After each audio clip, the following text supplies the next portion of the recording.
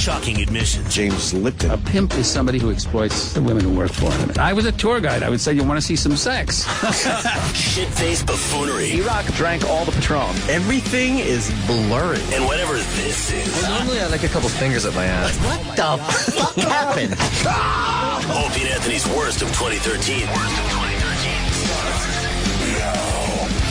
It's the worst of 2013 for the Opie and Anthony Show. My name is E-Rock, and the show is off for the next couple of weeks. Returning January 6th, 2014. But until then, looking back at the year that was for the Opie and Anthony Show, and a lot to get through. We've got some good stuff coming up today. James Lipton will be in studio. Charles Ramsey, you may remember him for discovering those girls who've been kidnapped so many years ago up in Cleveland. Mars tells a story about abusive mothers, and we all get into that. Moses Gates comes to the show talking about all his urban exploring he did with Opie. And Norton's got yet another character that we are going to meet if you haven't done so already. But we're going to start everything off here with Opie's son having a little adventure in his apartment building. I guess Opie went to go do something in the building and left the kid at home. But the kid opened the door and went looking for daddy. And here it is, Opie's son on a big adventure in the big city here on the worst of 2013. Opie and Anthony's worst of 2013. So then I go home, and my kid is starting to feel better, so he's like, his energy is back. So he's fucking rocking around the apartment. He wants to be outside. And I'm sure it's all good, constructive stuff that helps the family that's ill. Not shit you have to mind 24 hours a day. Yeah, that's got to be a worst case scenario when the whole house is sick and the kid is the one that gets better first. Dude, Yeah. when I'm 100% healthy, it's a pain in the neck to chase him around all day. Yeah. Imagine when your like bones are achy and you got a sinus headache and you can't breathe, and every time you go up an elevator, you can't hear for 15 minutes. Oh, my gosh. Because whatever the fuck happens to your ears when you're all clogged up. That's what happens when you live in Cloud City. Cloud City, baby. Yeah, that's it. So, all of a sudden, I don't know, like the kid's got the run of the place because I just can't, and my wife can't, and somehow he got into the chocolate bars. So now he's on a sugar high, a 3-year-old on a sugar high in a fucking house where everyone's sick. Somehow he got into the chocolate bars because I heard some yelling from the other room. He got into the chocolate bars. I'm like, all right, how much could he have had? I guess he had a lot. Oh. Because then, like fucking Beavis. yeah, for the next 6 hours, he was completely out of his mind. Oh my God. Completely. It's like having a little cokehead in the house. Well, that's what I said to you before the show. I don't do it anymore. I did it a long time ago. I dabbled a little bit, but I was looking at him going, that's someone on coke. He's just grinding his teeth, just talking nonsense. He was talking nonsense for real, like just babbling about weird shit. Yeah.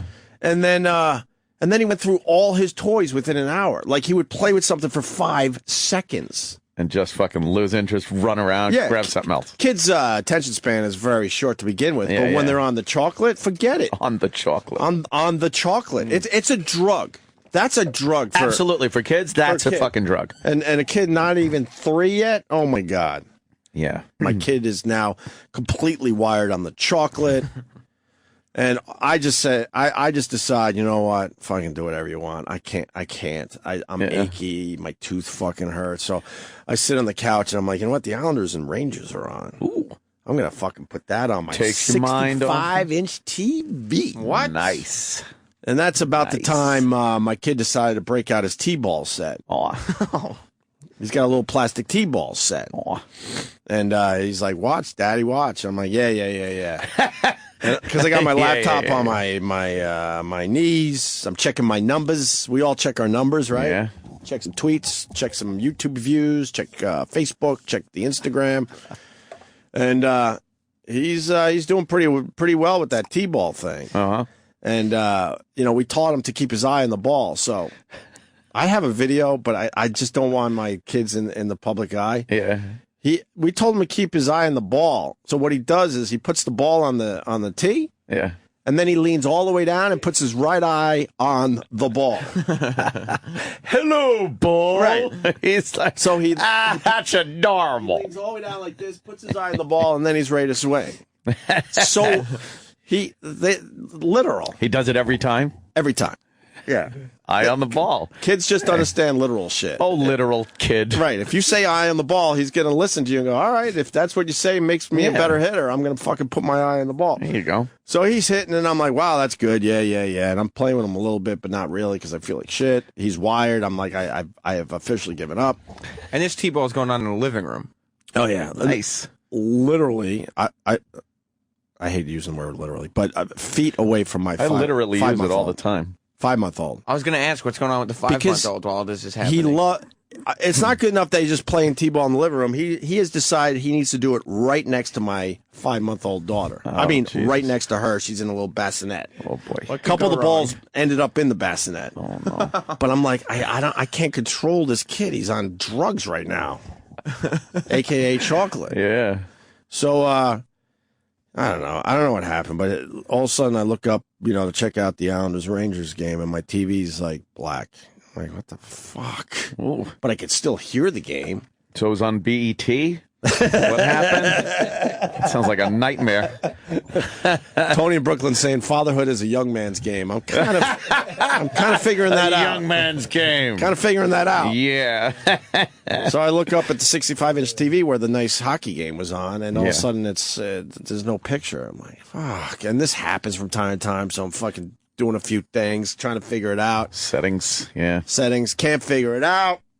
So I'm like, fuck it. So now I'm listening to the game like it's old school radio. Oh, you still had sound coming out. Yeah, through a no 65-inch TV. I can't see the fucking picture. What you could get with a fucking little radio. Right. So at this point, my wife comes home. She's like, I don't know what he did. So I'm like, I go, could you just please, fix the TV? I just want to watch the game. Because she kind of knows some workarounds, I guess. Yeah. But I just don't. So she's working on it. Next thing, no. I'm in the other room at this point, and I hear kind of, not a scream, but something like that, right? Oh. So I come running into the living room, and that's when she pointed out that my 65-inch TV was spidered. Somewhere in my fucking, my cloud of fuzziness, he fucking smacked the ball and hit the 65-inch TV. You missed a good line shot up the middle. I missed a good fucking hit. I missed a good hit. He connected. And fucking spidered my TV. Net is high. Net is fly. Net is gone. So now I'm like, my TV... And the people that, our parents out there, they've told me off and on Twitter and shit, have you had a, have you lost any of your shit yet? And I've been really lucky. It's not like a wiffle ball? Well, or he's got all sorts of balls, all sorts of different sizes, and there's one yellow. Oh, no. Yellow like croquet ball. It's almost. Oh shit. It's hard. It's a hard yellow ball that's hollow, and it has like a thing inside that kind of, jingly. Yeah. I don't even know what the ball was used for, but I guess he put that on there. Breaking TVs, apparently. Right. And it fucking connected. Oh shit. Line drive right to the TV. Oh man. Fuck. So the TV shot, 65-inch TV gone. There's no fixing those. There isn't. You don't get those fixed. No. So I'm just. At least you could upgrade now to fucking like an 80. My day's not over yet. It's still. It's not over yet. So at that point, if this was a daily day, if I filmed this, I would compete with Hangover. This would be a good documentary. Yeah. On and it should be called "Fatherhood is for the Young." Oh my god! So then a young man's game. Your day should be played for sex ed classes. Yeah. Like, do not have sex. Yeah. See what happens to you. And so then my left eye at this point, I'm kind of closing it because fucking everything just aches. I'm like, I got to get out of the house. You can close your eyes because it's not like you can watch the TV. Right. So you can just relax. You have to imagine.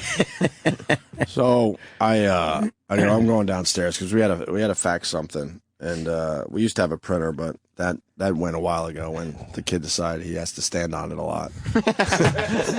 They just are little tornadoes in your house. Little tiny tornadoes. We lost that about a year ago. I just never replaced it. So if I need to send a fax or something, I just go downstairs. You got go that to shit. Yeah. So my kid goes, I want to go with you, Daddy. I'm like, no, man. Dad needs to just breathe. A minute away. Yeah. So I locked the door, and then with my key, I locked the top lock as well. because he's getting pretty good leaving the apartment. You got to fucking put him in little solitary. Yeah. So I'd make sure and I'd do the double lock. And I hear him like getting all bummed out. He can't go with daddy. And I hear him run away all bummed out. Still ridiculously wired on the chocolate. Yeah.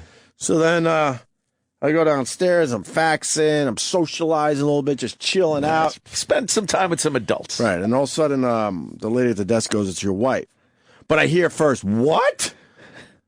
That's what the lady downstairs. I hear her side. She goes, "What?" Oh, no. So I grab it. It's my wife on the phone calling downstairs. I go, "What's going on?" She goes, I don't like saying his name on the air.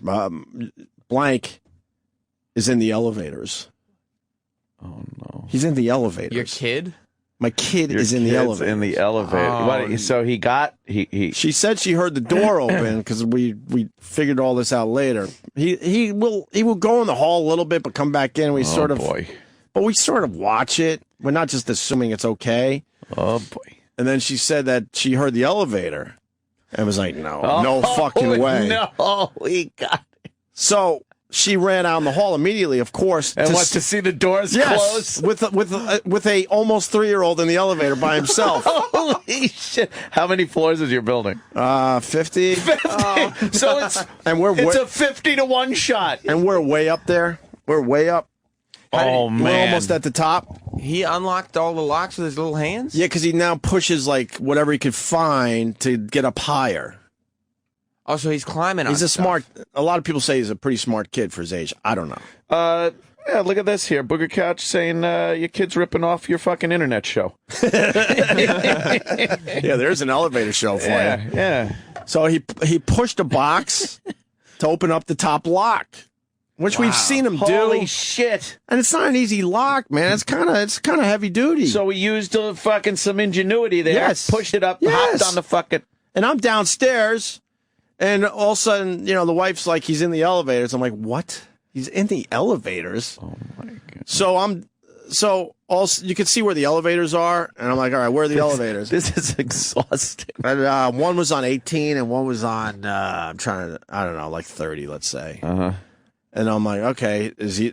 I go call security, and security goes, "Yeah, no one's in the elevators." Because they could see. Oh, man. So now he got in the elevator on our floor, and now he got off on a floor somewhere in my building. So you don't know where he is? No. Oh, no. Oh, my God. No. So I'm like, all right, I'll get me to the 18th floor, and then I'll just I'll run the stairs until I fucking find him. Right. And then just as I was about to do that, this lady calls down and goes, "We have a kid up here on, I think it was like 24, I guess. 24? I'm like, what? How do you get to 24? I'm in One the of those 40s. fucking I'm in the buttons. 40s. He hit a button, door open, I'm in the walked out. 40s. Wow. He barely knows how to push the buttons because I tell him not to. So his whole thing was he was trying to follow me down. So I go up to the 24th floor, and I'm coming out of like the service elevator, and I hear down the hall, "It's okay, Daddy's coming, Daddy's coming." Was he losing his fucking mind? Oh yeah. So then I kind of run around the corner and see my kid pretty fucking freaked out and scared, crying. Is he happy to see you? Oh yeah. Oh yeah. And then the lady, I was thinking of Bill Burr because she had her apartment door open. Her husband was kind of peeking out the door. She was in the hallway with my son. And my son obviously needed comforting, but she wouldn't touch him. Yeah. Because, it's the day and age we live in. Yeah, it's the Bill Burr thing. You don't fucking Bill even Burr has a deal great with that. bit about that. You can't touch kids nowadays at all. No. So she's trying to comfort him without really touching him. In the old days, he would have, the father, the man of the family, would have had the kid, in his arm going, there, over here's your daddy. A little fucking hat on his head. Yeah, the police the scenario. ice cream coat and the cop's hat on his head. Right. Nowadays, don't touch him. Right. Holy shit. But I saw that go down in person. She understands the society we live in. Yeah. The world we live in. And she's about a foot or two from him, but trying to calm him. Like her hands are out and stuff. She wants to kind of hold him. Got to block him like a basketball player. Yeah. You just got to fucking... So I grab him and I'm like, "Oh my God, thank you so much. I'm so sorry you had to deal with this." And she's like, "No, it's cool. I was just trying to keep him calm because he was really, really upset." Jesus. So then, we go back up to the apartment, and of course, any mom's going through this, when the son is now presented back to you, she's going to kind of break down a little bit. So she got a little emotional there. Of course, my wife breaks down a little bit.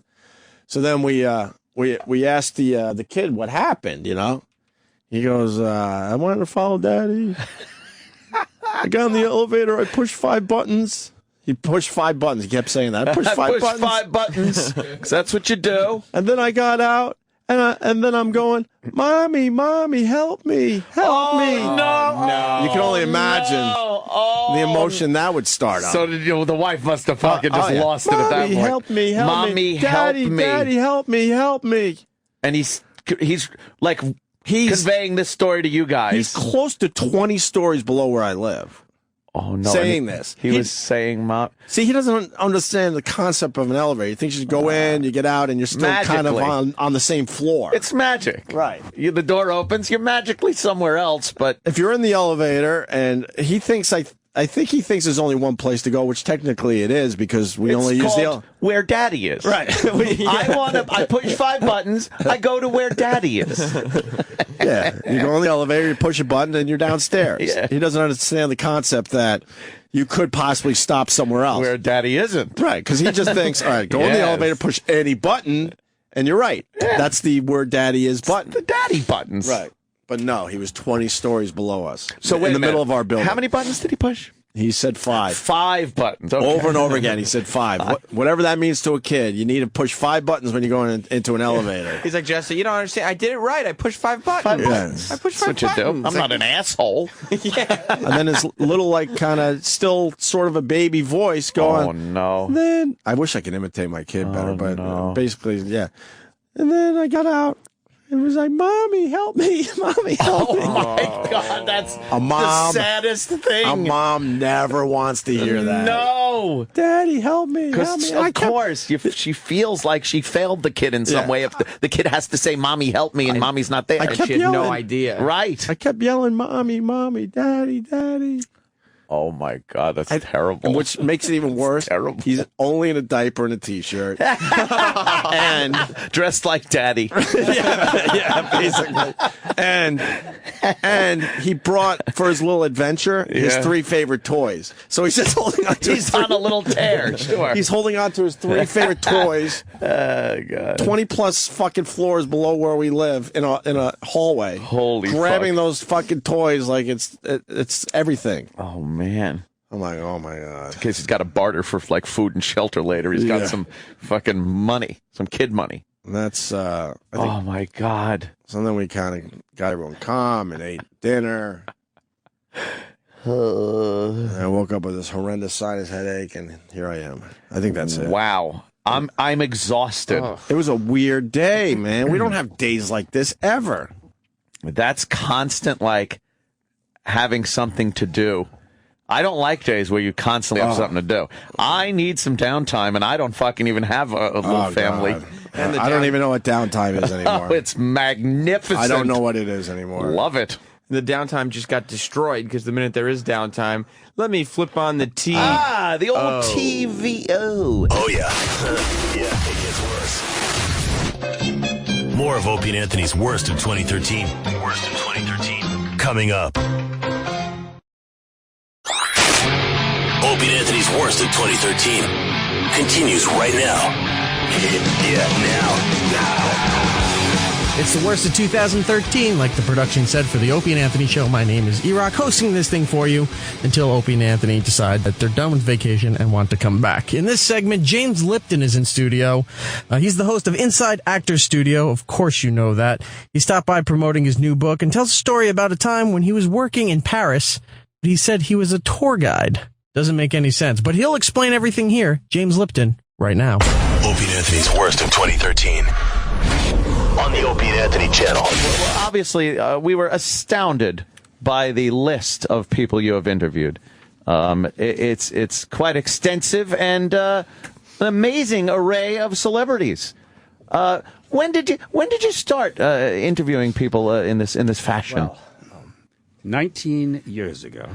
That's it. In 1994, when the Earth was covered in mists, I had an idea, as a member of the Actors Studio, that we ought to created a degree-granting program for the first time in the history of the studio, which was then 47 years old. And you know the people that had given us, from James Dean and Paul Newman and Marlon Brando and so forth, right up through Pacino and through De Niro and Jack Nicholson, etc. And I suggested at that time that the studio, first of all, was a very private place. It was a gymnasium, and nobody was allowed in from the outside. It was a place where people could go and make mistakes. Why? Because you learn from your mistakes, right? But you don't want to make them in public once you're famous. So that's how it worked. I said, why don't we create a degree-granting program for the first time? We don't have to let people in. The studio is still on 44th Street. It's still a private, cranky place where nobody can get in. But let's let this method that has been honed all these years out in an educational environment. And that was how we started Actor Studio Drama School, which is now at Pace University. And when we started the Actor Studio Drama School, I had people who would... All of our core courses, by the way, are taught by life members of the Actors Studio. That way we get the continuity that we wanted. And so we had people who would teach 30 weeks. People would come in and do 6 Fridays in a workshop. But there was one category left that was unfilled, and that was those people who were members of the studio or friends of ours or colleagues with whom we've worked who could only give us one night of their lives. So I sent a letter out and said, will you come and teach our students for one night?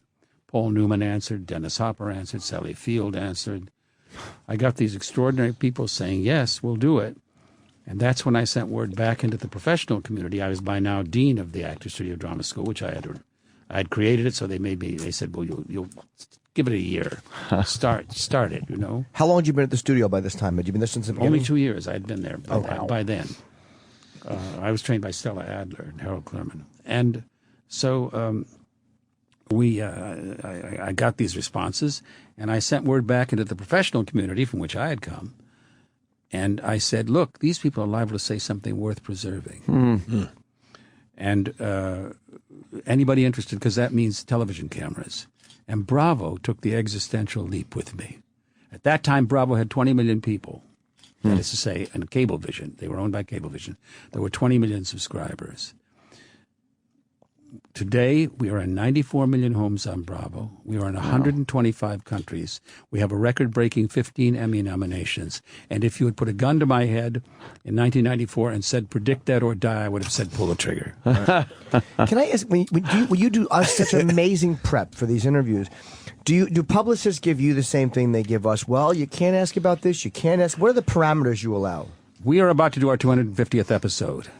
Wow. Not one publicist has ever told me I can or cannot do anything. Not one. There is no pre-interview on our show. We're the only talk show of our kind that has no pre-interview. That's why I have to work for 2 weeks to do those 300 or 400 cards all by myself. Wow. And the result of that has been that the guest walks in and has absolutely no idea what's coming next. That's the rigid rule on our show, and nobody has ever asked to violate it. Not once. I'm amazed by that. That level of trust so they am I. have for you. It's trust and... Well, they know that we're going to talk about craft. We're not interested in gossip. Right, We're a right. master's degree program. Those are master's degree candidates sitting out there at Pace University. And so they know that we're not going to get into gossip. We don't care about it. We really don't care, seriously. And what do we care about? We care about the work they've done. And if I were to ask you or anybody in this room, look, I'm going to interview you. And what we'll talk about, I'm just going to ask you about those turning points in your life that made you whoever the hell you are now. Both as an artist in the case of our show, and as a person. And you start, and I've done my research, and I know that there was a turning point. Somebody died, therefore they did this. And so I asked them, I describe to me what happened, and then they tell me what happened. And in doing so, what happens, it's called effective memory in the Stanislavski system. What happens is the emotions that they felt at the time begin to come back. And as a result, we became, to my absolute astonishment, the most intimate and the most emotional show of our kind. Who gave you the most emotional interview that you can think of, or one Bradley that was... Cooper. Yeah? Look, when I was asked over and over again, over the years. Who's the guest you want the most? I said, look, I was for 10 years the dean of the Actors Studio Drama School. I was its founding dean. I'm no longer its dean. I'm dean emeritus. And I said, the night that one of my graduated students has achieved so much that he or she walks out on that stage and sits down in that chair next to me is going to be the night I've waited for since we started this program. Wow. And Bradley Cooper graduated in 2000. We trained him for 3 years. And when Bradley walked out on that stage, he looked at me and I looked at him. We burst into tears and we had to... Wow. We couldn't go on with the show for a bit until both of us had recovered. So there is that kind of emotional attachment in the show that, again, doesn't make us better. I hope it doesn't make us worse, but it sure as hell makes us different. Yeah, and it's honest. I mean, obviously, not talking about the gossipy end of it, just the craft, and just open honesty about it. I think people feel safe there too. It doesn't feel like they're going to be blindsided by some TMZ reporter. No, because look, we're a master's class in a university. We don't care about those things. Yeah. Our students don't care. They would be disappointed in me if I asked a question about that had nothing to do with the reason that we're all there. And the result for us, for our students, remember, they come from we're in 125 countries. That's not a joke. We were immense in France, in Japan, in Australia, in the Scandinavian countries, in Latin America. The show is just huge. And the result is that our students come to us from all over the world, and they come to us for a reason. And the guests know that there's a reason. Mm-hmm. And therefore the guests have a reason for coming there, which is to teach them. And it turned out, I thought it would be so dull. I thought it would be so dry. I thought we wouldn't last a year. I'm serious. I thought we wouldn't last a year. Here we are, 19 years, the second longest running show in the history of cable television. All of these things, it sounds like I'm bragging. Maybe I am. But it's also the truth. And it's not something that I had anticipated or even planned. It just evolved organically, the way an acting role is supposed to evolve. Yeah. How did you accept being thrust into pop culture like that? I mean, the parodies that have been done about you, which are hilarious. It appears that it appears that I am a figure in pop culture. Sure. Watch Arrested Development when it comes back on the air on Netflix. I'm back on the show. The Warden Gentles, like the character that I created on the original show. I'm back on the air. The Will Ferrell, of course. We all know about that. And it's not something that I can plan, but it is something that, to be perfectly frank, that I treasure. Yeah. I mean, Will's a friend. He asked me to be in his movie with him, which I did, and this thing has evolved too over the years. This relationship. Do I like it? People ask me, "Do you hate it?" Hate it? Uh-huh. I would crawl on broken glass to have this kind of thing happen to me. It must have been odd, though, to be the dean of a university. It was all happening at once. I was one of 7 deans in a university, which is an academic position, of course. And at the same time, all this madness was happening. Yeah. That's an amazing story. Of all the people you've talked to, what was something that shocked you? Like, what's a piece of information somebody gave you? The most shocking one, I think, well, brace yourselves. It's quite a tale. It's brief. Jack Lemmon was on. I'd known Jack Lemmon when I was a young actor and came to New York, and he was already a famous actor. And Jack was, you may know, an absolutely elegant human being. And it was near the end of his life, just a few months from the end of his life, and he was on the show. And because I'm dean of the school, I'm always trying to make a point for the actors. I'm didactic, which is one of the things people make fun of me for, and some people dislike me for. They think it makes me pompous. And but I'm always trying to teach them something. And so I was working with Jack, and we were talking about Days of Wine and Roses. And I said to him,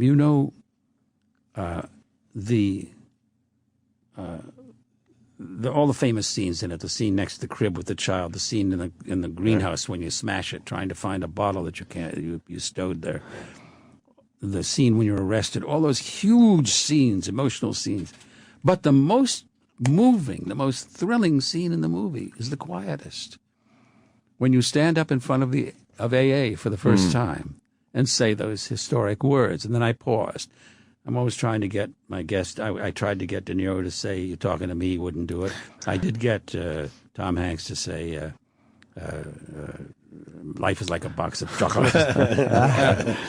And I waited for him to say it, and he said it. He said, "My name is," he couldn't recall it, and he said, "My name is so-and-so, and I'm an alcoholic."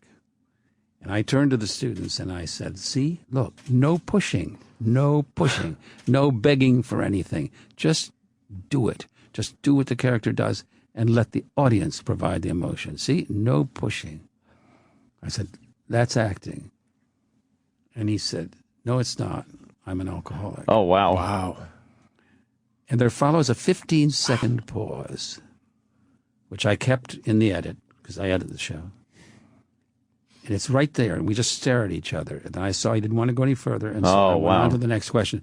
But it was the most startling moment in the history of the show. Wow. And afterward, his wife said to me in the green room, first time Jack's ever said that in public. Wow. So the fact that he said that, I guess, obviously meant he was in recovery and had kept that private. Wow, that's He was, but he had never admitted to it in public in his life until that moment. Would you call that a surprise? Yeah. Well, not in this studio, I wouldn't. You know, That's true. Come on, That's I true. enjoy a couple of beers myself, but you're an interesting guy too. In that you how much of this is folklore? But back in France, when you were a younger guy, you know what is this? Are they? Oh James God, Lipton? are you going there? Okay, We go have ahead. to ask. Yeah, you were. Go ahead. You were. I don't want to say a pimp per se, but I was a macro, which is not strictly speaking a pimp.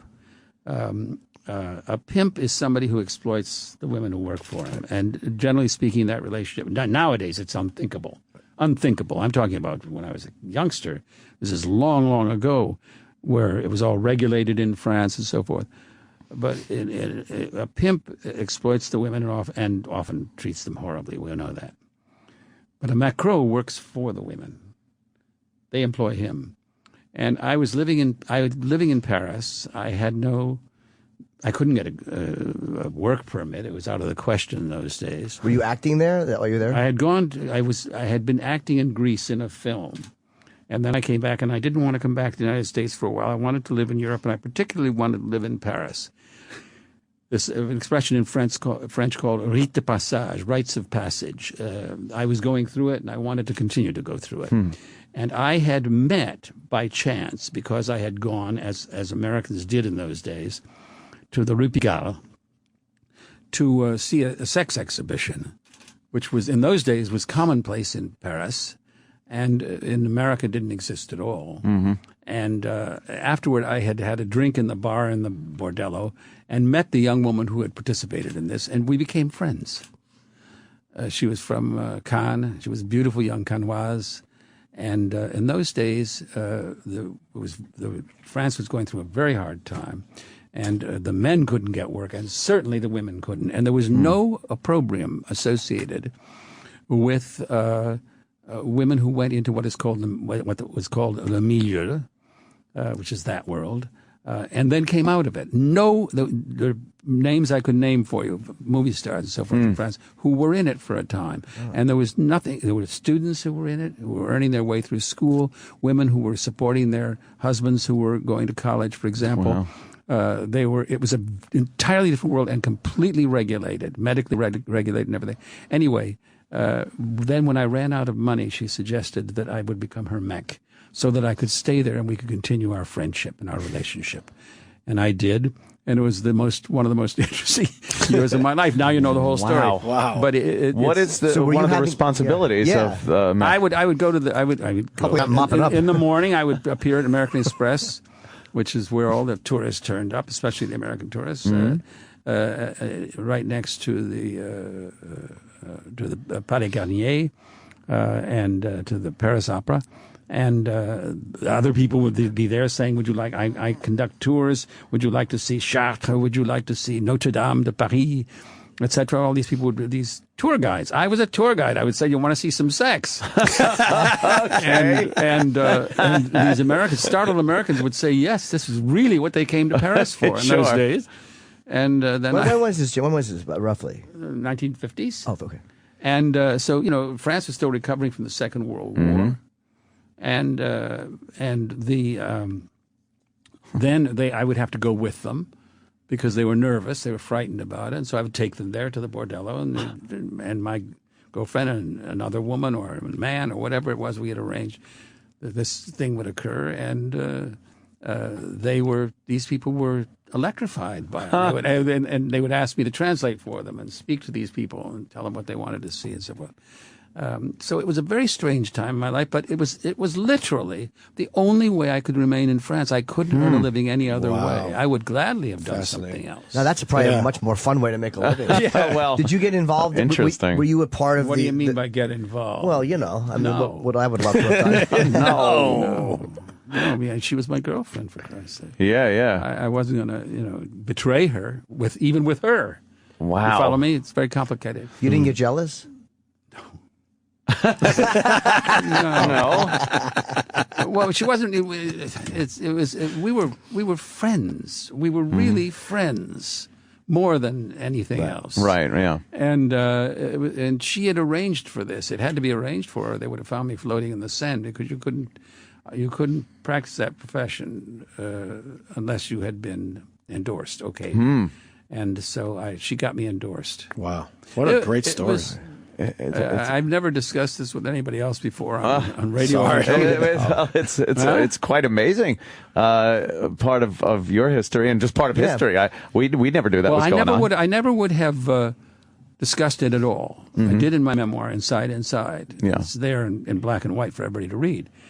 But Arthur Lawrence, the great playwright, had been there, and with a whole group of people, with Stella Adler, who was my acting teacher, and they were all there in Paris. They came for the summer, and I was there, and that was when I was working. And they asked me to, and I took them all and arranged one for them, this as a sex exhibition. And Arthur wrote about it in his memoir. Oh, really? Yeah, 6 years ago, just before I wrote my memoir. And he talked about it, and so I felt he had outed me. Did he drop your name in there?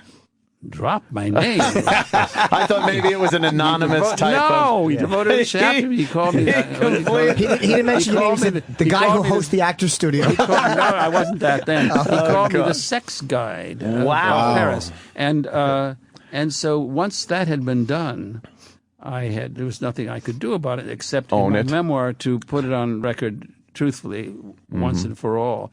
When Julia Roberts was on my show years ago, and Julia had played, of course, a prostitute famously. And I said, did you interview prostitutes and so forth? She said, yes, and we got into that. And then I began to talk about, I said, well, when I was in France, and so forth. And then I realized I had trapped myself. That was long before I ever discussed it. And I didn't want to go any further with it. And Julia, she started laughing. She couldn't stop laughing. And it's one of the most famous moments on the show where I was just sort of fumbling around and I didn't know what to say or how to get out of it. And Julia could not stop laughing. I tried to drink her water, and her teeth were rattling on the glass. She let you off the hook, or she probably could have pursued it? Oh, she didn't? But I didn't confess anything. Right. It wasn't until Arthur Lawrence wrote about it as an experience of his life that I decided I'd better set the record straight, such as it is. It's an interesting story. And you know what? It's in a time in history where it doesn't seem as seedy as anything like that now. Listen, the women who were in the milieu in those days some of them were very, very elegant. And as I say, they were examined weekly by a doctor. It was completely regulated. Some of the bordellos of that time were among the most famous in the history of the world. These women were like geishas, and they were so royally treated. And as I said, women moved in and out. They needed the money. They were desperate, and so they would do this for a while. Then they would come out of it. People wouldn't know that they were in it. There's a very, very famous French movie star who was in and out of that milieu. I won't say who it was, and that's not my right. But I know that she was. And when they came out of it, there was no opprobrium whatsoever. People never even gave it a thought. Wow. The French have always been look. We're the United States of America. We're uptight. What tradition do we have that the French do not have? The Puritan tradition. There is a Puritan tradition in America, yes, which we inherited absolutely. from England. But the Catholic countries of Europe, France and Italy and so forth, do not have a Puritan tradition. As a result, they look, and neither does Asia, neither does Japan, for example. And so in those countries, you don't find the same kind of nervousness or obsession with sex. They're much less, actually, much less obsessed. Less with sex. uptight, too. Just less uptight One of the in problems general. with the Catholic Church today is that it has become absolutely riveted on the subject of sex. Right, yeah. And I'm not criticizing them; that's their right. But it is a fact, and they are more sophisticated, perhaps, about it, or and certainly more casual about it. They don't see it as a as every encounter as a life-changing event. Sure. I'm not saying that's right or wrong, but it's different from our own tradition. We are more uptight, and it has to do with our Puritan tradition. Yeah, absolutely. I think it takes away from some things that could be, art. I think it takes away from art in this country Look a lot. at Japanese art, the greatest Japanese artists, the Rembrandts and the Da Vincis of Japan, all painted pornography, pure graphic pornography. My wife is half Japanese and half Irish, and she studied art with a great Japanese artist. He was a national treasure. They declare them national treasures in Japan. And he gave her as a gift once it hangs in our house, this painting by a master, one of the 18th century masters of Japanese painting, and it is a pure pornographic picture. And it has a place in your home right there prominently displayed? Pride of place. You see? Wonderful. Love it. Why not? Absolutely. Why not? Absolutely. Did you study with, did Brando study with Stella Adler too? Brando studied with Stella Adler. De Niro studied with Stella Adler. Harvey Keitel studied with Stella Adler. I studied with her for 2.5 years.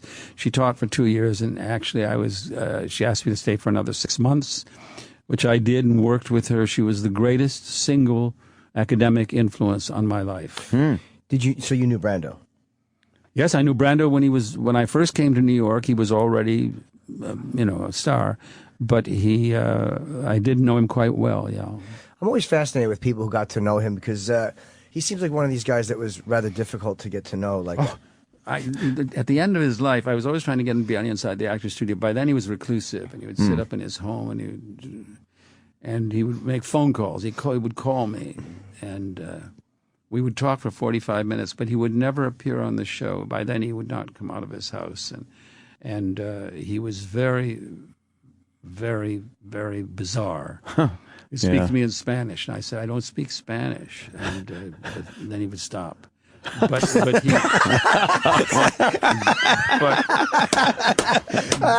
we used to talk for a long time. I said, "Why don't we say this on the air, for God's sake?" Right.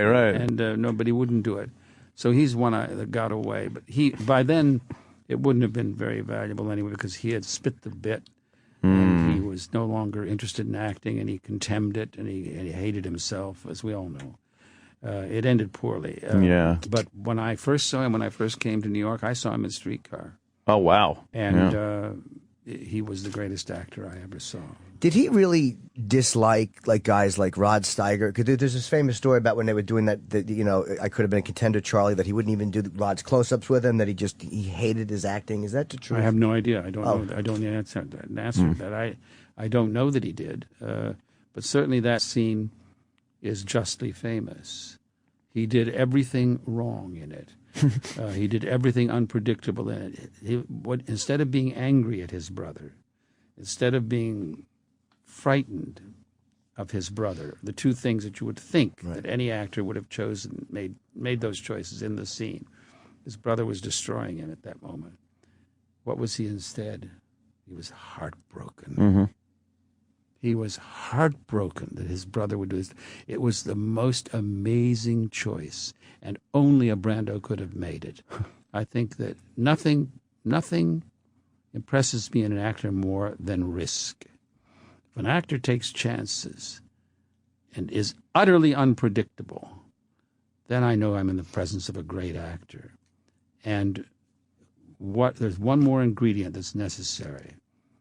if the actor first you are absolutely startled by his choices or her choices, and in the end you realize they were what? Inevitable. That's what makes a great actor, and that's why Brando, to my taste, is the greatest of his time. And we have some great ones going now. Who do you think's unpredictable now? Like completely, who shocked Philip you? Seymour Hoffman. Yeah. There you Wow. He is good. Yeah, that's a good one. Yeah.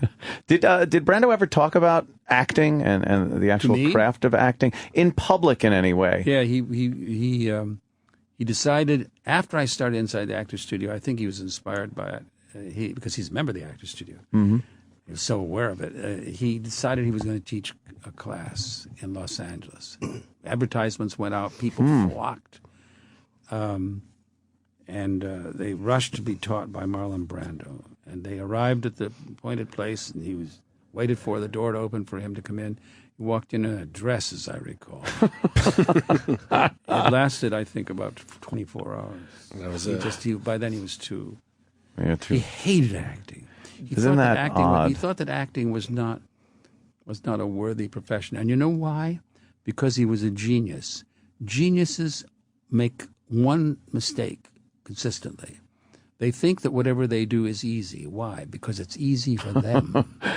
And they didn't have to learn it because it came from instinctively. And as a result, they think it's easy, and it's easy for them to become contemptuous of it. Because, look, I'm doing this thing. What's so special about what I'm doing? Why should anybody make a fuss? And eventually, people like Brando become contemptuous of it. For example, Ted Williams had to teach himself every moment of swinging a bat. He could teach you how to swing a bat because he had to teach himself. He wasn't a genius. What he was a great student, and he taught himself how to do it. Willie Mays never gave it a minute's thought in his life. He was a genius. It just happened. He would get up there, he'd swing the bat, and he'd hit a home run. There are those two kinds of those two approaches to a craft, and Marlon was absolutely a genius. He just was able to do it. Now, he was well trained by Stella Adler. He had a thorough training from her. When you put together technique with talent, you can't teach talent. Talent's what you bring to the table. And I wonder what that's like. And, Yeah, exactly. I said, I wonder what that's like. Yeah, no, I'm sure you know. And, but you put together talent and technique, and then out comes a Brando. You know, I can't even watch movies like Miracle on 34th Street was on recently. I just can't watch things from that era anymore.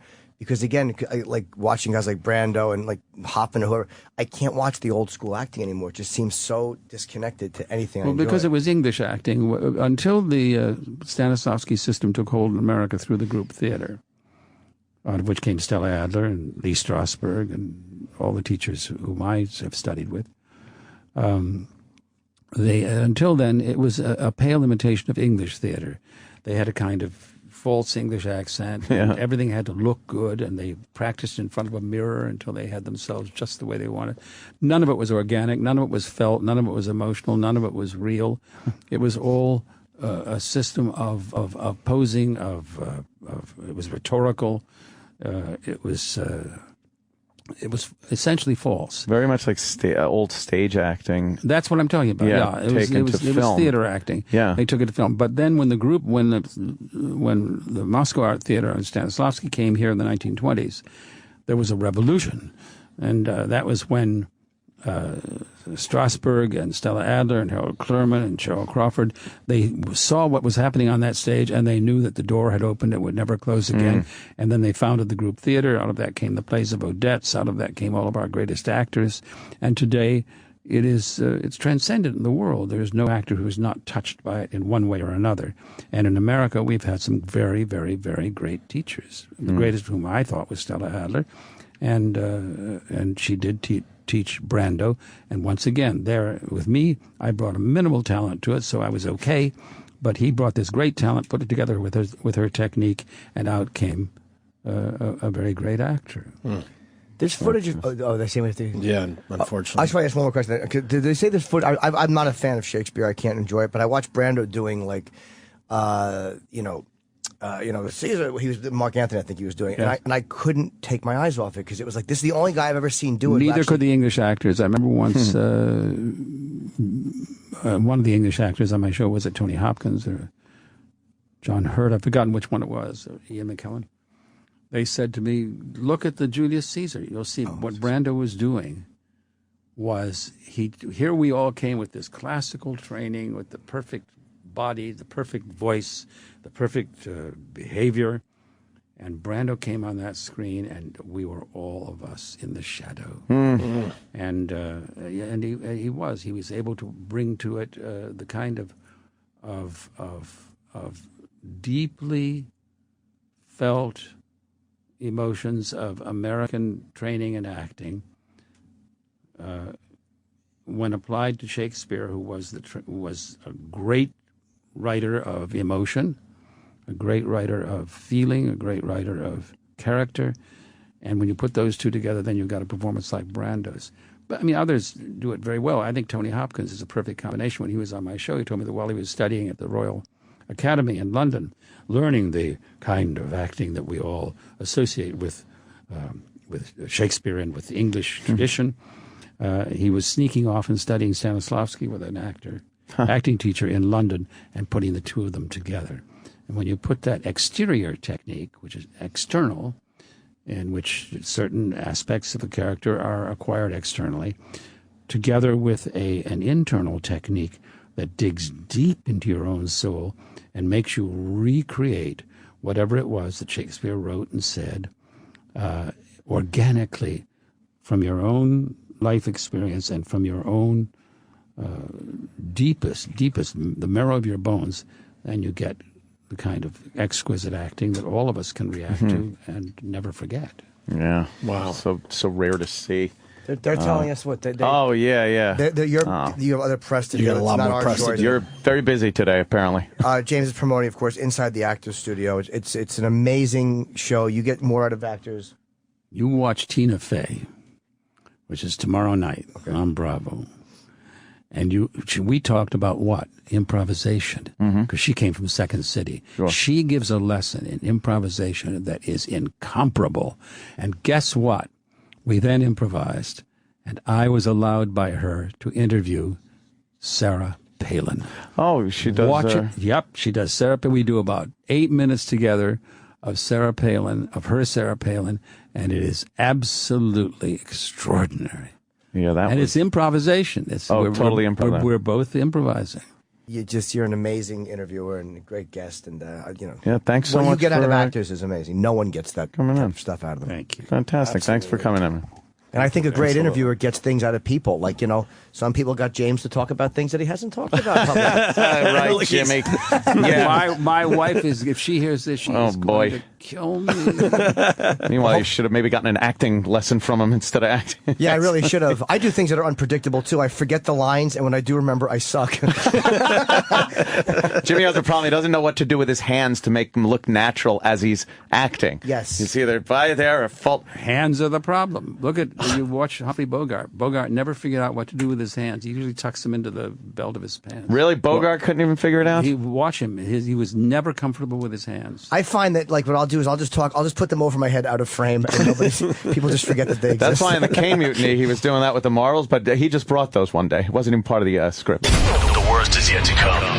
This is O&A's worst of 2013. On the Opie and Anthony channel. Opie and Anthony's worst of 2013 continues right now. Worst of 2013, Opie and Anthony Show. The production just said that, but I'm saying it again. Hello, my name is E-Rock, E-Rock Radio on Twitter. And if you want to follow the guys while all this is going on vacation, it's at Opie Radio, it's at Anthony Cumia, and it's at Jim Norton. Also, you can follow the show account at O&A Show, at O&A Show. Just that simple. And maybe we're doing something during the vacation that you might find interesting because you're bored and have nothing else to do. Moving on, we're going into, we're going to look back at Charles Ramsey. Charles is this guy up in Cleveland, Ohio, who happened to come across these 3 girls who have been missing for about 10 years. Anyway, Charles Ramsey, here it is. O&A's worst of 2013. Charles Ramsey, as Travis put it during the break, is the gift that keeps on giving. He's the guy that saved the broad up there in Cleveland. What's her name again? Amanda Burr, right? Amanda Burr was yelling and screaming. She had a hand like sticking out of the house, I guess. She's the daughter of Blue and Dingle. And Charles Ramsey hears the commotion and helps her get out of that fucking house of horrors. And now they can't stop fucking interviewing him because they know he's gold. We have to just find every interview Charles Ramsey has done. We found another one with a black reporter that we're about to play. Is there a remix yet? Are there 20 remixes out there yet? This is from Fox. Fox 8. Is it good? Yeah, I mean, I listened to the first. You asked me to preview it. Mm-hmm. It's 2.5 minutes long. I listened to the first 30 seconds, and I stopped and I said, "This is good." Oh, okay. What channel was this on? This is on Fox in Cleveland, so Fox. Local Fox. Fox 8. Local Fox. What was Fox hungry? Wow. We all fell for that one. Here's Charles Ramsey, another interview. Yeah, this is Charles Ramsey, correct? Yes, sir. You live next door to the home. Yes, sir. I talked to you earlier. Can you tell our viewers again what happened? Went to McDonald's. Came home. I meet at McDonald's. I got the day off from work, so naturally you're doing nothing. And I hear this girl screaming, and she going nuts. So I come outside, and I know there's nobody that's supposed to be screaming next door to my house because there's no girl that lives in that house. So that's a dead giveaway to something wrong. And when I came to the front door and looked at her, she said, "My name is Amanda Bear. Please, he's like get me out Koblak. this house." So I'm thinking, whatever. So I helped her get out the house. I ain't thinking that you really that girl that's missing. You've been gone for so long. You think you lying.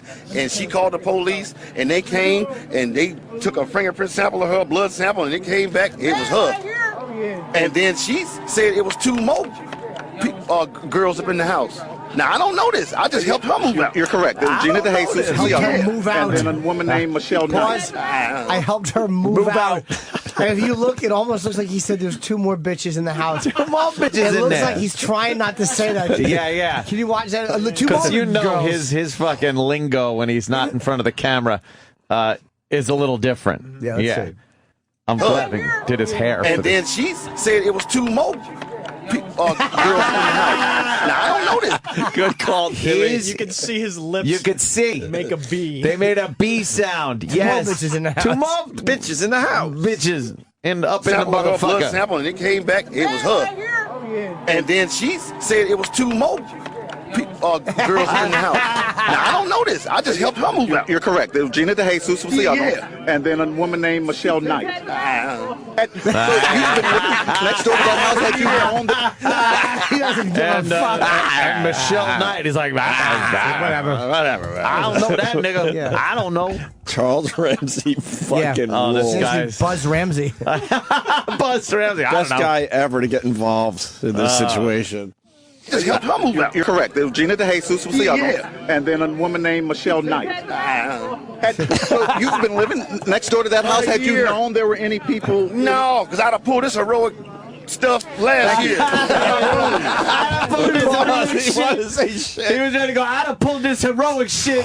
So far he wants to say 2 bitches, and shit. And shit. guy He rules. absolutely was going to say shit. I'd have pulled this heroic shit years ago.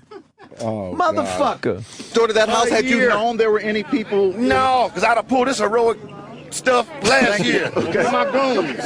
With my goons. Thank you for restraining yourself. But Thank you for refraining yourself. so you realize who it was, though. Once she said her name, you recognized the name. Yeah.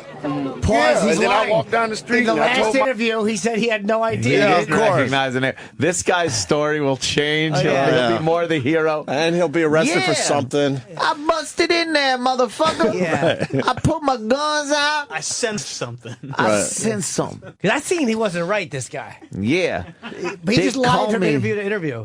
I'm like fucking Superfly. This guy is my the neighbor, best. Anthony, and I say, Anthony, That's me and Anthony talked about impossible. this last Yeah. year. But he Yeah, told me I exactly. was paranoid because I just moved on the street and I told him something. What Oh happened? my God! Now he's saying he knew something was up next door. Oh, Oh, this guy's just fucking gonna build it no. into. I love him. He's going to be a superhero by Friday. Oh man! I said, I Anthony, put on my cape. My spidey senses. And then I walked down the street and I told my neighbor, Anthony, and I said, Anthony, me and Anthony talked about this last year. But he told me I was paranoid because I just moved on the street, and I told him something wrong with that house. He told me just leave it alone. Pause. What the fuck? He didn't say any of this. We got to put the interviews together. In the one interview, did you know who it was? Nah. No. Yeah, I knew who it was. Yeah. And I would look at him. You wouldn't think anything of it. Anything happened. Why were you having barbecue with him? Having barbecue. He was tinkering with his car. You never know. He was just a normal guy. I knew something was up last year. There was a fire. Oh, this guy's there was a fire. I got a feeling. He rules. All right, we got those two. We got to put back to back. Yes. Yeah. Those two See what more. happened? Did you know the person that lived there? Yeah, we all know him. He a good Don't say his dude. name. No. That was a good dude. But you know him? Yeah. But you thought he lived there by himself? Yes. Yes. That's what I'm saying. To hear some noises come next door don't make no sense. Because I know you lived there by yourself. And police took him into custody? They said this is what I heard. They caught him at McDonald's. Again. Because what I did was I gave think him. our Peggy Sinkovich said this. I gave them the description of the car that he was in. Okay. And I guess he drives a blue Mazda Miata. He gave them. Okay, I think our Peggy Sinkovich just confirmed that as well earlier. Okay, Kevin, Bill, can you hear me? I gave him the description of the car. They never would have caught that nigga for my ass, motherfucker. Oh my God, this guy's gold. Is there any more interviews with him? Two so far. We should get him on the phone. Oh, he is great. Let's get Charles Ramsey on the phone. Oh, he's gonna be all over the place with his changing his little stories. Yeah, Eric in Michigan. He sounds like the husband of the I don't got time for that. Yeah. Yeah, we've been saying that all morning. Yeah. Got bronchitis. Oh, there's a fall. Her daughter that appears to have been created by a sexual assault or rape.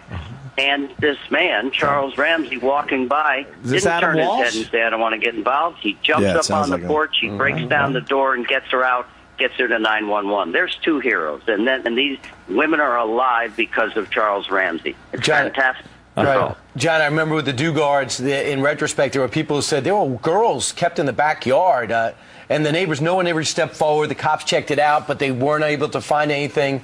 Meanwhile, there were girls inside there kept for years. What are your early indications and investigations showing? Were there people who were suspicious at all about this house? Well, let's talk about J.C. Dugard for a minute. Neighbors made complaints, and parole and probation officers and sheriffs went into that house. Amazing how they missed and Philip Garrido, who was a level 3 sex offender who had been convicted of kidnapping a girl and beating her severely and keeping her in a storage unit, that he was actually arrested and went to jail for a month for parole violation while his crazy wife kept JC in the backyard. Now, if I was the cop that came to arrest him for violation, I would have searched the whole house, went out in the backyard, etc. So I think law enforcement can learn something from this to take these calls very, very serious. God, can you imagine? They were that close, and they didn't find it. That's the Dugard case, where they were living in the backyard in that structure or whatever. And he had a parole violation, so they sent him to jail, and the fucking wife watched the captive. Didn't set her free or nothing. And the fact that he kidnapped a girl and beat her and then was on parole. Right. Yeah, that's just... And they were so close to finding what was going on in that residence, but they didn't check the whole place. It's from top to bottom. Wow, could you imagine? And being those people, knowing that the cops are right outside and you're just waiting, going, all right, it's a matter of time they're going to get to where I'm at, and they never do. Yeah. Fuck. Jeez. I have some Charles Ramsey comparisons. Oh, good. Yeah. Let's do cool. Charles Ramsey comparison. Also, we're trying to call the guy, but his voicemail box is full. I bet. Yeah, I would assume. But we got his actual number. That's kind of cool. Yeah. All right. So first, we're going to listen to his first interview that we listened to this morning. Mm-hmm. Just a part of it. Yeah, just a part of it, and then we're going to listen to the interview that we just played on Fox. Okay. See if there's any discrepancies. Yeah. That's my idea. Of course. And this is Jim Norton's idea. This is Jim Norton's idea. Right? Comes out with a little girl, and she says, call 911. My name is Amanda Berry. Now, did you know who that was when she said that? When she told me, it didn't register until I got the call in 911. And I'm like, I'm calling the 911 for Amanda Berry? I thought this girl was dead. Okay. And then he said this on Fox. So I'm thinking, whatever. So I helped her get out the house. I ain't thinking that you really that girl that's missing. You been gone for so long, you think you lying. And she called the police, and they came, and they took a fingerprint sample of her, blood sample, and it came back. It was her. So first time. Wait, they cut the part off there. No. First time he says, I didn't think about it until I called 911. Second time he says, when I'm getting her out of the house, I'm thinking, no, you're not this person. Oh, yeah. But doesn't the guy say, did you recognize the name in the second interview? Yeah, that's true. And then she said it was 2 more girls up in the house. Now, I don't know this. I just helped her move out. You're correct. Gina DeJesus was the other one. And then a woman named Michelle Knight. So you've been living next door to that house? Had you known there were any people? No, because I done pulled this heroic stuff last year. Am I going? Yeah, there's a part of that interview where he asked him, did you recognize the name? Oh, you left off the last part of the second interview. You realize who it was, though. Once she said her name, you recognized the name. Yeah, no doubt. All right, now. Okay. We're going to see if he had any suspicions that something was a little off in this other house. Okay. First interview. Every day. I mean, every day. How long have you lived here? I've been here a year. Okay. You see where I'm coming from? Right. I barbecue with this dude. We eat ribs and whatnot and listen to salsa music. You see where I'm coming from? Yeah. And you had no indication that there was anything. Bro, not a clue that girl was in that house or any. Okay. And then he said this on Fox. Street, and I told my neighbor, Anthony, and I said, Anthony, me and Anthony talked about this last year. But he told me I was paranoid because I just moved on the street, and I told him something wrong with that house. This motherfucker. Charles Ramsey would make a horrible witness. Yeah. I told there's something wrong with this house. 5:52 p.m. 34. Eric says, I haven't listened to this. You Yeah. just sent it to me. Eric says that this is Charles Ramsey's 911 call.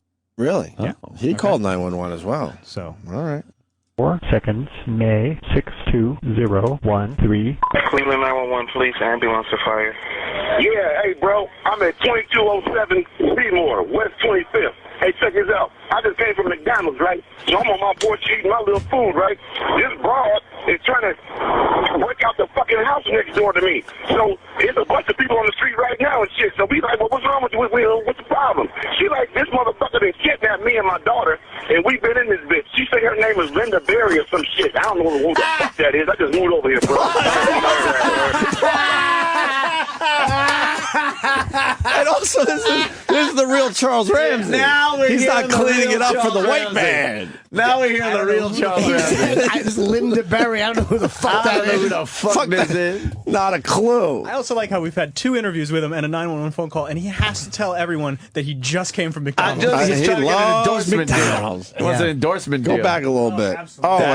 This is how he really talks. Well, we thought you were there. Oh, the story has changed. And then it turns into, I knew who that was. Now it's like, I don't know who the fuck I don't know who that motherfucker is. See, this is like Pulp Fiction. Like, we're getting all the pieces. Sure. Yes. So this is before any interview. Of course. This is as raw as it gets. Well, what's wrong with you? What's the problem? She like, this motherfucker done kidnapped me and my daughter, and we've been in this bitch. She say her name is Linda Berry or some shit. I don't know who the fuck that is. I just moved over here, bro. Sir, you know what I mean? Sir, you have to calm down and slow down. Is she still in the street? Seymour Avenue. Is she still in the street, or where did she go? Yeah, I'm looking at her. She right now. She calling y'all. She on another phone. Is she black, white, or Hispanic? She white, but the baby look Hispanic. Okay, what is she wearing? White tank top, light blue sweatpants. Like a wife beater. Do you know the address next door that she said she was in?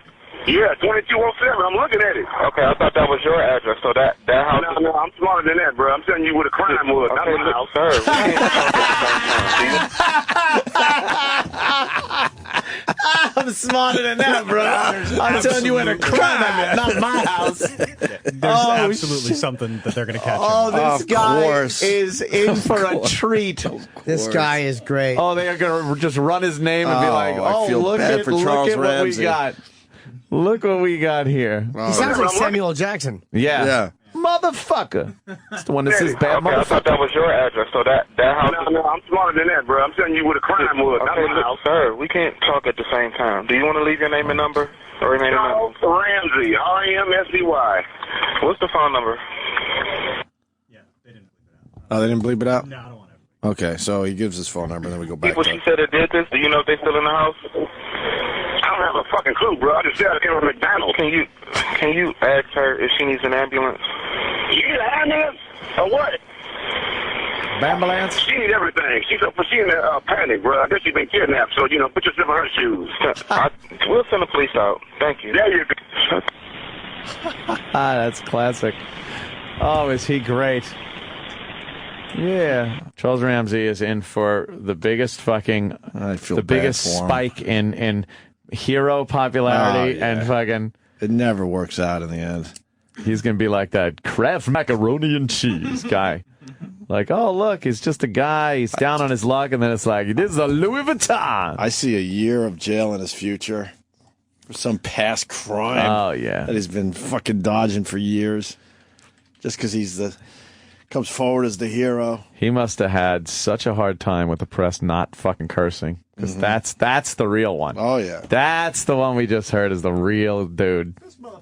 Yeah, this motherfucker. I don't know who the fuck that is. They got the Charles Ramsey on the Anderson Cooper last night on CNN. Yeah, he did Anderson Cooper's show. We're checking out all the interviews and bringing the best clips to you. Here's Charles telling Anderson what happened. So yesterday, what happened? Yeah, you gonna love this. I'm gonna tell it all. Around 3 o'clock, I was on my porch, and the mailman put his mail in my mail. So I looked at it and was like, I gotta get Ariel his mail when he come home. A couple minutes later, he pulled up.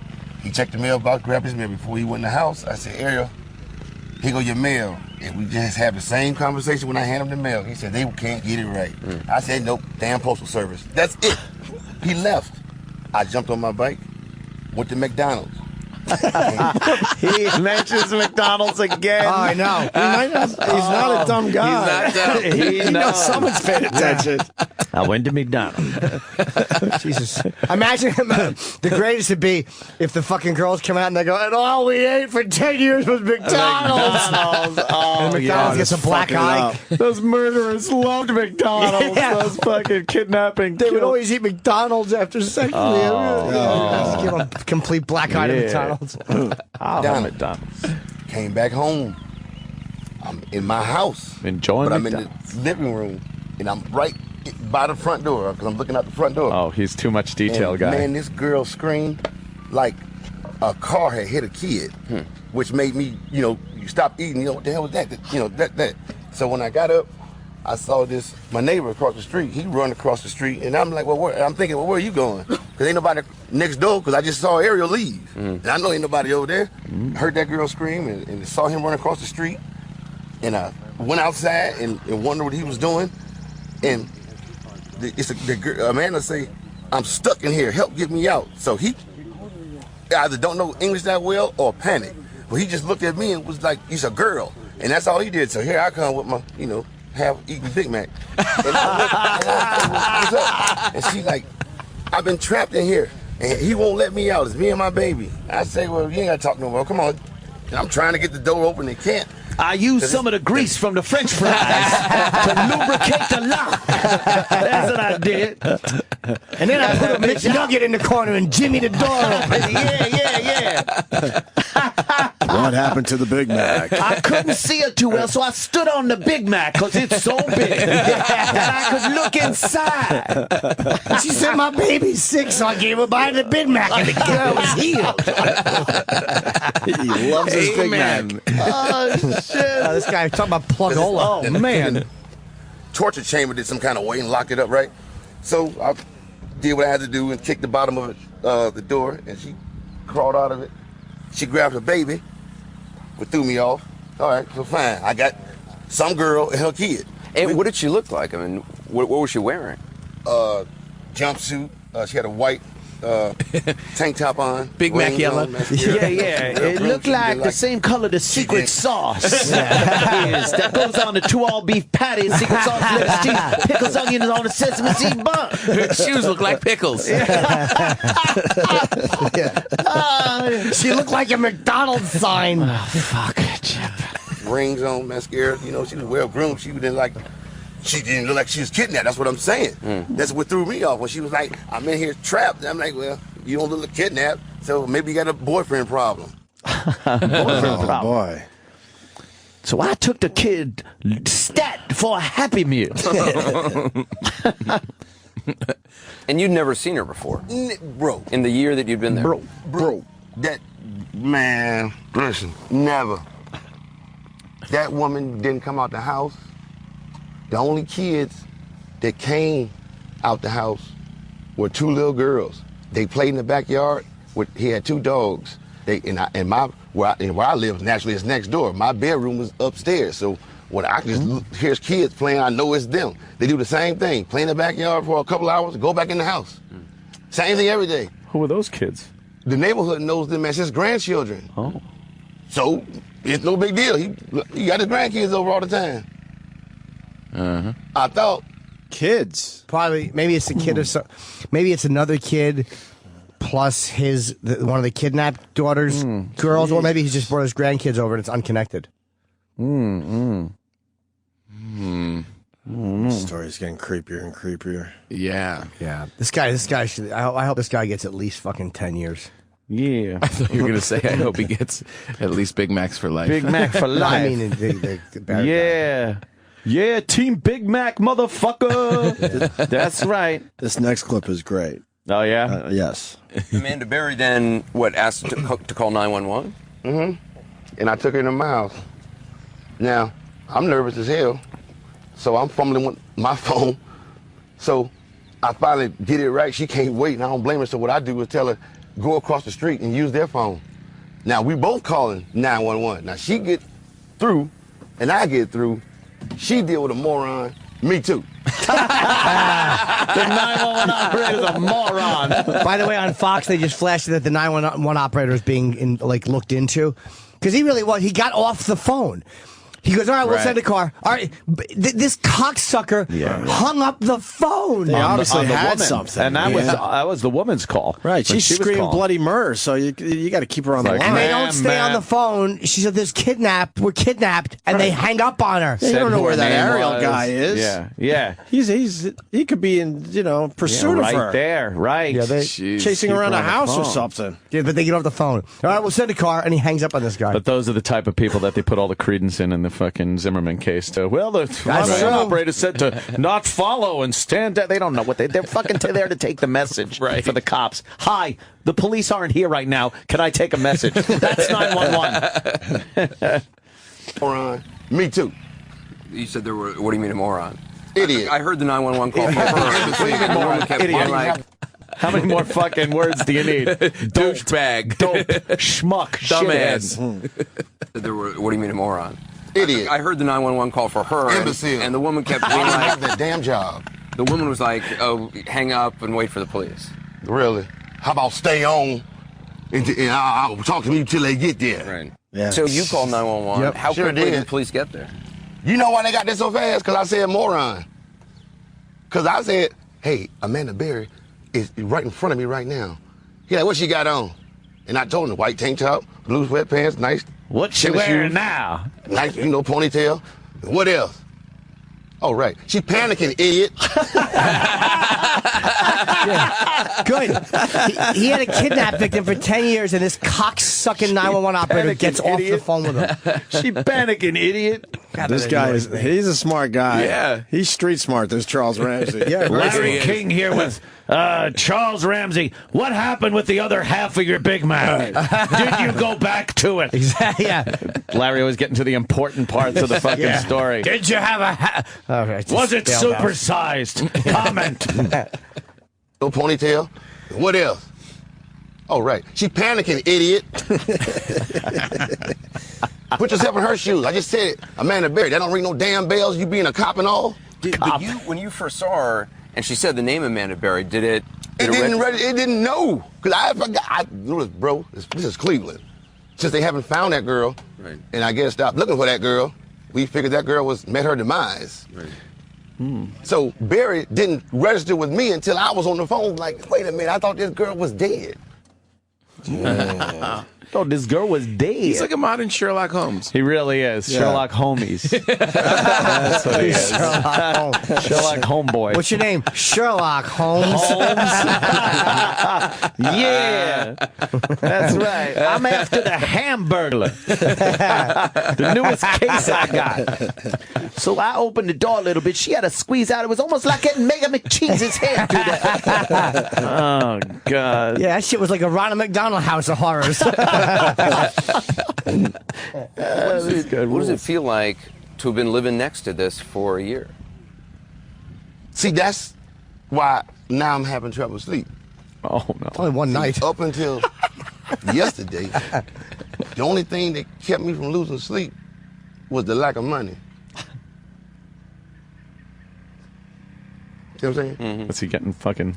So now that that's going on, and I could have done this last year, not this hero stuff. Just do the right thing. Do you feel like a hero? No, A lot of people. No, bro. I'm a Christian, American. I'm just like you. Well, we bleed same blood, put our pants on the same way. Well, it's just that yours are a lot lower. Exactly, yours are a lot lower, and his has a hole cut in the back.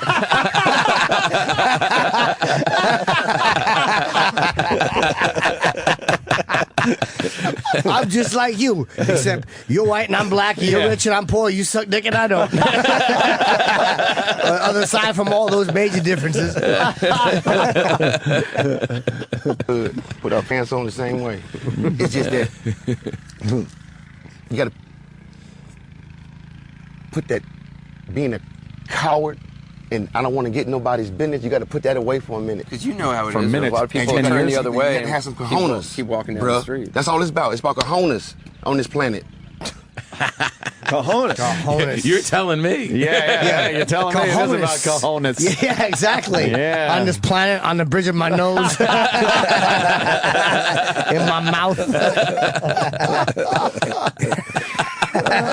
Fucking A. This guy's the story. He's great. Yeah. Has like the FBI said anything about a reward or anything? Because there was there was a reward for finding her and stuff. I tell you what you do, give it to them. Oh yeah, right. Because if folks been following this case since last night, and you've been following me since the last night, you know I got a job anyway. Just wouldn't pick it up. Paychecks. What that address say? That sad? I don't have my glasses. I'm blind. 2203 Seymour. Where were some girls living? Right next door to this paycheck. Is he drunk? Oh man. So yeah, take that reward and give it to that little girl came out the house and she was crying. And I'm looking at her right now. I'm like, well, your mama trying to help you, girl. Shut up. I don't know, right? Shut up. And she said, I want my daddy. And I said, well, who's her daddy? She said, Ariel. Oh. Yeah, I said, well, how's that possible? Because you wouldn't, if you got kidnapped, oh, he was having sex with you? Oh, Jesus Christ. That little girl is just, what the? Now we want to hurt you. You felt that? Bro, this would be a different interview. I told you that. If we had known that, man, I'd be facing triple life. Wow. I'm glad it turned out this way. Nice bow on it, Anderson. Yeah. Wow. He's cool. Triple life with my double patties. I'm having On trouble my sleeping. Big Mac. If I only had a Big Mac bun, I could rest my head on. Because they're so big and comfortable. Yeah. He also was in studio at a Cleveland TV station. You want to try it? It wasn't as good as the Anderson Cooper, but you give it a shot, see where it goes. I have a more. But the biggest, most mysterious question in this whole motherfucker. Whatever happened to the McDLT? That shit was good. There was the cold lettuce and tomato on one side and the hot patty on the other motherfucker. But they done discontinued that nigga. I don't know what the fuck. And I checked under her shirt to see if she had any broken McRibs. And that's the only thing he wants is to bring that back. Of course. That's all he asks. Bring that back. I love the McDLT. Bring back the McDLT. And we're square. The cold side and the warm side. The lettuce never wilted because they didn't put the shit on the meat till you was ready to eat up the motherfucker. This whole problem could have been avoided. Been avoided if they just didn't discontinue the motherfucking McDLT. A Cleveland TV program with the polished anchors in studio. And he had a nice brand new lid on. He brought his homies with him. Mm-hmm. And we'll give this a shot. He's got his crew. Yeah. I opened the door, naturally, as you can see on the news, and it wouldn't, bro. He had a lock on there, and you couldn't open that. And the police had to, when they got there, they finally, got it ajar. And Amanda says, it's 2 more girls up there. And I looked at her, and I looked at the cop that was in the middle of the street, and he said, it's what? And she said, yeah, I'm not the only one. And they went up there, and about, 15, 20 seconds, they were coming out with Gina and that other girl, and I said, oh my God. Charles, you've done so much, and we are all grateful for the fact that you were there then and that you were able to help them. As you go through this, a lot of people were wondering how the community didn't know. Were the windows boarded up? Had you not heard anything in that house? All I would hear was salsa music. That's all he played, naturally. Naturally. See, what a racist remark. Everyone. But we all are racist. All we heard was salsa music when naturally. Because those people play that music. Yeah, that's as common as seeing a newborn with pierced ears in this neighborhood, motherfucker. But of course. Naturally, that's funny. Oh, shit. We all have our shit. Naturally. He pulled up in his car. Races? Oh, jumpity. I couldn't see behind a fuzzy dice, as you know. Of course, though. Naturally. It was Cinco de Mayo. Yeah, naturally. Yeah. Of course. Yeah, we didn't even think twice about a bunch of them living in the same house. Yeah. You can understand. Yes, of course. Of course. Heard anything in that house? All I would hear was salsa music. That's all he played, naturally. One day, I was playing my music. Rap music, too loud. He came to my house and told me, turn my music down because I'm disturbing him. At this time, he was a bus driver. I understood that. He had to get up in the morning to go drive the bus. Then, when that came about yesterday, I got girls in the basement. It had nothing to do with you getting some sleep. That's why I was bothering you. That's why I had to turn my music down. How can I be disturbing you? What are you doing in there? You weren't reading the Bible. Damn. They're not. The one thing I don't know, how did they pick up Ariel? Where was he? Did they just wait for him to come home and fucking nab him? They might have known where he was going, or maybe, they just... Has that even came out? How did they pick him up and his 2 brothers? I don't know. Here it is. There's McDLT. The hot side and the cold side. Why don't we know that part of this? We know every other detail. I don't know.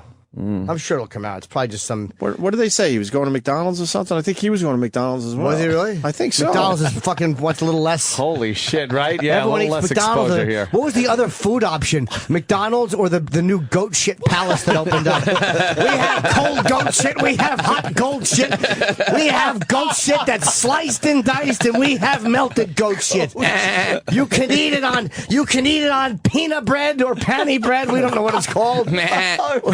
Or McDonald's. Or you can eat it on the folded scrotum of a horse. Goat shit wrapped in folded horse scrotum. Or McDonald's. I think I'll go with McDonald's. They all get along at McDonald's. Yeah. Pervs, sex slaves, and heroes. They all fuel their souls with McDonald's. Yes, we've all been brought together. Jesus. What did they say to you? He told me, he says, you got who? I said, I got 911. Oh, yeah, he's talking about the 911 operator. Oh, right. I got a man of Burr with me right now. Send the police. This dispatcher said, stop playing on this line. You don't got her. I said, well, send the police, moron, and arrest me if I'm lying. They didn't believe me. Now, since so many people have been calling him probably through the years and say, we got her, I understand that you was just a little apprehensive about that call. She called too. Now you got 2 people calling you 911 at the same time. Somebody can't be lying. How did Amanda look when you finally rescued her? Fine. She was trembling, happy that she saw someone else other than her. She was shaking, and if you want a good shake. But her main concern was that child. I didn't know what that baby was crying about. Did she come out with the child? Yes, and I was like, who's this kid? Yeah. And she said, well, this is his daughter. His daughter. And I'm like, well, how? She had a grimace on her face. You weren't pregnant then, and then they get, well, do the math. Say, I'll be damned. Well, it's okay. That's all right. Oh, that's all right. That's all right. Thank God that's all right. That's all right. Oh, that's okay. That's all right. The Cleveland guy. Oh, the stupid Cleveland We understand. guy. I think the Cleveland guy used to be in New York, too. He looked very familiar. Yeah. Oh, really? That's why the guy was taking her to the park, though. It's his daughter, too. To the park? Yeah. Yeah, how do you fucking decipher that shit in your little brain? Yeah. Yeah. Yeah, They're taking daddy away. Hit him with a bat. Just hit him with a bat. Hit the guy with a bat. She's going to have a little bit of baggage there to deal with. A few daddy issues, perhaps. Daddy was a what? Yeah. I'm here. Why? Ugh. Yeah. How did I come around? Ugh. That's when Anthony swoops in like a falcon. I smell daddy issues like a vulture smells a carcass. And I react much the same way. Pick their bones clean of meat. Exactly. Until they're legal to vote, then you just drop them somewhere. He talks about being a hero. Let me ask you this. You touched on this earlier. Has it sunk in just how much attention you're getting? As Aaron was pointing out earlier, you're trending on Twitter. The world is talking about what you did. Your name is all over the place. It's hashtag Chuck Ramsey everywhere. Do you have any idea of the attention that you're getting around the world right now? I don't even want it, nor looking for it, bro. That's why when they keep saying I'm a hero, let me tell you something. I'm American, and I'm a human being. A hero ain't nothing but a sandwich, as is the Big Mac. There was a woman in distress. So why turn your back on that? Or that dress. My father would have whooped the hell out of me if he had found out that I was cowered out. See, you tough in these bars, but you won't. You beat a woman, but you won't help one out. You're a man, huh? No, I'm the definition of a man, bro. Wow. Were you ever concerned that Ariel would come back? I am a man. Yes, only because I was doing something that I had no business doing, which was prying his door open on his property. So he had every right to, getting some type of altercation with me because I'm on private property. Even though I'm doing a good deed, he's still on my property. You understand what I'm saying? So I was thinking about him, but at the time, and I got, I wish you'd bring my squad with me. I got an entourage. He's got an entourage. So we weren't worried about it anyway. That's why I told the police, if we had known about this, you would have never got that call. It'd just been some corners coming, putting a white sheet over somebody, and we'd have went on with our life. Because we'd have handled that, bro. You would have handled the situation. He's talking about that. Yeah, I'm a hero. I'm all nice and shit, but this could have gone the other way, motherfucker. Kung fu fighting. Yeah. They found Ariel at McDonald's. They really did? Yes. They honestly did? Yes. That's hilarious. No fucking way. Yes. That's coming in. Jesus. They got him at McDonald's. Man. That area loves their McDonald's. Holy fuck. Well, again, the goat shit palace is the only other place. the only other option. It really gets a bum rap, the goat chip palace. Yes, it does. And now Charles Ramsey wants to get his hands on the person that did this, Ariel, I believe. As you said, you have an entourage, and your manager over there is saying you have to leave. But let me ask you Your manager? one last question before you go. You talked about you're not a hero. You were doing what you had to do. No, bro. And knowing what you did, knowing the attention that you're getting, knowing how grateful people are that because of you, these ladies are now free. How do you feel today? Oh, I'm all right. I want to get my hands on him, and then I'll be all right. Put me in the Fed over there with him, and I'll be all right. Other than that, it is what it is, bro. God's smiling on somebody. You know what I mean? Yeah. All right. Hey, Chuck. Thanks, man. Oh yeah. We appreciate it. Oh yeah. Really appreciate it. thanks Good for luck to you. You too, bro. He gave him that personal touch. Yeah. Hey, Yeah. Chuck. Good luck, Chuck. Chuck. I feel like I won that McDonald's Monopoly game they do every so often. I feel like I won like the grand prize of the motherfucker. How are you feeling that you've rescued these people? I'm loving it. I'm loving it. More awkward moments. Can you turn your head and cough? Epic fails. That was a shitty joke that bombed. And foul-mouthed rants. Why don't you shut the fuck up? Coming up, Opie and Anthony's worst of 2013 continues next. This is Opie and Anthony's worst of 2013. Worst of 2013. Yeah, it's worst of 2013. My name is E-Rock, and we're looking back at the year that was for the Opie and Anthony show. Moving right along, we're up to a segment about Mars, who we don't talk to that much because he usually doesn't have that much to add. But in this particular segment, he talks about his mother and tells some stories about his childhood, and we tried to explain to him that he might have been abused. Mars doesn't think so, but let's go through this now as we go through part 1 of Mars's abusive mother. O&A's worst of 2013. Worst of 2013. Boy, I don't want to hit my kids or anything. Give them that fucking fetish. Right. I think as a parent, you're the one that gives your kids their fetishes indirectly, don't you think? Yes, absolutely. If you spank your daughter a lot, guess what? I think she might get into that when she gets older. Yep. Right? Yep. That whole pulling down the pants and smacking, that's bullshit. Bizarre. Yeah, man. I can't even imagine doing that. But even I come from a generation where that happened, Yeah. but I can't imagine as a father, like, all right, I'm going to pull your pants now and spank you. Get the fuck out of here. Listen, I used to creepy. I used to get my ass beat. Yeah. Beat. And I don't touch my kids, man. You don't do that shit. It's just wrong. You got beat? Oh, fuck yeah. Badly? Yeah. Yeah, I got beat badly. My family was a lot of yelling, so I don't yell at my kids. No, I got hit with extension cords, belts. Extension cords sucks. Yeah, that's a rough one. Wow. You were a bad kid. No, she was a bad mother. Oh, you had a bad mom? Yeah. Where's she now? She's in Newark, New Jersey. She's alive. I still deal with her. Look, you're Very uncomfortable. little. Yes, to this I am. day, you're uncomfortable. Why was she bad? She'd beat you a lot? She did a lot of fucking things to me that I got. Wait, do you have a relationship with her? Mm-hmm. Oh, so you're uncomfortable because you're scared this might get back to her. I don't give a fuck, but No, you know, do. it's You just- do. I see it in your eyes. What would she do It is that? a little uncomfortable. What would she do that was so bad? Dude, she burned my hands How? with this spatula. Why? Dipped On in purpose? Because I stole What'd you steal? some papers. Papers from what? A ream of paper. What's the ream? I don't know what a ream is. A ream From of her? paper. No, from school. Why would you steal paper from school? That's like the worst thing to steal. It's a kid, stupid. You know. Yeah, but what do you need paper for? No reason, just to Kids want to just avoid fun paper. stealing. just the act of stealing. Yeah. That's all. All right, how old were you?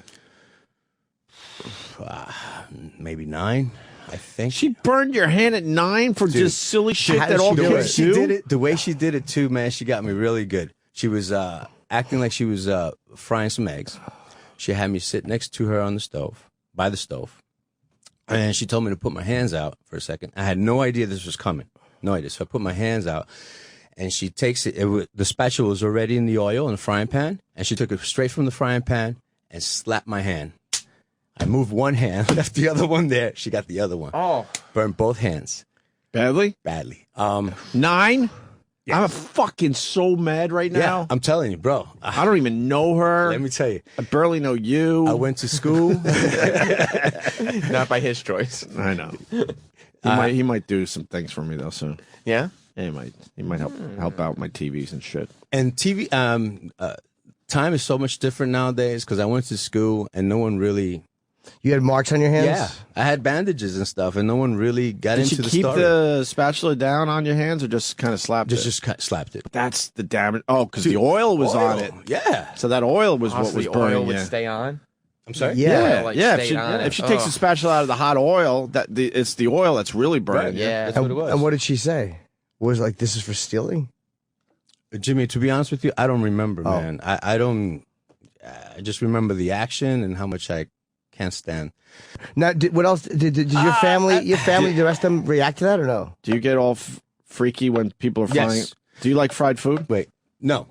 I hate fried food. And yes, they reacted and they, Sorry. they told her, that it's not right, shouldn't be doing this. But no one really stepped up to the plate and, did anything else. Was she mentally ill? No, she's got some issues, though. She's got to have some issues. She's nasty? She's a nasty individual, yeah. Who does she live with? With her husband. Your dad? No, Stefan. Of course not. You're Puerto Rican. I forgot. You guys go through a few, right? Yeah, but I've been through some Wait, shit your with her. stepdad, was he nice to you? Oh, he's fucking saint. Yeah, that's The usually the fucking case, dude's a right? saint. Usually Really? the case. You get one whacked out fucking parent and the other one's the saint. Yes. Yeah, she did a lot of shit to me. You really can't stand her.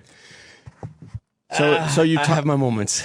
So you tolerate her? Does she come to your house? Do you do holidays with her still? Yeah, she came about 2 weeks ago. And what, do you get all like all fucked up when she comes into your house? No, I try to. I forget about all that shit. Now I know why you're like a MMA training guy.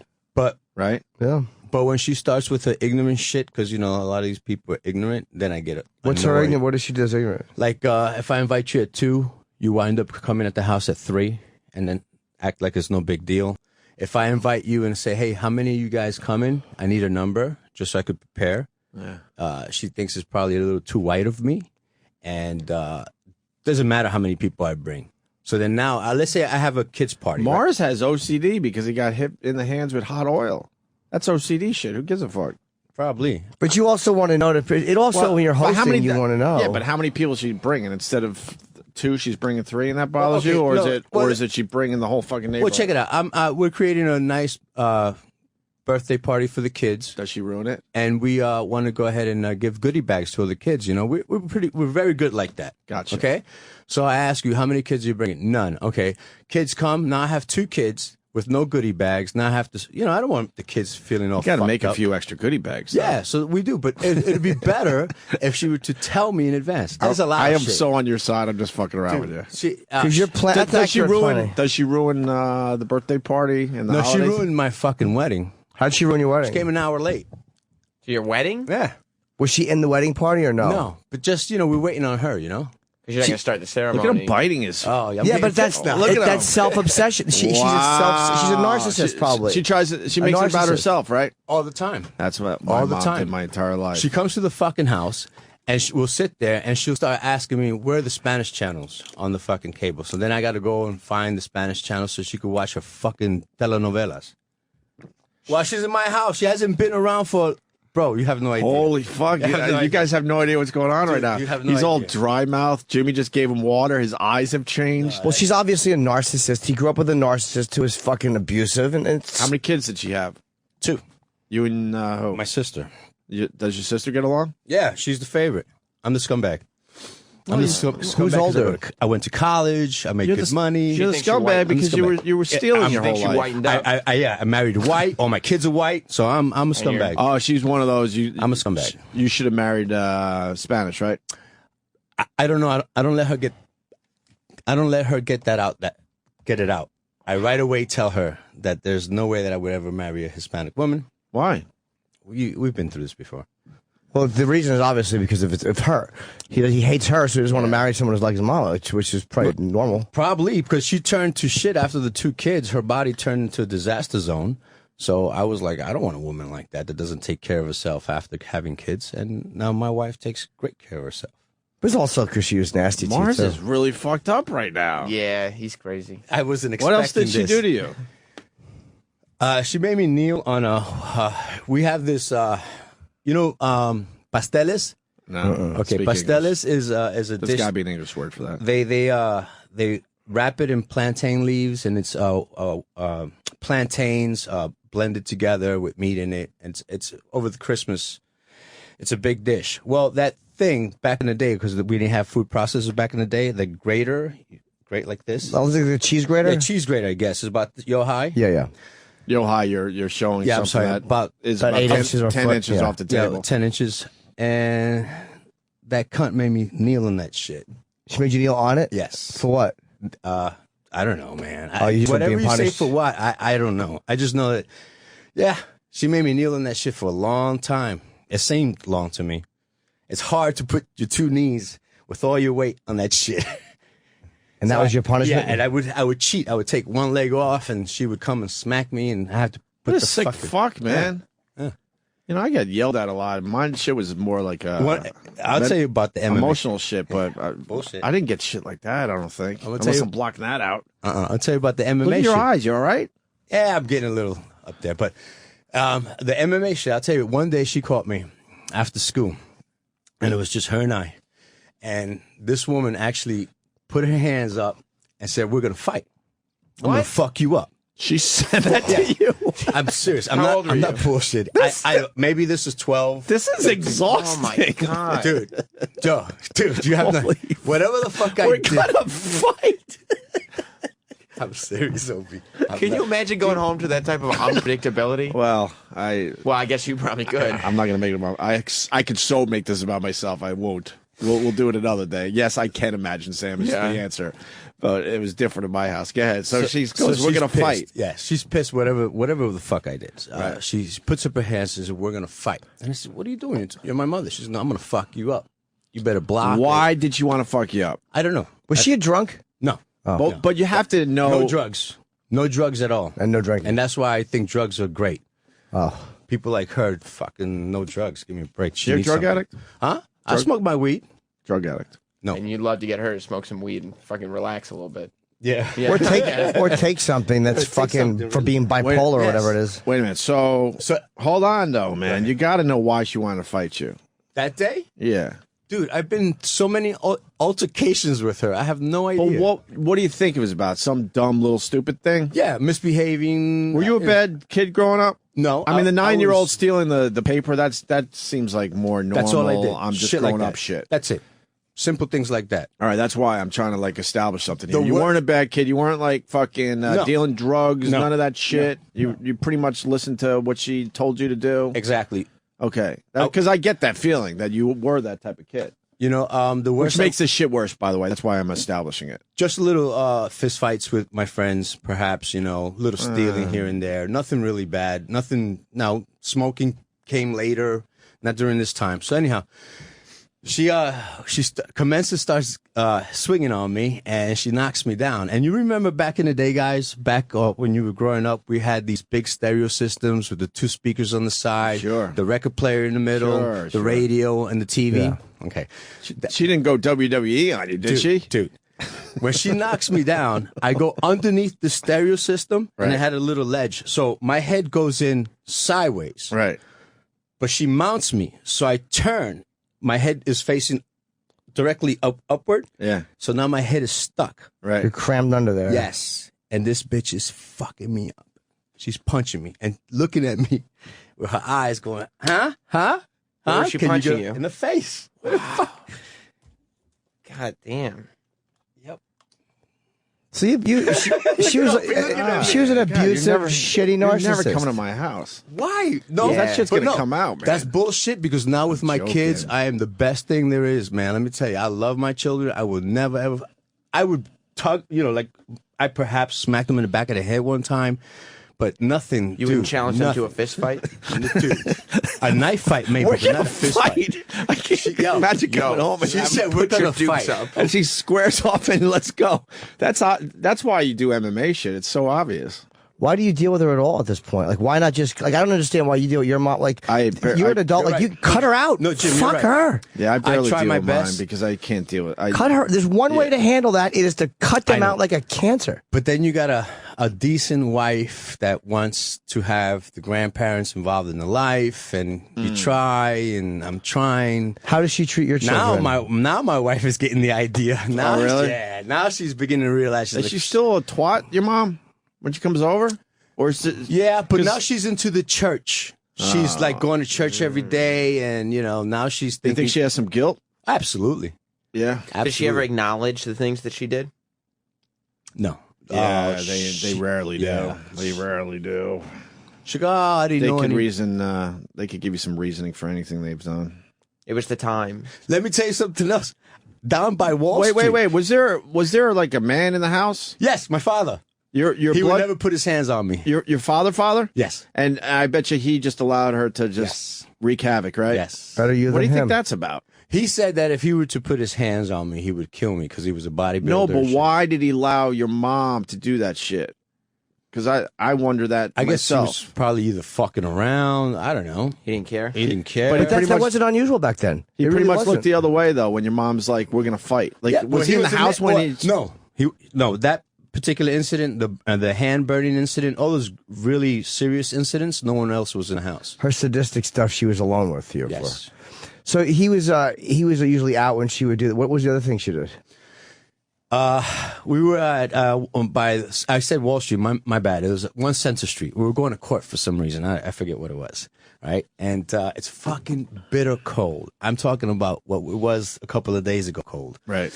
We're outside, I'm telling, it's freezing, and she looks at me, and I don't know what I said or what I did. Yeah, those things I can't recall.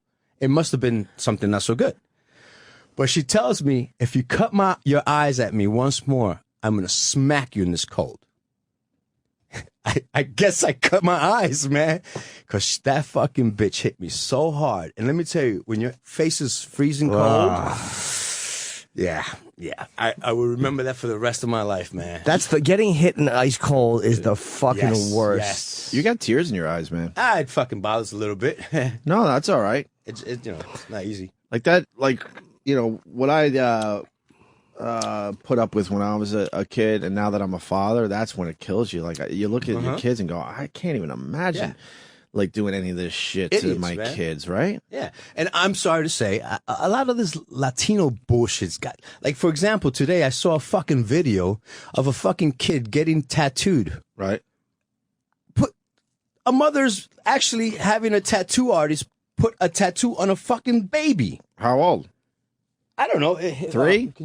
How old's the baby? Less than 2. Less than 2? No. What kind of tattoo? World Star, yeah.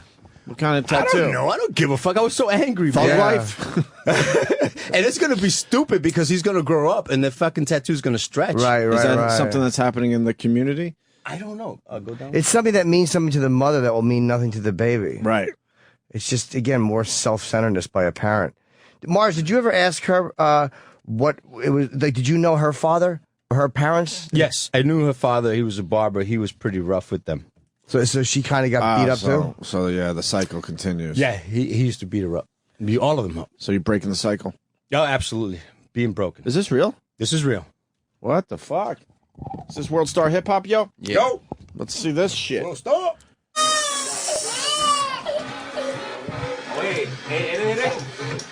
What is this cunt getting tattooed on the baby? And why would a tattoo artist accept this? He needs business this bad? Is that reggaeton in the background? Reggaeton! How traumatic.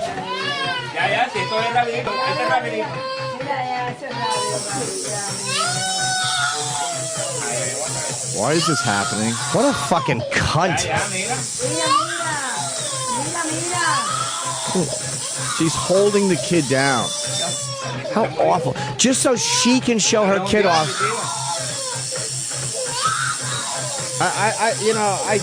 This shit bothers me so fucking much. What a terrible fucking cunt of a woman.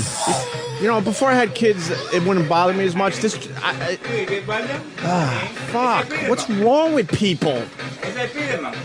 The fuck is wrong with people? What kind of tattoo is this? It'll mean something to her. Like this self-centered bitch, what's it means the something to her. description on this video? Nothing. Why the fuck would you do that to your kid? There's no explanation for that. I don't give a shit what it is, what culture you're in. You don't do that shit to a child. He has no concept. That's just a completely traumatic experience. It's all about her. It's all about her and what she wants so she can show him off, so she can talk about it. It's just what the idiocy. Fuck is that about? Does anyone know? No Is that clue. something that's now going on? No, definitely not. It's probably been happening forever, though. Like when you look at like tribes, you look at tribes and the way kids are tattooed or whatever. I'm sure that's common, but not in modern day living. It shouldn't be. Yeah, it's not like a trend. Right? No. Oh my god. I still want to know why Mars doesn't cut his mother out of his life. Like I said, it's tough because you realize in the end it's your mom, so it's a weird thing. No, I could easily cut people off. Trust me. No, you can't because she's still in your life. You've only given us 3 things that are horrific. I'm sure there's others. It's really because of my wife. She squares off and says, "Let's fight." My wife is the very decent individual that wants grandma She to be just wants everyone to get along. But and she doesn't understand I this. tell my wife the same stuff. I'm like, don't worry about it. I'm like, our kids have 2 great grandparents in Philly. Don't worry about making this work because it's not going to work, and I'm cool with it. I make it better. I tell her, you don't want that fucking element in your life. Right. In your kid's life growing up. Your wife's trying to do the right thing. Yeah. She doesn't understand fully. There's one way to do it. That is to cut them out You're absolutely right. completely. You're absolutely right. And the wives don't understand. You got to tell them, you don't get it. I'm not going to hurt the kid because you don't get it. Yeah, I grew up with one grandma, and she was beyond amazing. And I had another, quote, grandma alive that we never saw, which we've talked about a lot on this show. But I had one amazing grandma. That's all I know, and I'm totally fine with that. That's all you need. I'm completely fine with that. She was amazing. She made up for everything else as far as grandparents go. Yeah. What happened to your real dad, by the way? Oh, I don't know. They broke up, and I haven't heard from him for years now. What year did he leave? Like, how old were you? Like 10 or 11? I was about 19, 20. Oh, you were an adult. Okay. I was already. I got this whole thing figured out. Okay. Your mom hated your father. She couldn't stand him. And you looked like your father. Absolutely. Mirror image. I'm a mirror image. That happens a lot. And then you look like your father, who she fucking hated for whatever reason. He was cheating or doing whatever. He did her wrong in her fucking stupid mind, and you look just like the dude. So she took it out on you because she really wanted to take it out on him. And I also have a little bit of his attitude, so right, that doesn't help. So he just disappeared. He probably got fed up. They got divorced, clean, you know. But why wouldn't he keep in touch with you? He's an asshole. He's another asshole. Oh, you don't like him? No, he's an asshole. Another one. I had two assholes rearing me, bringing me up. But he just didn't hit you. No, he didn't hit me. But he was just. But he was done when you were 19? Dude, I don't remember getting a hug and a kiss from my father. And I don't want to make this a hoo-hoo-hoo, but I've never kissed my father. Zero affection. Zero affection, bro. Or a hug. Do you know how much I hug and kiss my boy, man? Did you want to kiss him on the lips? No. A little he did. He did, right? You could tell. A little bit? No. But see, you don't do that shit, man. You want a hug? Just to see how it No, felt. not from you. I didn't say from me. Well, I was going to find someone to hug you. You implied it. No, I don't want to hug you. Your mother I'd hug find you? you a hug. Your mother hug you or no? Rarely, coldly. Oh. Yeah, it was. My parents were fucked up. They didn't take drugs, the sons of bitches. I can't say they were lacking in going. They were going to work. They were on time. They were there every day. One was a bodybuilder. They kept me in Catholic school. Who was a bodybuilder? My father. Oh, so he was on the steroids. Probably. He was a pretty big guy. So they, that's just I don't know. Probably. I don't give a fuck. Did he hit her? I saw that happen. You don't know. I don't know if it was a hit, but I saw that when I was a little kid. She was crying on the floor and screaming and crying, and he left. And I don't know what that was about. Perhaps it was a hit. I don't know. But never, ever after that. I was real little. He would never do things like that. He would say he was too big, too strong to put his hands on us. Right. So he wouldn't. Were your parents young when they had you? I think so. Yeah. Relatively young. 20s. Oh, that's not too young. Well, early 20s, you know. Yeah, that was more commonplace. Yeah. For a man of your age. I'm like not feeling right now. Well, it's weird to talk about stuff because it's coming out.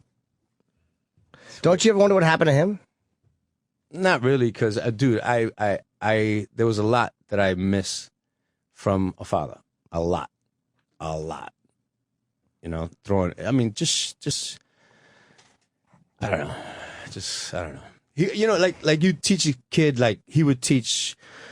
He taught me not to get into fights. Meanwhile, here comes Bully and fucking cracks me in the eye, and I've come home with a fucking black eye. Oh, you're going to start martial arts school tomorrow. Why? Why couldn't you start from the beginning?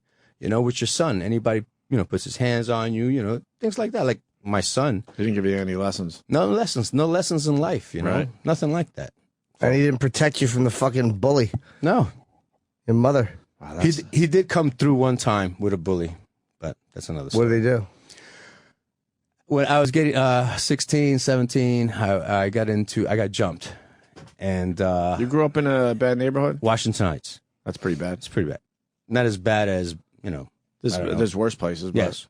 Yeah. But Washington Heights, you could find a lot of things. So anyhow, so this guy beats me up along with his buddies, and Jose was his name. Fuck him. We don't know his last name, but fuck him. He's a dirtbag anyway. And I went back home, eye bloodied up. I was broken arm, and my father. Wait, you had a broken arm? Yeah. It was that the broken arm was from hitting him. I didn't hit right. I hit him in the top of the head.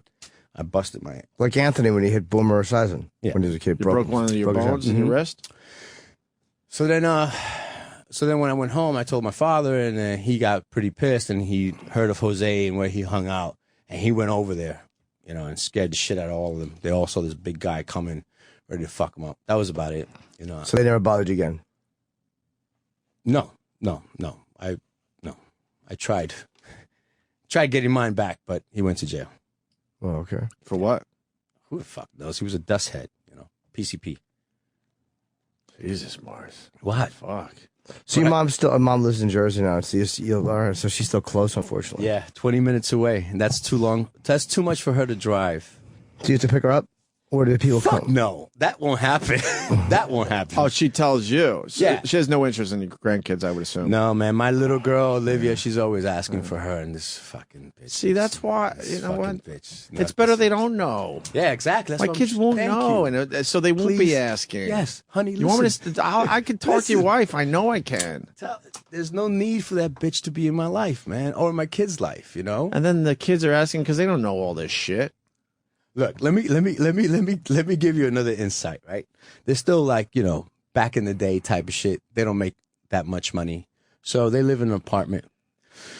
So this woman, oh, she's going to hate when I say this. This woman, right? She's Your mom? She's so fucking lazy that she won't go to the bathroom. So she has one of those spittoons, those white spackle buckets? Almost like a bedpan. Yeah, bedpan. But, Yeah. you know, it's got that white covering to put in, you know what I mean? It's white and blue. Is it made for peeing in? Yeah, some shit like that. Okay. So she'd rather piss in there than go 20 feet to the bathroom.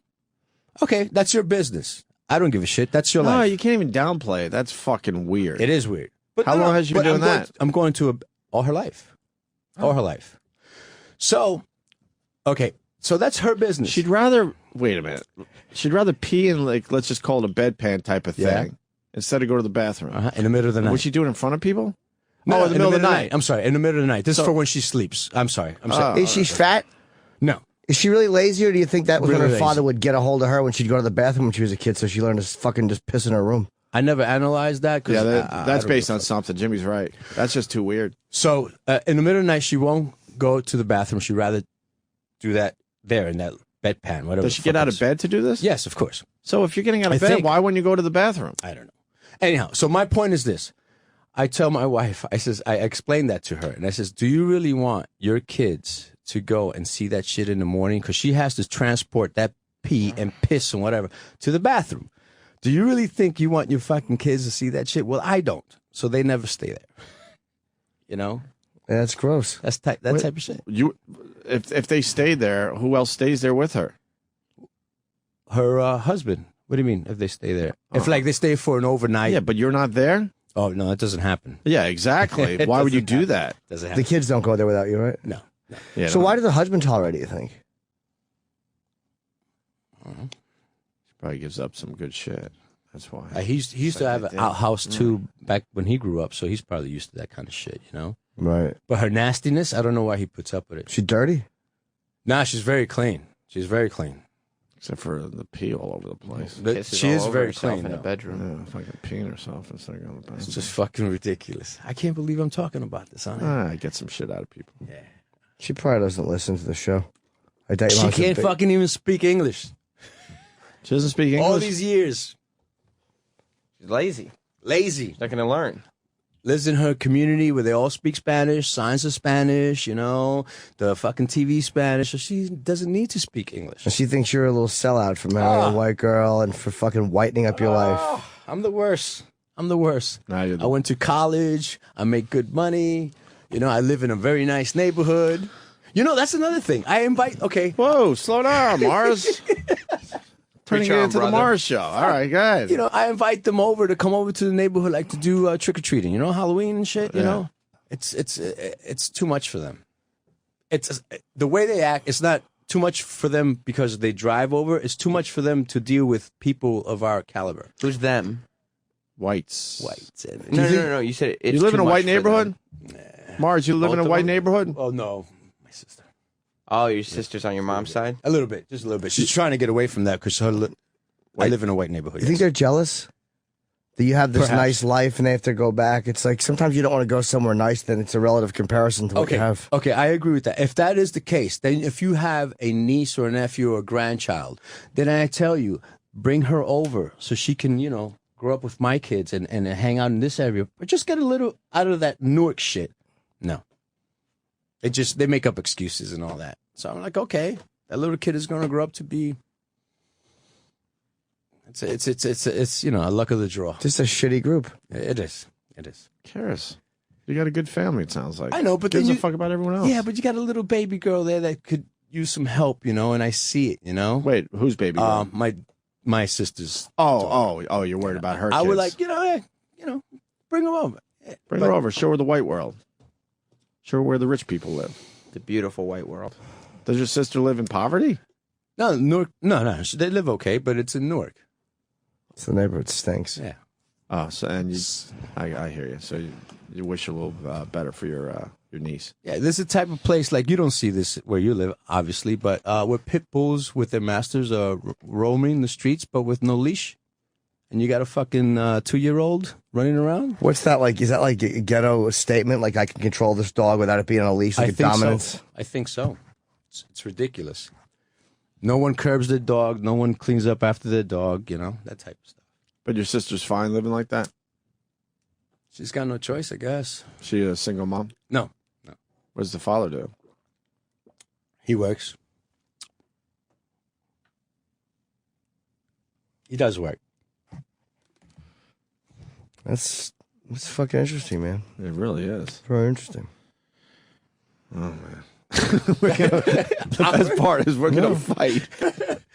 That's crazy. There's enough shit to deal with as a 12-year-old. You're trying to figure out what the fuck's going on, and now you got to go home and square up with your own mom. I can remember trying to avoid bullies and being like, "Oh, I can't wait to just get home, and then I'm safe until tomorrow." Right. I can't imagine But you were brought up in a relatively good neighborhood, man. What bullies were fucking It's with school. you? Everybody, everybody Just school fucks with shit. people at school. Yeah, so you get home and you're like, okay, I'm in these four walls. Everything is cool because I'm at home. And you get home, and when you get home is when this woman is saying, "Oh my God, yo, we're gonna fight. Put your." I love hearing from guys like Sam that have no idea. Yeah. He had a really good upbringing in his house. My house was the wild, wild west. It was way safer to be out of that house. Are you kidding me? Me too. I used to be I the feared one. when that sun started going down. I'm like, oh fuck. And maybe this was a product of that. Yeah. But I was doing more of the bullying and being mischievous at school and starting fights and things like that. I wasn't. When I used the term bully before, when I got hit in the eye, that wasn't really a bullying. He tried, and I stepped to him like, fuck you. He was a lot bigger than me, but got my ass kicked. But it wasn't really a bullying action. Like, no one really bullied me. I had this bitch at home. Right, because ain't nobody bullying me. Yeah, I'm gonna take abuse at home. There's no fucking No way I'm fucking gonna way. take abuse from anyone way. else. Yeah, I get. So maybe that's a I product hear of you. that. Yeah, this is a very good question coming in from Cigars and Scotch. Cigars. Hey, what's going on, guys? Hey, man. Mark, who was your toughest sparring partner? Was it an MMA fighter or an MMA fighter? The latter. She was tough. Makes sense that you train now. I never. No one's gonna fuck with Mars anymore. I never thought about it. At like what that. age did you realize no one's gonna fuck with Mars anymore? Oh, young man. I was young. I was still in the house. Everyone's going with the MMA joke. It's funny. We have a match today. Joe and Jersey have the same fucking line. Yeah, you want to go on Maury? We know Maury. Help you out. I'm You not can a go on sob Povich. story, bro. I'm not a sob story. I'm just talking. Let me say hi to, I don't know, Ken in Chicago, looks like. Ken, what's up? Hey, what's going on, man? Hey. I can. Hey, I just wanted to give a call, man, because it was funny. I just turned you guys on, and I was listening. It was like listening to myself, talking on the radio, man, with your story, your upbringing. And I can totally relate to you, and I can tell you one thing. If I've learned nothing from life, man, when people are stuck in situations like that growing up, man, it either breaks you or makes you. And obviously, much like myself, I came from a house where my mother was very successful in the medical field here in Chicago, and she was nothing but a pill popper and abusing morphine patches. and my father was kind of a dissident, here and there, and that made me the person I am. I bought my house when I was 19. I got 2 young kids, a beautiful wife that I cherish, and like you, man, you got to judge the situation. And with my mom and my dad, I didn't want that effect on my children, so I cut them off completely now. And I thank God I have the wonderful grandparents for my kids, through my wife, and I can do nothing but congratulate you, man, for making it through what you have, man. Thanks, bro. I would love to talk to a psychologist about it, because what motivates you? Because like you said, and Mars has said, I got some similar shit too. It either breaks you and you follow the same path, and you don't break the fucking chain of abuse, whether it's physical or emotional, or you go completely the other way and say, fuck that, I'm not doing this to my kids. It stops right here. What's the turning point for people where they can decide, I'll do the same shit because this is all I know, or I'm going to fucking do it different because I've had it? I would love a psychologist to answer that question. No, I mean, for me, by all means, man, I was, I party all the time, partied hard. I never touched any type of illegal drugs because I kind of saw what it did to my mom. I never did any type of drugs whatsoever. But to stop you, other people would do drugs because that's all they know. Yeah, you know what? I guess I've seen the effect of it in my mom, because literally for about a 10-year span, up until I moved out of my house, basically from the age of 9 to 19, I watched my mom and saw her about 5 minutes a day. She would go to work before we woke up. She would come home at 5, 6 o'clock in the afternoon. She would go directly into her bedroom and go to sleep. And that was my experience. That was my total experience with my mother for 10 years. Right. And by seeing what it did to her, that's what drove me not to do it. But I think the biggest thing in my life, man, was just all the hardships and seeing how, I guess, ultimately selfish my parents were. They would deprive me and my sisters of things that were basic things, like, hey, Dad, my shoes are worn out. Can I get a new pair? I'll go to Salvation Army. Meanwhile, he's sitting there, he's buying another truck for his company or something like that, something that was unnecessary. And I saw that, and since I've had my daughter was born April 11, 2006, and she was 4 pounds 7 ounces. She was in the neonatal intensive care unit for almost 40 days. And on top of it all, I had a lapse of insurance because I was between jobs. So I was stuck with $270,000 in medical debt. Wow. Almost lost my house. We went through negotiations to drop it. But, when I was really hard up and I was on the verge of losing my house, my mom, like I said, she was up there as far as the medical field in Chicago, and she makes a lot of money. And I asked my mom, even though our relationship was rocky, Mom, can you lend me $3,000 just so I can make it come back? I said, I'll pay you back within a month. I'll do side jobs, work, whatever I have to do it, but I need the money now.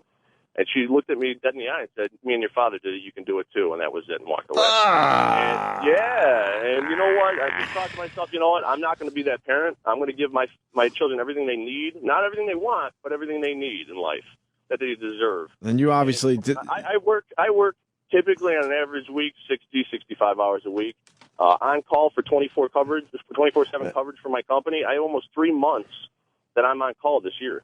And I'll put that time in so I can give my family the thing they need. My children are going to Catholic school. My son's got a speech disability. We hire a private speech therapist to come to the house and invest the money in my children instead of taking it away from them like it was to me. So I guess I look at the reflection and try, think to myself, I don't want to be that person, and obviously it's worked for you, man, because you hear the things that you've gone through and look how far you've come now. You've taken all the negative energy and put it towards something that was worthwhile and made something of yourself. I want to congratulate you. You just that was the longest sentence ever. Sorry, man. Longest sentence ever. Called Guinness Book of World Records. Holy shit. No, what pisses me off about your story, you didn't put yourself in that horrible financial spot. I could see if you did it to yourself, then maybe a parent would go, look, man, you got yourself into this mess. You got to get yourself out. You didn't do that to yourself. I think what we're learning, you needed desperate help there. What we're learning is you have to be a good boy when you're growing up, and bad boys like Mars and this man just make things difficult for the adults. So be a good boy. Good for you, Ken. Thanks, Ken. No, I appreciate it. It's good to hear stories like that, man. And all right, everybody out there who's had this kind of upbringing, push through, man. You make it. All right, Ken. Thanks, buddy. Hey, Ope, you know what I did realize, and Ken could probably attest to this. You grow up a lot faster, mentally. Like, I remember crying in front of the mirror, no one hitting me, just fucking looking at myself, crying, going, I deserve a better childhood. I'm growing up too fast because I know what's going on right now shouldn't be happening to me. What is it going to take to get you to cry today? Because that'd be great radio. Tough guy like you, Puerto Rican guy like you. You break down and cry. My eyes were watery before. I know. I almost had you. I was working it too, man. Till you said something. What did I say? I made some dumb joke, right? No, Instead you said of keep your going. eyes are watery or some shit like that, and that was it. What? You never acknowledged it. You acknowledged it. And that's what fucking put you on. Yeah. God, Damn it! Damn it! I almost had him. what's it going to take today? When was the last time your mom hit you? Shit, I can't remember that far. Long time ago. Yeah, buddy. I wasn't molested at all. All right. And you know, the funny thing about all this, yeah, I don't ever think of it as child abuse. Why? I don't know. Is Well, that now weird? you do, don't you? I think that, yeah, to a certain Anything you wouldn't do to your own child, that's child abuse. You know, the reason things you know happen to you that you wouldn't do to your own kid, probably that means that's child abuse. Okay, I was thinking of it because she was using it as a corporal punishment, just punishment. That's what I deserve.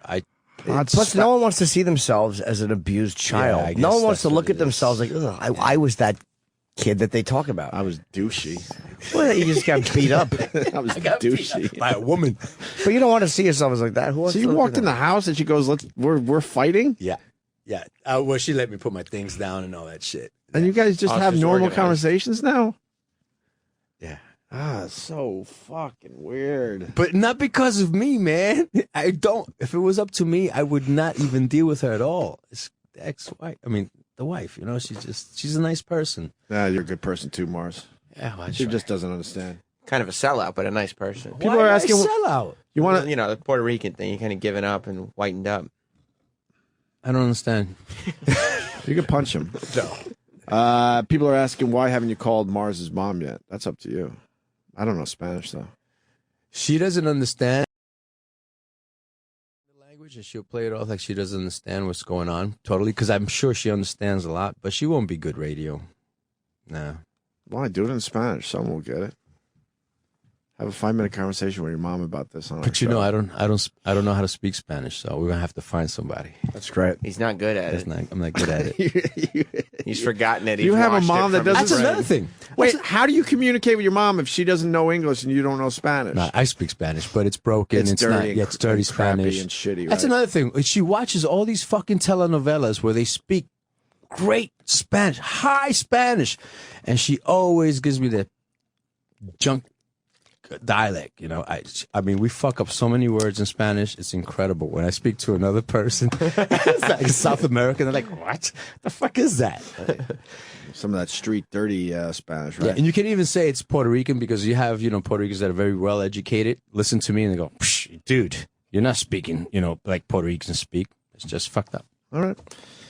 Well, thank you, Mars. You're welcome. Yeah, Sorry. that was great. What do you mean, sorry? You stepped up to the plate today. Well, I let you, I put the show in a fucking somber mood. The worst is yet to come. This is so fucked up, man. This is O&A's worst of 2013 on the Opie and Anthony channel. Yeah, this is Opie and Anthony's worst of 2013. What's up, Roddy? Hey, buddy. Did you get the red carpet treatment? Oh, yeah. I told Mars to roll out the red carpet today. Well, since he's abused, it's harder for him. Red with his beaten blood. I told him, I go, man, a lot of people related to you yesterday, Mars. He goes, bruh, I didn't even realize I was abused until I saw your eyes. I'm like, how do you not realize you're being abused when you take a hot oil spatula to your hands? But he learned. He learned. He didn't steal He anymore. did learn. Yeah. Mean but effective. The only thing that takes Mars back now is if he hears Spanish. If anyone yells in Spanish, he just starts crying. Well, it now makes sense, though, because over the years, you know, we've need the Spanish guy every once in a while to translate something, maybe Right. say something. And every time he tries on our show, people call up and go, he doesn't know how to speak Spanish. He speaks baby Spanish. He speaks baby Spanish, but now we know why. It sets his mom off. Because she only knows Spanish. I had a buddy in Florida that I thought spoke Spanish, but when other Spanish people, they would tell me later, and he was like a big dude, they would say, he talks like a toddler, like a little kid. But to me, it sounded like perfect. It sounded great. Yeah, but it's because shit like their grandparents or whatever said to them, and then they got to school. Right. And that part of them never improved. Right. And they need a hot spatula in the back. Yeah, right at the back of the hands. I don't know if that's abuse. Do you really think? A hot oiled spatula? I mean, no one's ever died from a hot oiled Let's spatula. do it then. I want E-Rock to do it. E-Rock, we'll get a hot plate. What do you think? For Ronnie B. And the eye bang.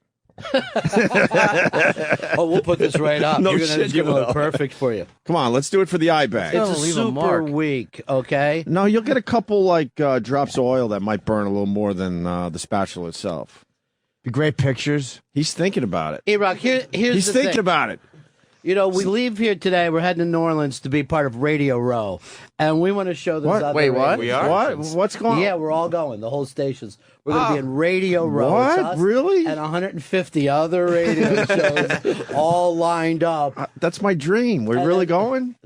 That's Have you my ever dream. done Radio Row Yes, before? I have. The worst. We stopped doing fucking Radio thing. Row about, I don't know, at least, I don't know, 12 years ago? It's Easy. really When me and horrible. Ann first started doing radio together, we had to do a few Radio Rows. I remember we were supposed to do one, and then we got kicked off the air. We were supposed to do one in Boston for Jim Cook, and I was so excited because Gene Simmons was going to be there, but then we never wound up going on because we got booted off. You know what? That was the last time we did Radio Row. We did the Sam Adams Brewery.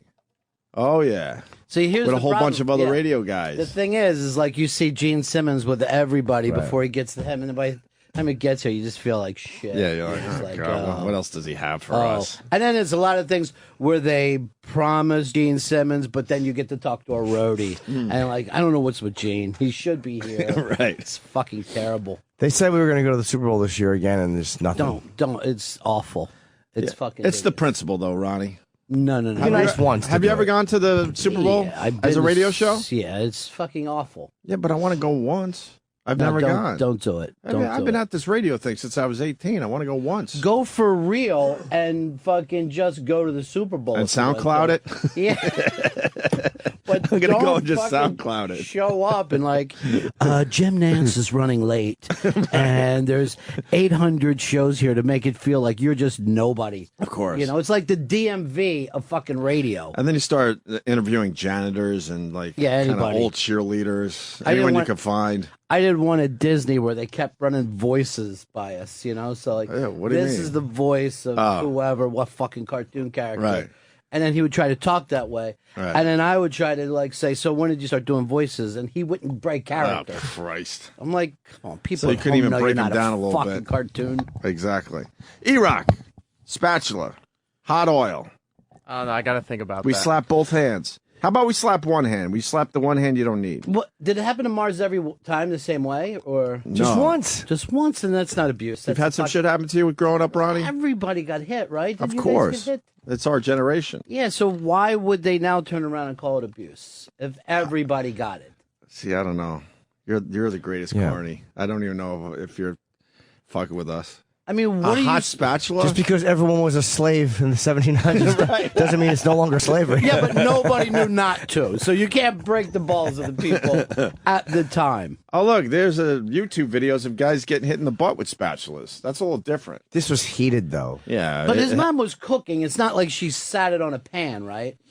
Let's bring him in. I don't care. I mean, I almost had him crying, but I failed because I pointed out that he was almost crying, and that made him uber aware. Here's what I blew it. Here's what you say instead of crying. You just say, "I know I set your eyes." I There's said some that. water- there's some water in your eyes. That's what I thought would work. That should have worked. Yeah. Okay, so I didn't blow it because No, you that's didn't. You exactly did what it I right. said. Well, you just be It's comforting. Spanish. Just be comforting, like Yeah. you're like, man, I know it's rough, but it's going to be all right. And then all of a sudden they feel relaxed, and then they cry, and then you call them Here faggots. comes Mars. And then he tells me this morning, he goes, bruh, I got so many more stories. I'm like, what were you waiting for? Yesterday was the let's make everyone sad because Mars had a shitty live show. Hi, Mars. Hi, buddy. How are you? How you feeling today? Pretty good. You know, How's hot hands? I try to relate to you a little bit when I came in, and you didn't really want to talk about yesterday's appearance, I noticed. I didn't know what to make of it this morning talking to you, so I just wanted to leave it alone. I even held the door a little longer than I usually do, thinking you would follow me in. It was awkward, I know. I didn't know if I would to say. What's wrong with you? To say thank you or whatever. But I'm really nervous now. Why? Because Ronnie's in. Because Ronnie's in. And Well, Ronnie fucking pulls shit out of people. No, that's not true. That's Yes, just you do, not sir. true. I'm here You're for the it. best. Just relax. You're like an interrogator. No, you're all dressed in camouflage. Like anything happens, you go into the bushes. We can't even see you, Mars. And he says you speak baby Spanish. I do. Yeah. You're absolutely which right. I think is hilarious. He's absolutely right. Yeah? Yeah. Why don't But- you speak the language if your mom only speaks Spanish? Like I said, it tore up. I speak it tore up. But how do you have a mom or a father that you can't really like communicate with? That's strange Well, to in me. my earlier days, yeah, I spoke better. And as I grew up and grew distant from them, I didn't use the Yeah, but you language. probably never talked to your mom on more of a higher, I should say, than a third grade level. Yeah, absolutely right. Your entire You're absolutely life. right. That's Absolutely weird. right. That's Is all there- she's got. Is there a lot of? No, I'm thinking that's all you got as far as Spanish goes. That's all She she's could- got. Trust me, it's her. It's her. She's. Well, okay, yeah, Okay. all right. I got you. All right. So what do you do? It's Pantomime all her most of the fault, time. right? You're pointing at things. Turkey. Some English words. Yeah, some pointing. You guys must enjoy a nice episode of Dora the Explorer. That must be your show, huh? I like Dora. As She's long as cool. comes home during Sesame Street, his mom's like, "Shh, working on apps right now." So it was the spatula one time, right? That was just a one-time deal. All right, And why so- she was cooking, right? No, she wasn't cooking. She set it up. See, that's she set the heat to it. That's fucking. Yeah, that means that she That's knows. psychotic. Yeah, she But knew you what she was must doing. have been awful. I mean, No, you it must wasn't. have been terrible. No, I was not. Not deserving something like that. Anyway, I was mischievous. Yeah. I was, I was an altar boy. Well, I was one of those altar boys and choir boys that Drinking wine, a fucking- priest. Yeah, drinking the wine, eating the fucking hosts, and Which is really And, that's a mortal sin. I mean, Seriously, seriously, I was hungry. Yeah, but that's you're the worst joking thing about you that could now. do. That hot Before they were spatula, blessed? you're That's going to the worst thing burn you for, could As do. soon as they man. come out the box, no, I was a good altar boy because I would do it as soon as they came out of the box. So as they weren't opposed, blessed, because exactly. it's not How the body hungry of are you that you're eating that It crap? tastes great. No, they don't. Yes, they do. Everyone's there's They absolutely no taste like taste. fucking They're uncooked terrible. bread. No, they're not. I like the way terrible. it tastes. No, it's horrendous. And it just used to remember how it just lay in your Yeah, mouth. and just And kind they, of they disappear. They dissolve. So how does that taste good? It's like a packing peanut. They're disgusting. It's a packing peanut. It's a breath strip I love it. without the flavor. I loved them. Did you have a priest? Yes, well, that's the thing I was getting at. Well, no. Wow, look at calm look, down, calm look at down. Ronnie. Slow it down. Ronnie, look at him jumping. No, I didn't even ask the question yet. What I was getting at is because of the way I was, priests would not, attempt anything. They don't. They like the lean against you a docile little bit, kids, the kids that do whatever they're told. Right. Not motherfuckers like me. Ugly. Did you know kids? That's a good one. You wanted it though. You were No, I pumped. did not. What? No. Oh, No. what? No. So yeah. But what? But did you know that other kids were getting molested? No, not in my school. My entourage was also a bunch of misfits. Right. Oh, so you were a problem child. Yeah. So you No, Ronnie's I getting the real wasn't like story. He's one of the Jets. Yeah, You you know were. what I mean? His mom was going to put up with that. She smacked him with a hot spatula. Oh man, this is a different story today. No, you were I a was problem child. No, I was, Were doing you one of the those stealing. guys on the Barrio? screen?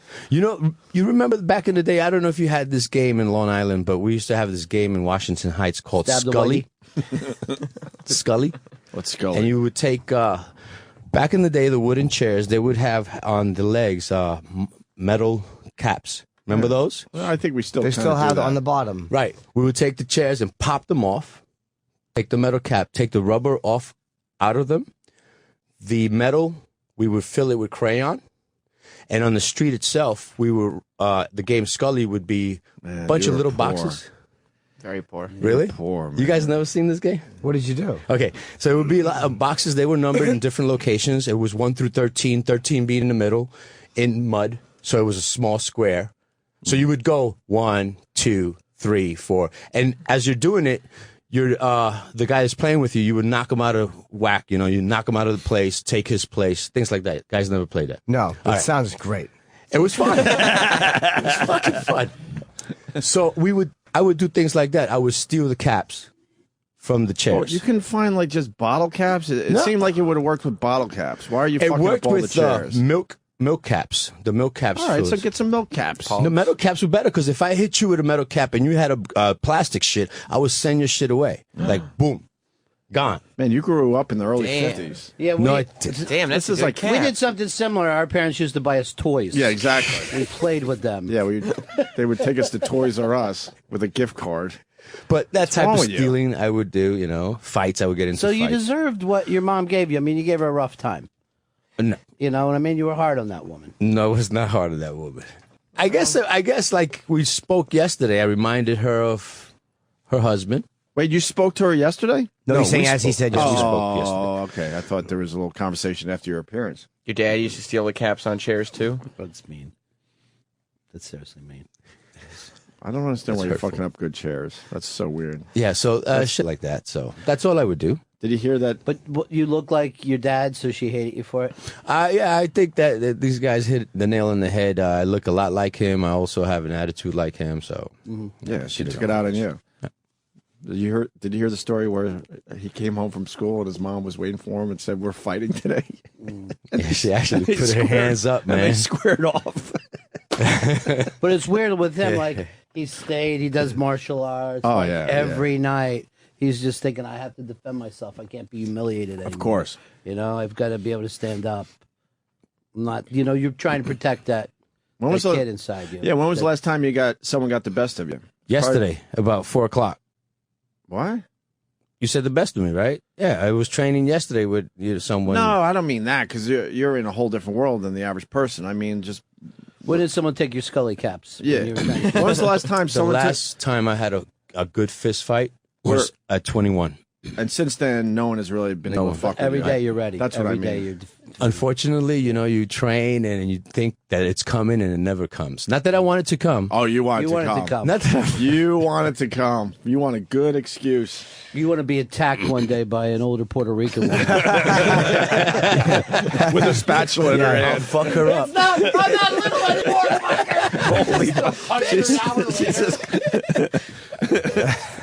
She's just coming out of Sonoma with a stupid spatula. I feel bad But, for her. a lot of people bring up the abuse thing. Yeah. Our whole generation got hit. Did you ever feel like you were abused or any of your friends were abused? Not really. No, we got the wooden spoons and Yeah, all that the kind of sticks. Yeah, we had to go outside and get our own stick every once in a while. See, that would be abuse. They would come and arrest those people today. Yeah, I came in with a small stick, and then they would laugh, and then Yeah, I would it was I would diffuse the situation a little Right. bit. See, Ronnie, I honestly, I had no idea that was abuse. All these years, I'm fucking 47, man. Mm-hmm. And as I'm talking to the guys yesterday and looking at their eyes and their reactions, Right. This is the first time I really, No, you. I, knew. I spoke about it before. Mm-hmm. Plenty of times I'm good with it. But seeing these guys' reaction, I was like, holy shit. You didn't know that you were such a victim. Yeah. I thought that's the way it was. What I gave mean, it away? Was it the tents in our pants? I think you knew. maybe That I shit just was buried until regressed yesterday. it. And Yeah, I think But I you mean, knew. the other part of it is that you weren't loved. That's the thing. Oh, yeah. That everyone else. See, that's the But, shit, yeah. man. She did a lot of other fucking shit that showed love, like being able to put me through parochial school, all these years. That's obligation. That's not love. That's obligation. That's Well, she would do something, and I remember this. I didn't bring this up putting yesterday. you through just regular school. Right, like the other kids. What are you talking about? What do you mean? Everybody to know. That's Catholic what school? Yeah, but parents are just supposed to do that. Well, they could send me to public school. Well, you probably would have been better off. Less molested. No. I think Catholic school did a lot for me, bro. All right. Gave you a little Sure. discipline. Yeah. Yep. Taught you to be quiet. Didn't steal anymore.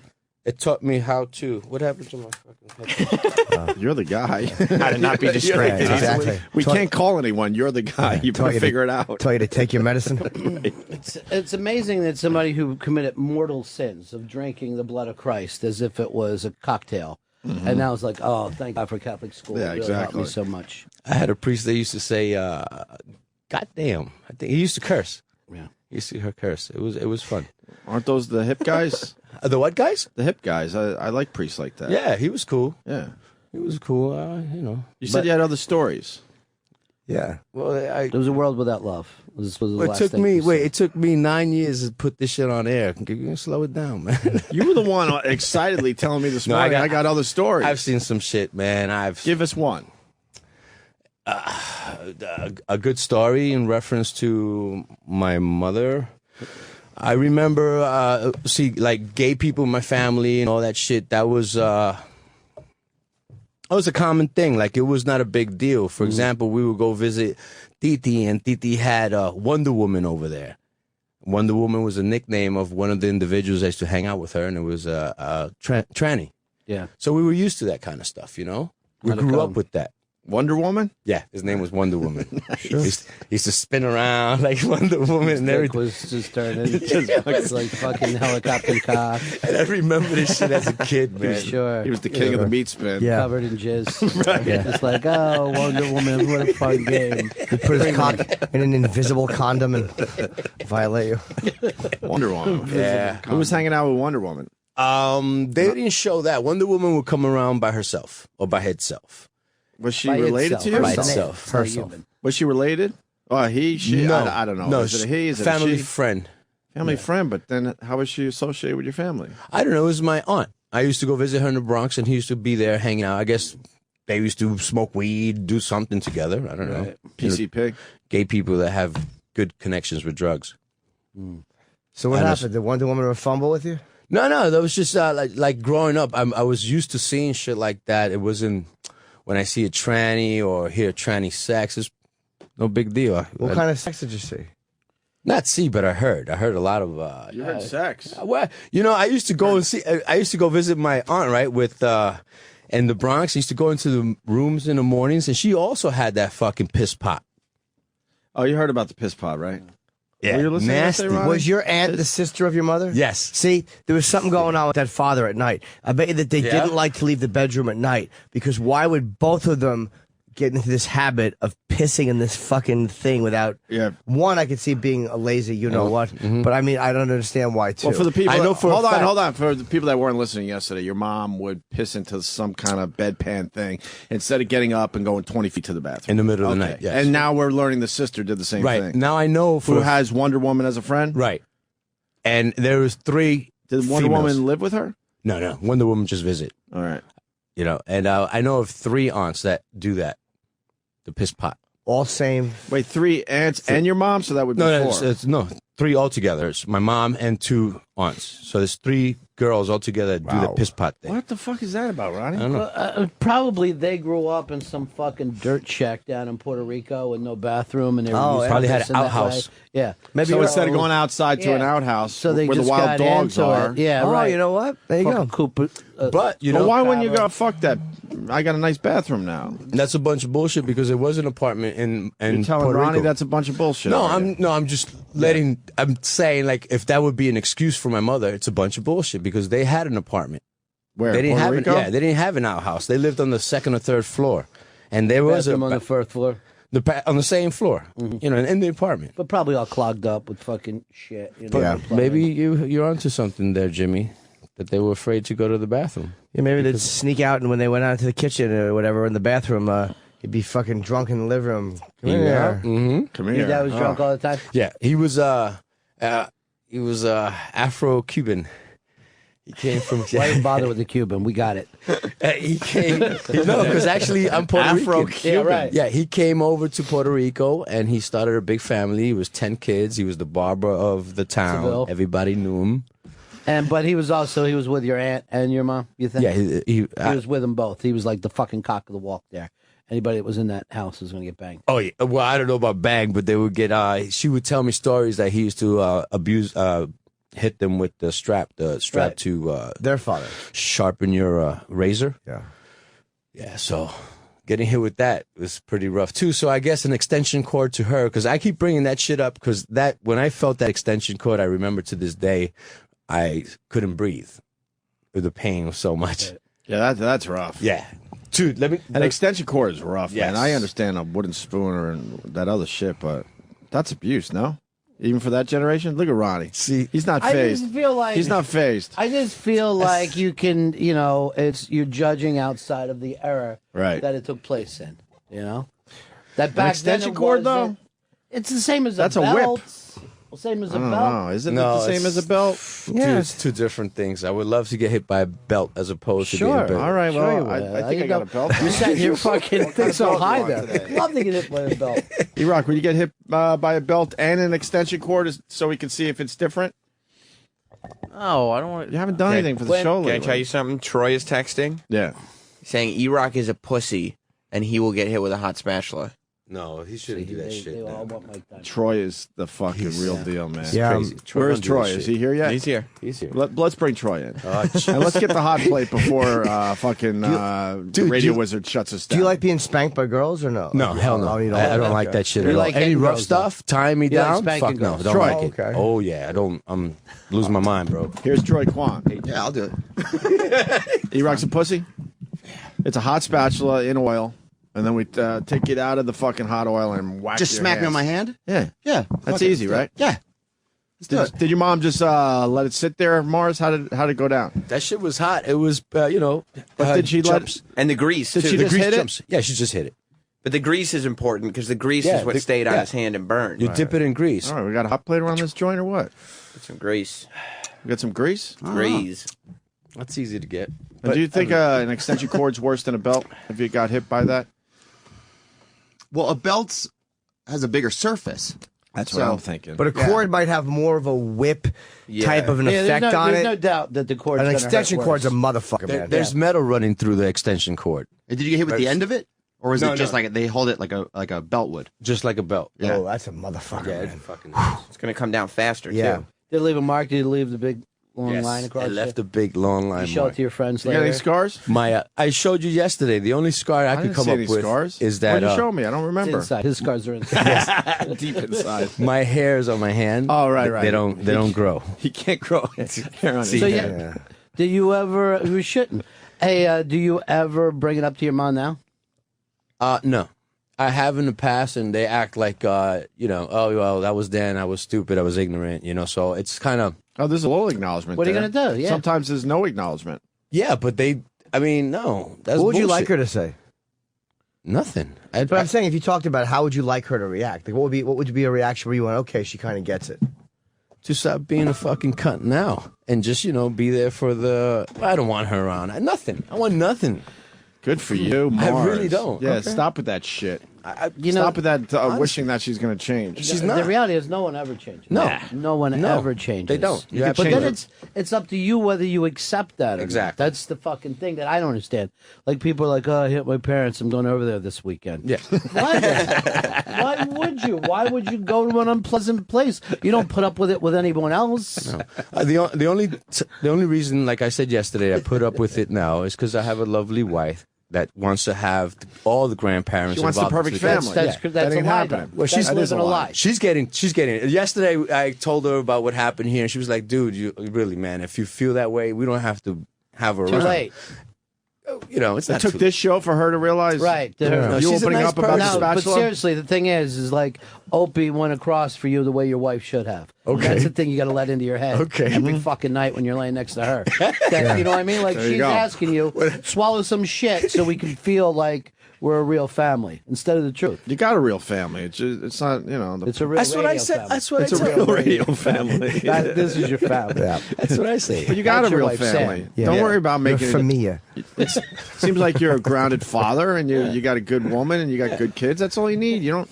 Because if you bring her around, then there's going to be that darkness and that everyone's tense. You don't need that shit, and your kids pick up on that. And granted, she's getting older, trying to get to the pearly gates, so she's fucking, Too late. But she's doing she's trying to do the right thing. Like when she does have my kids, she's. What do you mean she's doing the right thing? Has Like she she removed tried- all spatulas from our house? Yeah. Stop pissing in How front about of we the start kids. there? Yeah. Yeah. How about we get rid of the bedpan and the spatulas? Has she stopped tinkling into a chock full of nuts can? Right.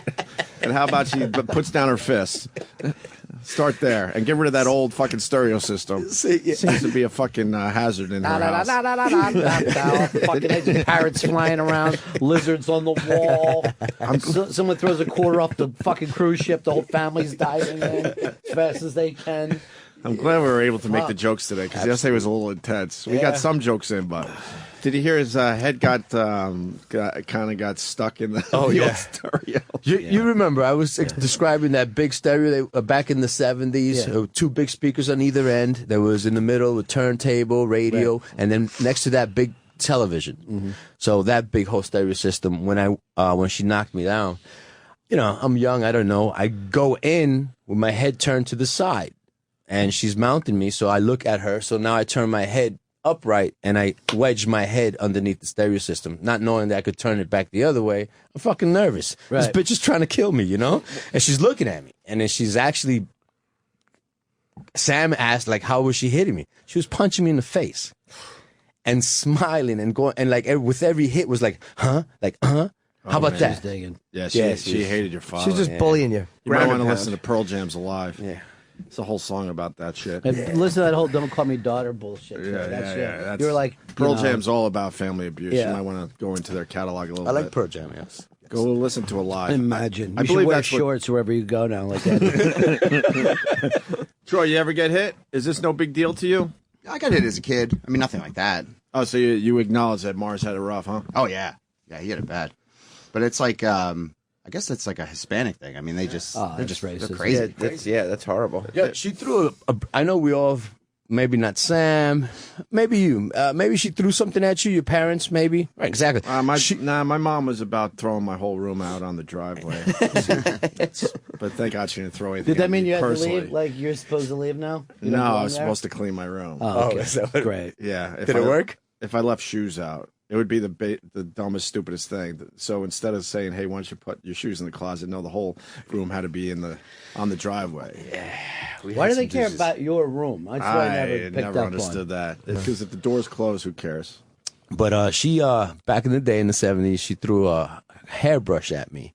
And the plastic back then was not like the plastic we have now, a little lightweight.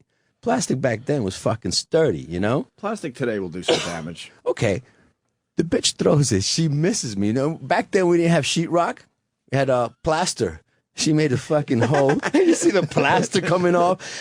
You know, I didn't think anything of it. I thought, hey, she missed, you know? Right. But now as I'm speaking to you guys, I'm like, you know, if she would have hit me with that shit, she would have fucking probably really caused some serious You damage. think she hated you, Mars? Yeah, I think so. Yeah.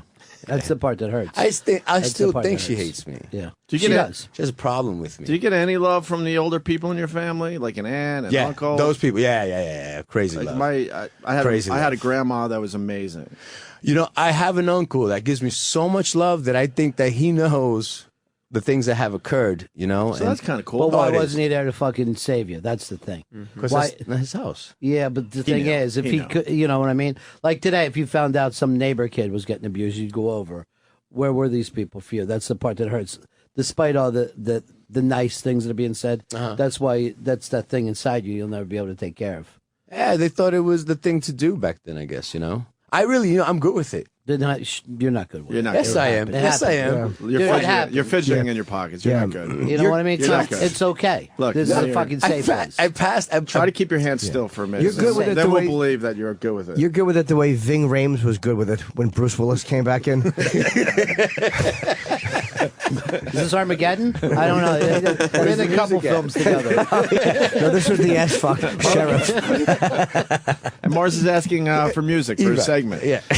You want your segment produced? No, I no. see. The How about the Hulk music? Why don't you play some music? You rock instead of just sitting in there fucking gaining weight. No So disrespect. I guess we're not doing the spatula thing. What happened to this show?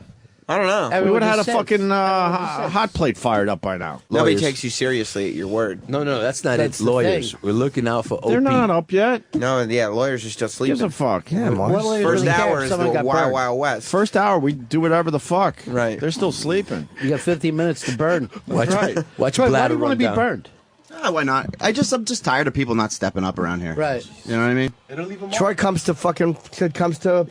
Troy put a strawberry up his ass. What's that noise? and, what is that? It's your phone or something. Mars, vibrate. What's going on? That's a water sound, your phone? Yeah. Oh man, are you trying to keep calm? Yeah, right. That's it. Even the phone sets him off. Yes.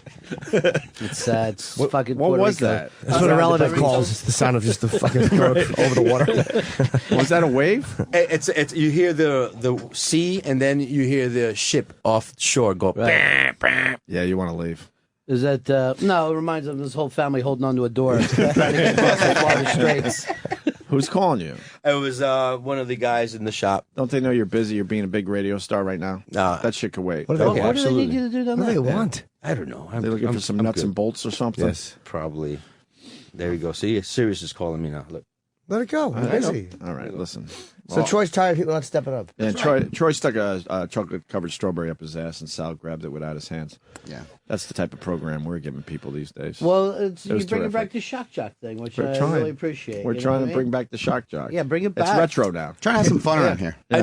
I know you want to do it in the studio, but that probably leaves a mark and will probably have legal issues. Why are you saying that? You know what? Troy No, because Troy's not going to sue, so Troy there's no doesn't legal sue. issues. Yeah, Troy You don't don't care. give off I don't give a balls. shit. I like the other one better. Remember when I told you when she smacked me in the bitter cold?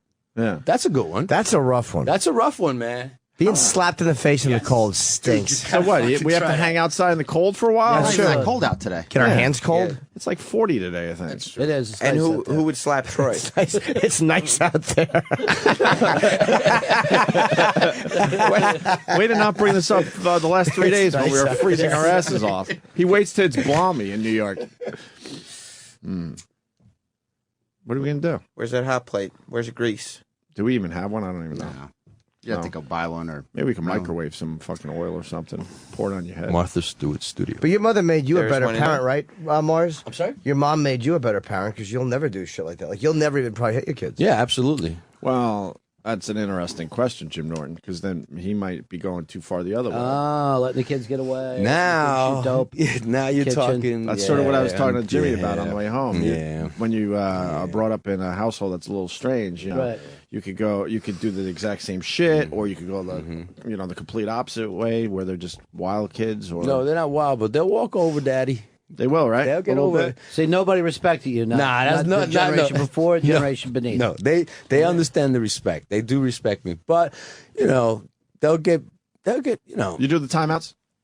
That shit don't work. But I have to. My do. kid mocks me and he goes, over here. Like he'll point to places where he's supposed to sit. I'm like, are you kidding? You know what happened to us when we didn't behave? You know what works? And then he though? sits there mocking us. Yeah, sure, of course. Why wouldn't he? So then we take his chair and we try to put it in like maybe a boring room. That's the best we can do. Does he have electronics? What you want? Leapfrogs and things like What that? you want to electrocute my kid? Yeah, for fucking exactly. Get him in misbehaving? the tub with that stuff. Show him what the leap pads. You don't have leap pads? What kind of sick fucking thought you got now? Look it up, man. It's I know called leapfrog. What are you getting at? Tetris. You take that away. Tetris. You take that away from them. I know my son. He's 7, man. All I have to do is talk about I'm removing your Yeah, but DS. what about these people in the fucking, like, you ever see these little kids in a restaurant where they're just screaming and fucking up and their parents are like this, Wallace, Wallace. It doesn't happen to me. I'm like, I've actually sat in restaurants, I go like this, hey, Wallace, I'm not fucking around with you. Sit the fuck down because I'm not your parents. Because I don't understand why people let themselves get abused like this. Yeah, You're not an equal with those kids. No. Okay, you know what works? Absolutely works. When my I kid grab- acts up, I'm mortified. I get him out of the situation. But I get so uncomfortable that that I'm bothering other people. But if your tonality changes, the kid has got to respect that. The All right. kid has got to say, Of course. my old man's kind of crazy. Yeah, that's it right there. That's exactly what I do. I could use like more of a stern voice and he'll calm down. Yeah. I've realized that so far. Dude, but you grab him by the bicep, put a right. little squeeze, look at him in the eyes. There we What's go. wrong with that? That's It's right. just a There little we squeeze. go. What? It is. It's Just a hard little to argue. squeeze. That's a little bit, serious. right? Threaten the little guy. Threaten the little guy. And I say, I will fucking kill you. So what the fuck? See, it's coming It's out. problem solved. Exactly. I don't do anything. Mars, we were feeling bad for you. Threaten to make him drink out of that coffee can in the bedroom. Yeah, squeeze his little bicep. Oh, God. That's all I have to do. He's got thumbprint. He's got thumbprint bruises all over his arms. That's good. what they do. Yeah. That's the Puerto Rican way. Wow. What do you do, really? You just squeeze his arm a Afro little and bit. Cuban. It's all in there, Mars. Yeah. And say you're gonna 15 kill him. years. Mars Jr. is going to be on a radio show telling stories. And you're How going to be old- like, I didn't know. I don't understand. Why are you so upset and about now it? all I have Dressed in camouflage. now all I have to do is change my tone and the eyes, and that's it. It's good enough. Oh, Oh God. boy, how old are these horrible. kids? Yeah. I'm sorry? How old are they? 5, 7, and 15. What gangs Poor they running kids. with? No Latin gangs. Kings? I'm on top of them, boy. I'm on top of them. Just like your mom was on top of you. Giving left hooks. No. Oh boy, I'm the good one. everyone's looking down now. Hey, you got the Puerto Rican flag there. I don't know why it's on this either. But the Ali float like a butterfly sweatshirt that Jimmy's Why wearing. is that? I don't know. The American makes no flag and the sense. Puerto Rican flag. I have no. My ex saw it and she goes, "That's a hipster sweatshirt." I'm like, "Really?" She goes, "Yeah, it's got a Puerto Rican flag on it." I'm like, "I didn't even notice it." It makes no sense though. Maybe it was when he fought in. Did Ali ever fight down there in Puerto Rico? I'm sure he did. I don't think so either. Yeah, I don't think so. I think he had he might have trained at one point, but I don't think that he ever had a. Did he have some Puerto Rican blood in him? Maybe. I don't know. A little bit. That's probably one of those sweatshirts they sent to Africa. You know, they couldn't sell here, but you got it. No, I bought it at a very hip place. Like where? Ooh. I think it was Urban Outfitters. I was cold. Really? Yeah. Wow, that's weird. Mars, so you abuse your kids? No, I do not abuse my Why are you kids. squeezing? Why are you squeezing their arms? Get on top of them a little bit. No, I don't get on top of them. I'm your words. Look how nervous he gets. It's great. Oh. You all right? It's uncharted waters for me. Uncharted waters? Nobody's talking about him. Exactly. This is what you said. It takes a lot of bravery to let unshatter this your stuff teeth out. to begin with. What'd you say, It Ron? takes a lot of bravery Sorry. for you just to express this. It took, like I said, it took 9 years to even bring it up. And you're kind of like an alpha male too, so this is kind of You're cool. right. That's that. To see an alpha but male that's break why- down a little bit. That's why he's an alpha male. He Yeah. needs to protect. He can't let it happen again, and that's why he's always thinking. Every day he's thinking, when is something bad going to happen? Now, you grew up. Do you think that way? Like, oh, something bad going to happen? I don't think most people do that. Only from 6 to 10. Yeah, sure. Yeah. Anything could. I laugh at most of the stuff that happens around me because of how I was brought up, I think. You just laugh it off, like. Yeah, I've seen a lot of shit. Mm. Dumb shit. You know, mine was more like mental abuse. A lot of screaming and yelling. That's and weird rough. shit. That's rough too. What was weird about it, though? Coming home and seeing your room in the driveway. It's a little rough, right? Oh. Yeah. Why didn't you act like, oh, this is my room now? You have to read the comic book under your lamp. Mom, this is great. Thanks. My thing was I realized from an early age, so I avoided the house as much as I could. Just I stayed became out. a caddy Yeah. at 12, 13, and I would do 2 loops a day easy. So I was there when the sun rose, and I was there as the sun was setting, man. Did you do 2 bags? Or you do 1? 2 bags, Good. brother. See, that's now the I thing. got the herniated disc to prove it.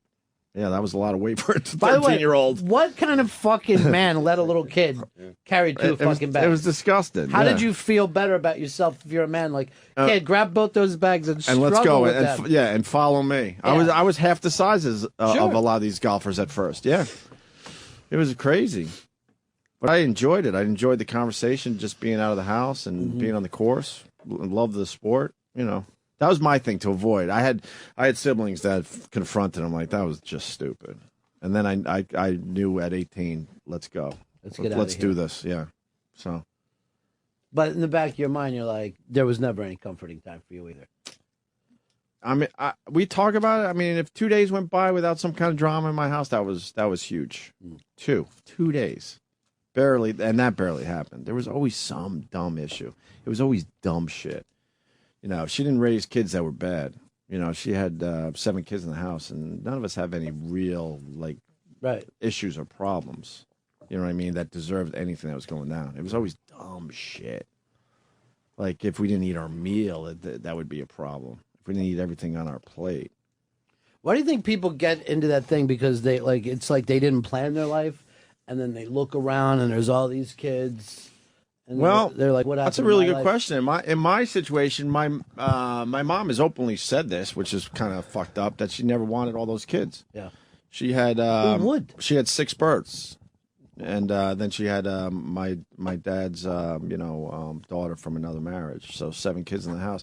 She was raised Catholic, so she did it the Catholic way, where you don't use birth control and you have kids. She Wouldn't it never wanted 7 kids. She tells us this. Wouldn't a mentally ill person have problems even if there's only 2, though? Like, the fact is that they're crazy, so no matter what the circumstances, they're going to be I fucked think so, up. but I think certainly having a lot of kids helped it along a little bit too, you know. But yeah, she came from a weird house, which I don't know much about because I don't ask the questions. Her mom was a cunt. I will tell you that much. My mom wasn't as bad as her mom. You know, her mom sued her for money that she borrowed when, you know, we had the 6 kids and now we got to eat and pay the bills. So my mom took out a little loan with her own mother, and they weren't paying her back fast enough. And I remember that my quote, I say quote because she wasn't, my grandma ended up suing my mom and went through the whole court system, everything, lawyers and all sorts of shit. Fucked up, right? Right, it's fucked up. And it was, you know, they were in a bad spot. They needed the money, and my dad wasn't making that much money at the time, and they were paying her back, but not good enough for her, and she didn't even need the fucking money, and sued her own mom. So my mom actually did the right thing. She got rid of her own mom early on in my life. Said, this is a horrendous influence for my family, so she can't be around. So I went from I don't even know. I think I was 12 maybe, and then the next time I saw her, I was 22, 23 when she was dying in the hospital. The classic story I tell on the air, where she looked at me and went, "Oh, precious, you got so, big." And I just looked at my mom and said, I'll be in the car. Do what you got to do. I gave her nothing. I was like, whatever, old lady. Enjoy wherever the fuck you're going. And that was it. So, but she removed her from her own life to protect our kids. But then, my mom did her own shit. See, that's the thing that brings it back. What is the fucking hardcore thing? Is it mental abuse or is it physical abuse? Because we didn't really get the physical stuff. Right. So who had it worse? I had them both. I don't know if I've ever said this on the air, but my stepsister, she's my sister, but for the sake of the argument, she got some of the physical shit. From your mom? Yeah, and I always wondered why we weren't getting that. Wow, that's fucked up. Yeah, weird shit. Yeah, like oatmeal over the head crap, like fucking mommy dear shit. Oh yeah. Way more physical shit with her. And I was like, wow, is that coming our way? And it never really did, not to that extent. But you can't have physical without mental. You can have mental without physical, but you can't have physical without some kind of mental aspect because you're always afraid. Right. Absolutely. Like if you're walking in the house, your mother's a fucking wacko. He's got the same thing, and he's also worried that she's going to punch him in the face. It's like the same person, but you had at least 7 kids to kind of spread it over a little bit. Yeah, and I always had the feeling that my mom, this came out of therapy, which pumped down my therapist, but I always had the feeling that my mom could kill me, which, made it tough to sleep at night. Honestly, think that you might die. Oh, yeah. Yeah, if the circumstances were right. Absolutely, yeah. Because she would just fly off the handle and just do crazy shit. But I don't really remember physical abuse. I just don't. Then I wonder why you were so afraid that she would kill you. Like her mental abuse was just so fucking just extreme. A lot of screaming and yelling all the time and just like losing her shit, throwing stuff, like hiding in the attic, that type of thing. She hid in the attic? Oh, yeah. I found her in the attic a couple times, just having like mental breakdowns. She had mental breakdowns a lot and then would have to go away for that. So, yeah. And that must have been nice, right, when she went away? It was. You're like, oh. Look, I'm looking to see if she's calling in. Yeah, it was kind of nice. It was like a little vacation. And that's what it was. That's how it was told to us, too. She's visiting a relative. She'd be gone for a little while. And she did the shock treatment back in the day. Wow.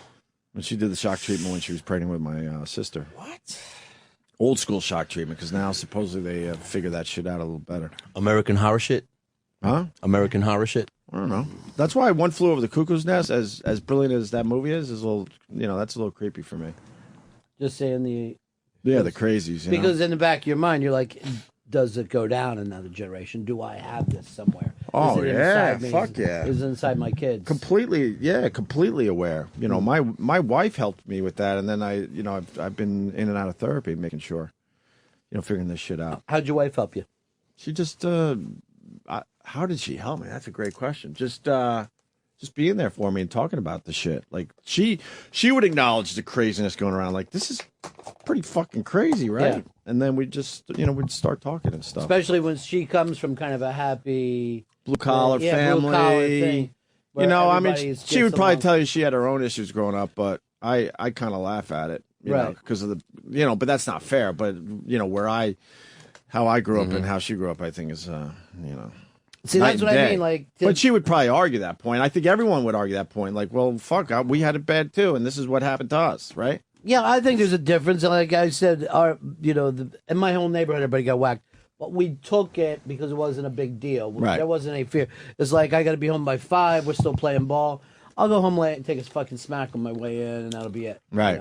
And my thing was always just go down. Just hit the floor, whatever happens. And I did that with my parents. I did it with cops. When a cop would start to fucking hit when we were kids, go right down. I would go down. My old man used to call me the bad actor because if he gave me a smack, I'd go over the fucking table. Nice. Like, oh, Jesus, slow down. I would come up. It was a very wrestling move. I was just kind of acting like I was shaking it off and then go back down again. That's funny, man. And the same thing. If the cops start to fucking swing at people, just don't fucking just go down. Yeah. And then they're like, oh shit, fuck, what did I do? Hurt that kid? Hey, Ronnie, you ever had your mom come on and get you and start smacking the shit out of you outside in the fucking street? Yeah, and then pull your ass in and slapping you and you go in front of your friends? Yeah. So she humiliated you in front of the whole neighborhood. But we were accustomed to it because that seems more normal. Yeah, I think. I've heard a lot of those type of stories. Oh, Mars got in trouble, no big deal, and then Willie might get in trouble tomorrow. We always That's your penis, Willie. I understand. What did he do? Yeah. Mars talked about him in third person. That's funny. Willie got me in trouble again. I'm trying to explain my situation a little bit to Ronnie here. I don't know if I'm fully explaining it. Hey, there was always like a sadness. There was always like a black cloud. There was always an issue over just dumb stuff. No one really acted up. Just normal acting up in our family, but it was always just an extremely big deal. If he came home a little drunk or something at 17, 18, normal shit like that. It would just be just horrendous. A lot of just yelling and screaming. And my dad, a great guy, but would just sit there and just kind of allow her to run the household like this, Everything was a big fucking deal. It's the only way I could explain it. Just dumb shit that might have been a quick little, 2-minute thing, like don't do that or clean your room, became this over-the-top fucking thing. See, the weird thing is Fez had the same thing where his dad was passive Right. and his mom was aggressive, and you saw how he turned out. Right. So you've already, every time that he, something comes up, it'll always go back to, well, then my mom, and I'm like, well, your mom isn't fucking here now. No, You know, yeah, put it behind you. I'm just saying that it doesn't bother me to the level it used to for many years now. I'm just bringing it up because it's the discussion today. No, but I think the weirdest thing about it, and people don't normally talk about this, but the thing that hurts the most is not being loved. And when you're not loved enough when you're a kid, then that makes you feel like you're unlovable, and then you spend the rest of your life you can't accept and give love. All right, here's the weird thing, and I don't know if I've ever mentioned it on the air. I was completely loved by my mom. Completely. She just had a weird way of fucking showing it. I'd see that. I have no doubt that my mom, to this day, loves the shit out of me. But then And that my takes you dad. that, what does love even mean? What the hell is it? If it's love, how come it can be so explosive Right. a little while later? You know what I Right. mean? And that adds to our fucking confusion. Right. That's why we go through life Yeah. But fucking I'm not acting the way we should act. Yeah. That's a good point, But I have no doubt I was loved. Right. She would always try to do the right thing, but she just had her own issues that always got in the fucking way. But Christmas was beyond amazing. Her birthday, she fucking cooked every night a meal, and we all sat down. She really did fucking try, abso-fucking-lutely, but then would just fly off the handle over the dumbest shit all the fucking time. And that's the lesson I learned, because for many years that's what I did. Obviously, everyone knows, but it's been a few years now where I don't do that shit anymore. I realize how stupid that is and how it actually hurts you in the end. So the same way would be for you, like if things didn't work out perfect. then it sucked, Everyone it knows was you can destroyed. fucking pull a million fucking clips of me losing my fucking mind. And a lot of times I had a good point to make, but when you're yelling and screaming and flying off the handle, no one's going to listen to you. They're going to obviously look at you like you're a fucking idiot. You're an asshole. You're a dick. You're a lunatic. Right? Mm-hmm. So I purposely try not to yell that much. And it's been a few years now. So you then become your dad instead of your mom. Then you're your Oh, dad. God. And Well- you let all this stuff go on, but inside. No, I try to just handle it from a different angle. I'm not giving up on my feelings and things I want to express, but instead of yelling and screaming it, I'm trying to find another way. Well, your wife A doesn't higher yell either, though. intelligence. She doesn't yell at the kid either. No, there are times I'll raise my voice in my house and she'll go, "Stop yelling." I'm like, "Wow, this is so not yelling." My definition of yelling is Right. so different, Yeah. It's interesting. I'm sorry. Go ahead. It's interesting how with you therapy works because you let it out. And I don't. It's just cool to talk about it. Like a lot of people, when they find a therapist, they're expecting some fucking magic cure from the person you're talking to, but really they're there just to really just listen and let you just get it out. There's so many times when I'm sitting and talking in therapy, I go, "Holy fuck, that's why I do that." Like, I have the realization. She's not telling me from a stupid textbook what's going on. I think a good therapist shows up late like Judd Hirsch in Ordinary People. That's what a therapist does. Yeah, because of the swimming. You know call them what on a payphone, you remember something about Buck, and they show up for you. Yeah, you saved yourself. But Yeah. seriously, you had to. But if you're if you Buck go was weak. if you go to He a was. therapist You were the strong one. if you go to a therapist and think she's gonna fucking lay out your plan for you, you're on the wrong path. They're man. they ask questions that are smart. They like they kind of guide you a navigate little you, bit, right. right? But it's very subtle if you got a good one. Very subtle how they guide you with these little questions, and then you will you go with that thought or that question for a while. Mars, are you thinking you couldn't even go? No, I don't think speaking about it helps. Not me. I'm not the type. I'm not the type to talk about something. He thinks he's not white. No. Yeah, that's silly. No, it's reason being because everyone's the type to talk about what the fuck's going on in their lives. Okay, I can probably talk about it, but I'm saying the end result will still be the same. We didn't do anything. Nothing changed. I went through the experience. No, so you'll what? change. You learn through this shit. You're supposed to change. You're not. The problem is a lot of people. Ronnie's. You're going to nod your head. Ronnie knows. You know, you get in these situations with people in your life, and you waste so much fucking time waiting for them to change. That's not going to happen. Right. You're supposed to change. You're supposed to change how you handle that person. But talking about it, I don't know. Yeah, because you're an alpha male. You talked about it yesterday for the first time, and it was cool. No, it was different. It made you feel better. It was a relief. That is possible, but I'm talking like with She'll relatives. never change. No, I know that. But she affects you to this day. We saw it yesterday on this show. You had tears in your eyes. That was a big moment. Did not. Nobody saw that. But I'm It's just okay. saying. It's okay, Nobody man. saw that. But it is okay. Forget about her. She'll never fucking change. She'll always be that person. I know that, but I'm just saying, speaking about it doesn't really, I don't know, it doesn't do anything for me because I've tried speaking about it with other people. Did you speak about it with your wife? Yes, in the past, but it doesn't do anything. I mean, it doesn't make me feel better. It makes me angrier. When I speak, what happened yesterday? Sure, here, I was getting fucking angry. That's good, though. Yeah, What's wrong with What's that? so good about that? Anger, Getting you have it to out. get beyond the anger's just a smoke screen, Mars. It's about hurt and Jimmy pain knows and too. feeling pain. Anger is just safe. That's a male. It's That's easy easy. for us. 'Cause Anger's easy. We're in control when we're angry. It's Jimmy's right, comfortable. too, man. And here's the transition. You're at the age now that it's time for you to start. The warrior has to go in a different place, and you go on, you become the wise man. You become the medicine man. This is what happened as we evolve, as we age. You don't want to stay in any one thing. That's why nobody likes a guy who's fucking 38 running around like he's 18. Gotcha. Okay? So you've created this warrior character. You wanted to protect yourself and the people around you. Now, slowly, surely, you move on to become about wisdom. And that's what you get from understanding yourself. You get All some right? And not knowledge. holding on to this shit. You at least get knowledge. Why this happened and why maybe you do certain things. And then maybe you can help somebody else who's got a problem. You're like, hey, I know what you're talking about. I went through this, and this is how I came out the other side. Right now, you're just stuck at that early part that you wouldn't deal with. Why? Why did this happen to me? What did I do? What did they do? Why? So you want to find that out, then you can move on. I just think I'm good with it. That's fine. That's up to you. I think I'm good with it. You're 47. You're wearing camouflage, Morris. Fucking enough. See, you're still trying to hide. That is true. Are you hiding from your mom? Yeah. You think she's gonna pop up? Yes. She's gonna hide behind a bush or something? You're like a Puerto Rican Clarice Starling. Right. Camouflage. That says it all. You're still trying to blend in. Maybe she'll hit the bush instead of you.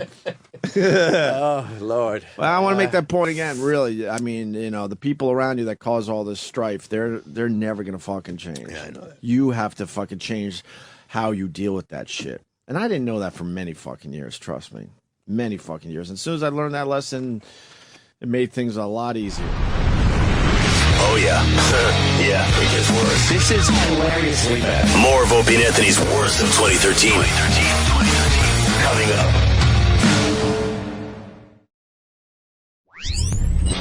Yeah, this is Opie and Anthony's worst of 2013. Worst of 2013. My name is E-Rock. E-Rock Radio on Twitter if you care to follow. And also follow O&A Show on Twitter. That's the show's official account.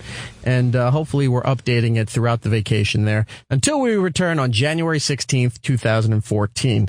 In this segment here, we welcome Moses Gate to the show. I say Gate. It's plural, actually. Moses Gates. here on the show.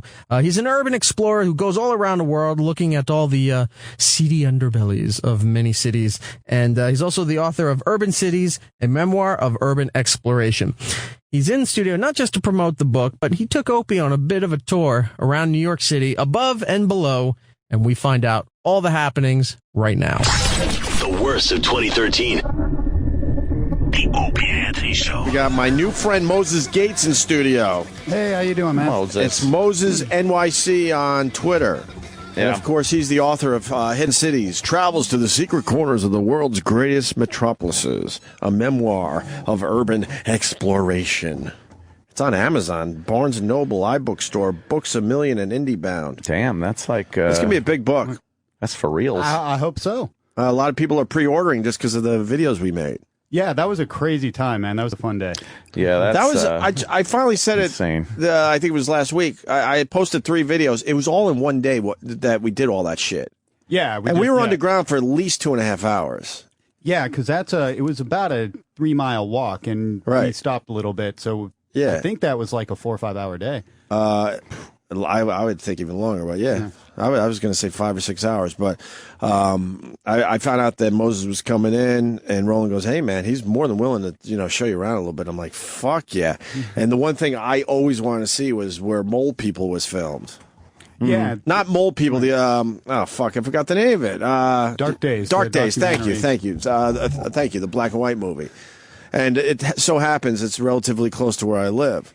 And I've walked that area a ton of times near the water. And all of a sudden, man, I show him. Moses goes, "All right, meet me by the statue." Statue Eleanor Roosevelt. Yeah, It was all creepy. Yeah, like I was in the middle of some like game of Clue or something. Meet me at the statue. Well, it's no fun if we just needed a coffee shop or something. Right. And then I just trusted you because of Roland. I didn't know him, and all of a sudden I meet him at the statue, and there's Moses. I'm like, all right. Yeah. And then he doesn't. I'm expecting flashlights and all sorts of shit. We did have one flashlight, but he didn't check the battery, so we're underground for 3 hours in the dark. I'm like, we could have used a flashlight. No shit. So you got to read the book because there's at least 3 times in the book where I forget a flashlight. So that would seem to be number one thing. Yeah. Wouldn't that be the number one thing? That should be number one thing is you, right? Like yourself, right? Second thing, the flashlight so you can see. In a way, it was cool that we didn't have a flashlight because a lot of times we were walking and it was pitch dark. And remember the one moment I almost fell into a fucking hole. Yeah, you got to watch for that. There's holes, like big fucking holes down there, and there just happened to be light in this area. We were walking, just chatting, bullshit, and all of a sudden I'm like, holy fuck, we almost walked into this pretty impressive hole. There was one time, this is a long time ago, I was in an old abandoned courthouse, and I just fell backwards down a hole, just like bang. Yeah. Wow. Fell about like 7 or 8 feet, got up, hurt to breathe, got on the number 2 train, checked myself into Harlem General. Right. Waited a couple hours in the emergency room, and I ended up okay. But you always got to pay attention. That's the point. Right. Holy shit. Where was that courthouse? On 163rd and Boston Road up in the Bronx. Is it still something you could check out? I don't think so because they're redeveloping it. I mean, it's this beautiful, beautiful old courthouse, and it was abandoned, I want to say, since the 1970s, but I'm not sure. And they've been redoing it. They've been rehabilitating it. I think that it's going to be a community center. I'm not 100% sure, but that whole area has been built up a lot. What did you get to see in there before you fell backwards? Have you been to any of the downtown courthouses? Or any, just an old courthouse downtown? I've been in an active one. Yeah, we've been in a few active ones over the years. Imagine that, and there's a real cool statue up on top also. So just imagine like one of those old, beautiful courthouses with the staircases and the railings and everything like that, but just empty. Wow. There are also old jail cells in there too. Really? Yeah, in the basement and also I think on the 4th floor. Yeah, you feel like you're walking through like Silent Hill or something. Like one of those creepy video games. Right. So we went where Dark Days was filmed, where the Mole People used to live.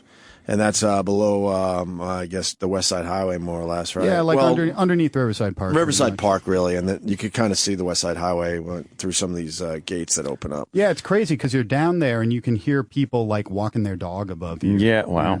We saw one. Yeah. Remember, we yelled to him. I was like, "Oh, great! If fucking Moses was a serial killer, I'm fucked right now." Somebody was getting a frisbee or something, and I didn't know. I thought people still lived underground. I finally learned that that's pretty much not true anymore. There's a few stragglers here and there, but in general, people aren't living underground in that area. Yeah, no, that's correct. Because what happened was that was an active rail line for decades. It was a freight line, like the High Line, right? Yeah. So the High Line used to connect to that rail line, and it would take freight from the Bronx or from upstate down to the meatpacking district. And that was the whole purpose. That's and the how you High got Line it for the there. people outside New York, they made it into a walking park. It's really cool. Railroads are obviously above ground, but they made it. It's really a nice little thing to check out if you come to New York. So anyway, they decommissioned that as a freight line in, I believe, 1980, and then that entire tunnel was abandoned from 1980 until the 1990s. What when a great they started, time. Yeah, when they started running Amtrak through it. Yeah, so that was just a giant, wide open space, and it was perfect for people to just go chill down there. And with, crack and like the perfect timing. Right. The gritty, dirty New York and everything. Shit.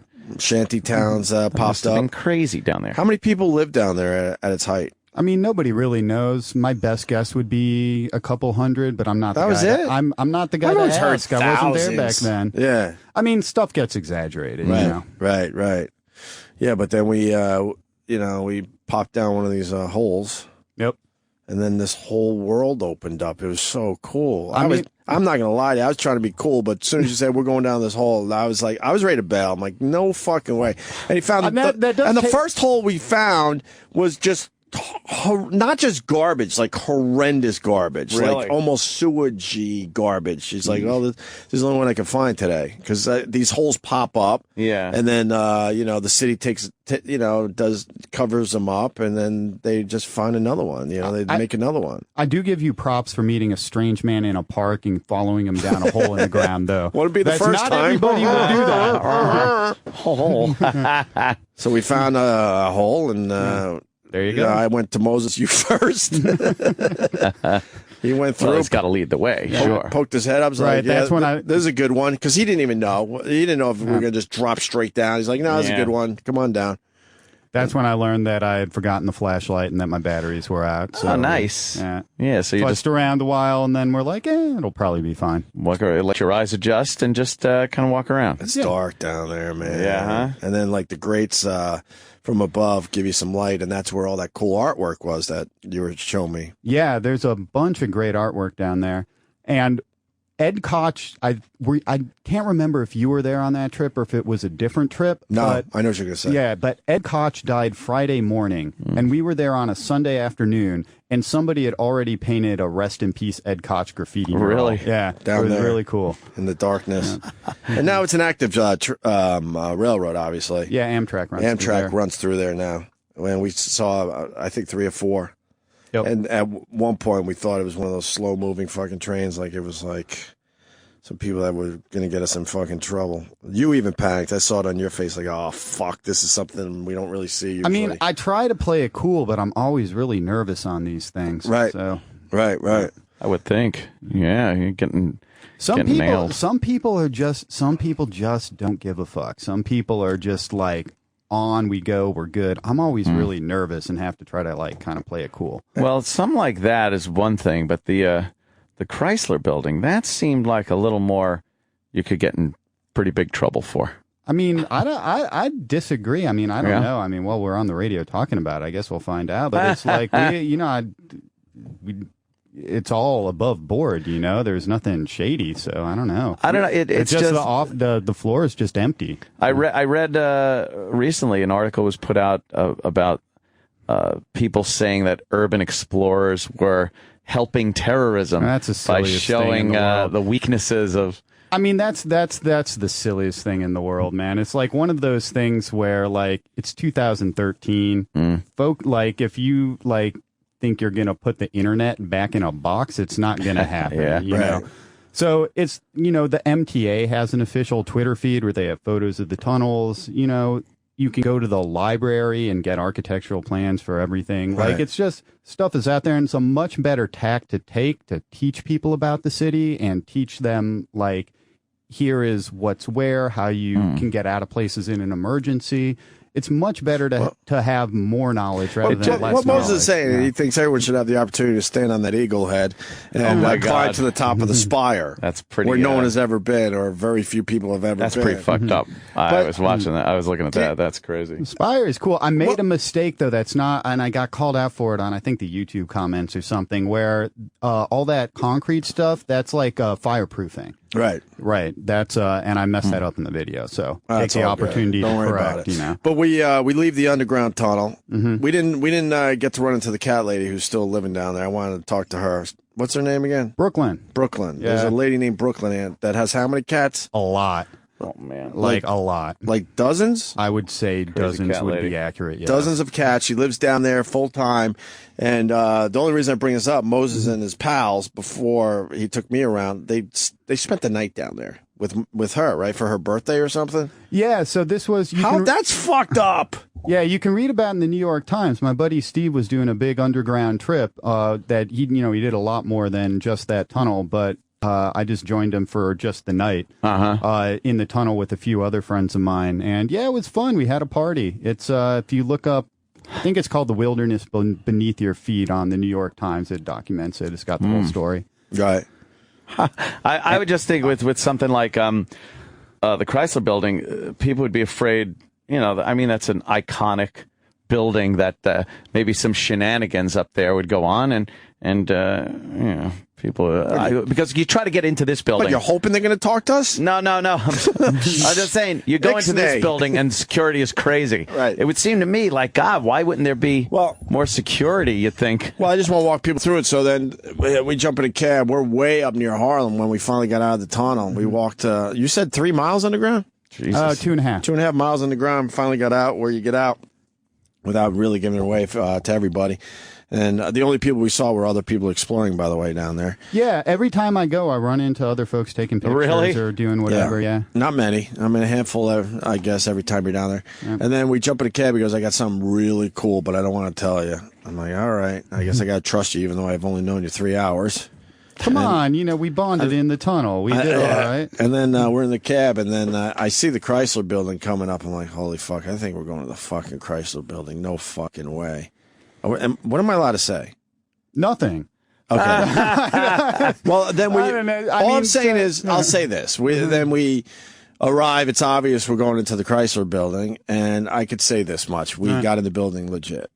I can say that. Yeah, absolutely. I mean, we weren't breaking any laws. Yeah, I don't know what laws we broke officially that day, but honestly, I certainly know we didn't illegally enter the Chrysler Building. Yeah, I don't think any actually. I mean the 61st floor is just empty.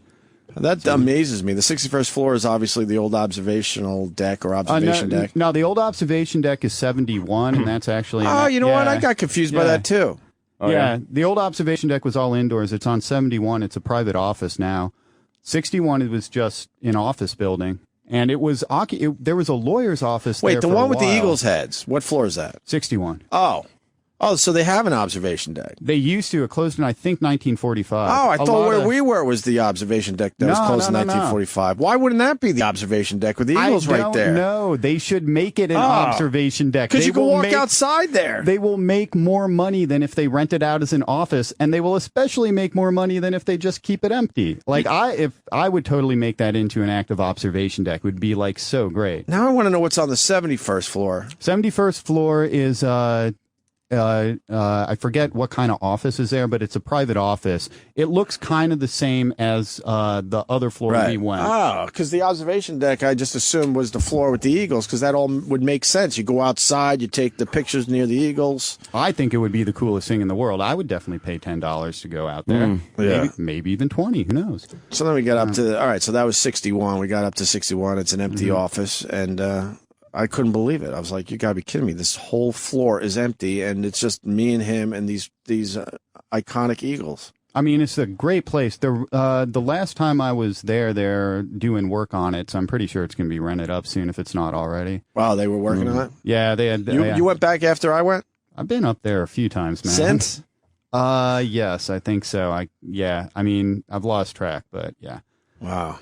Yeah. And then, I'm taking a look around outside. We got outside, and the guardrail's not too high. That was a little freaky. Yeah, but it's fine. No, I was all right with it. I'm not saying I was all right with that. And then I'm just kind of taking a look around, checking it out, going, holy fuck, I can't believe I'm checking this out. And then I turn to my left, and you're just like sitting on the eagle's head without even telling me. Well, yeah, I mean, what's the point of like going 99% of the way there and then not going all the way? Why would you want me to like film that at first? I mean, we did some things afterwards, but I'm like, this is so no big.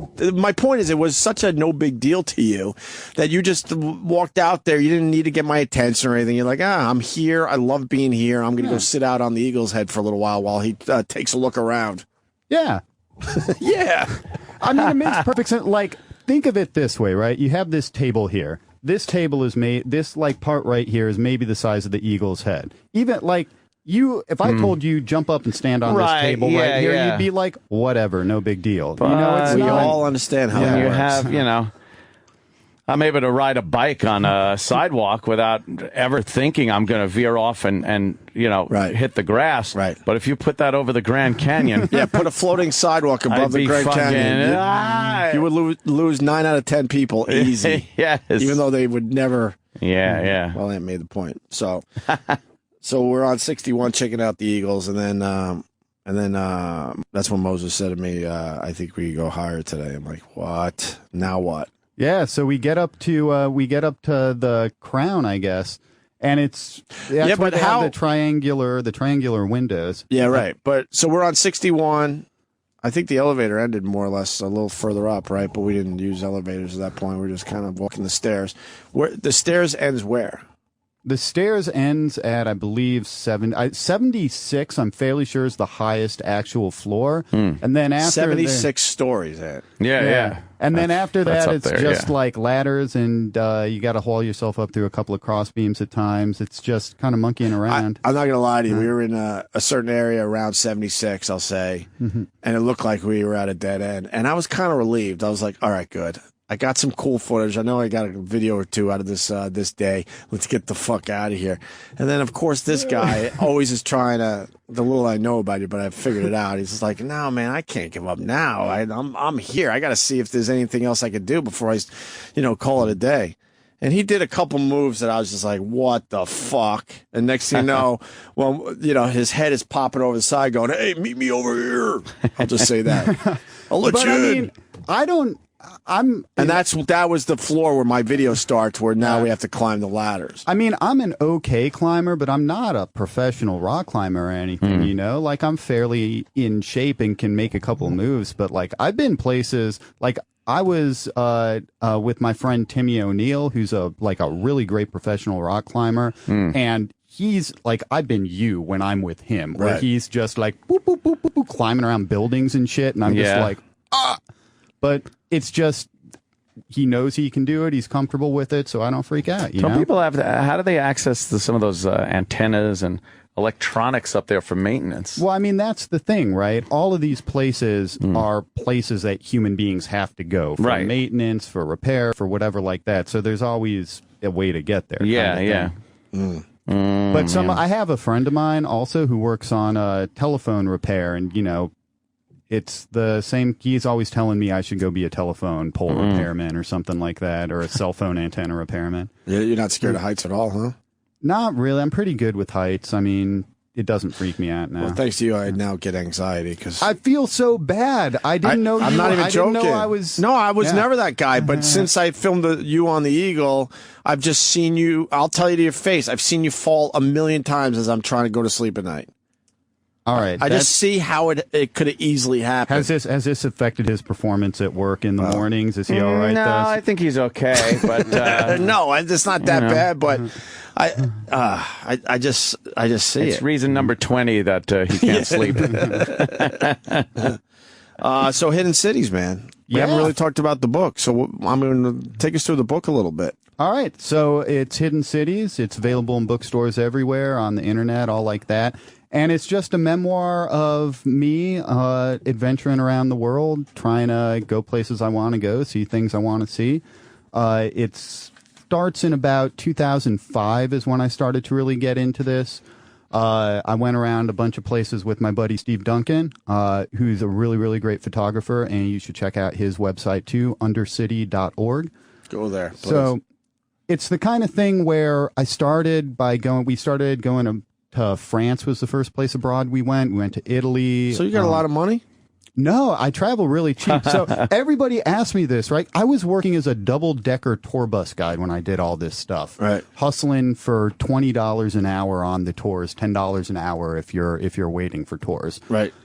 So I travel really cheap. It doesn't cost any money to sleep in a tunnel. Right. And it's the kind of thing where when you're a tour guide, there's high season and low season. So we did most of these trips in the winter, like in February when there's no tourists. Money is not like you can travel cheap nowadays.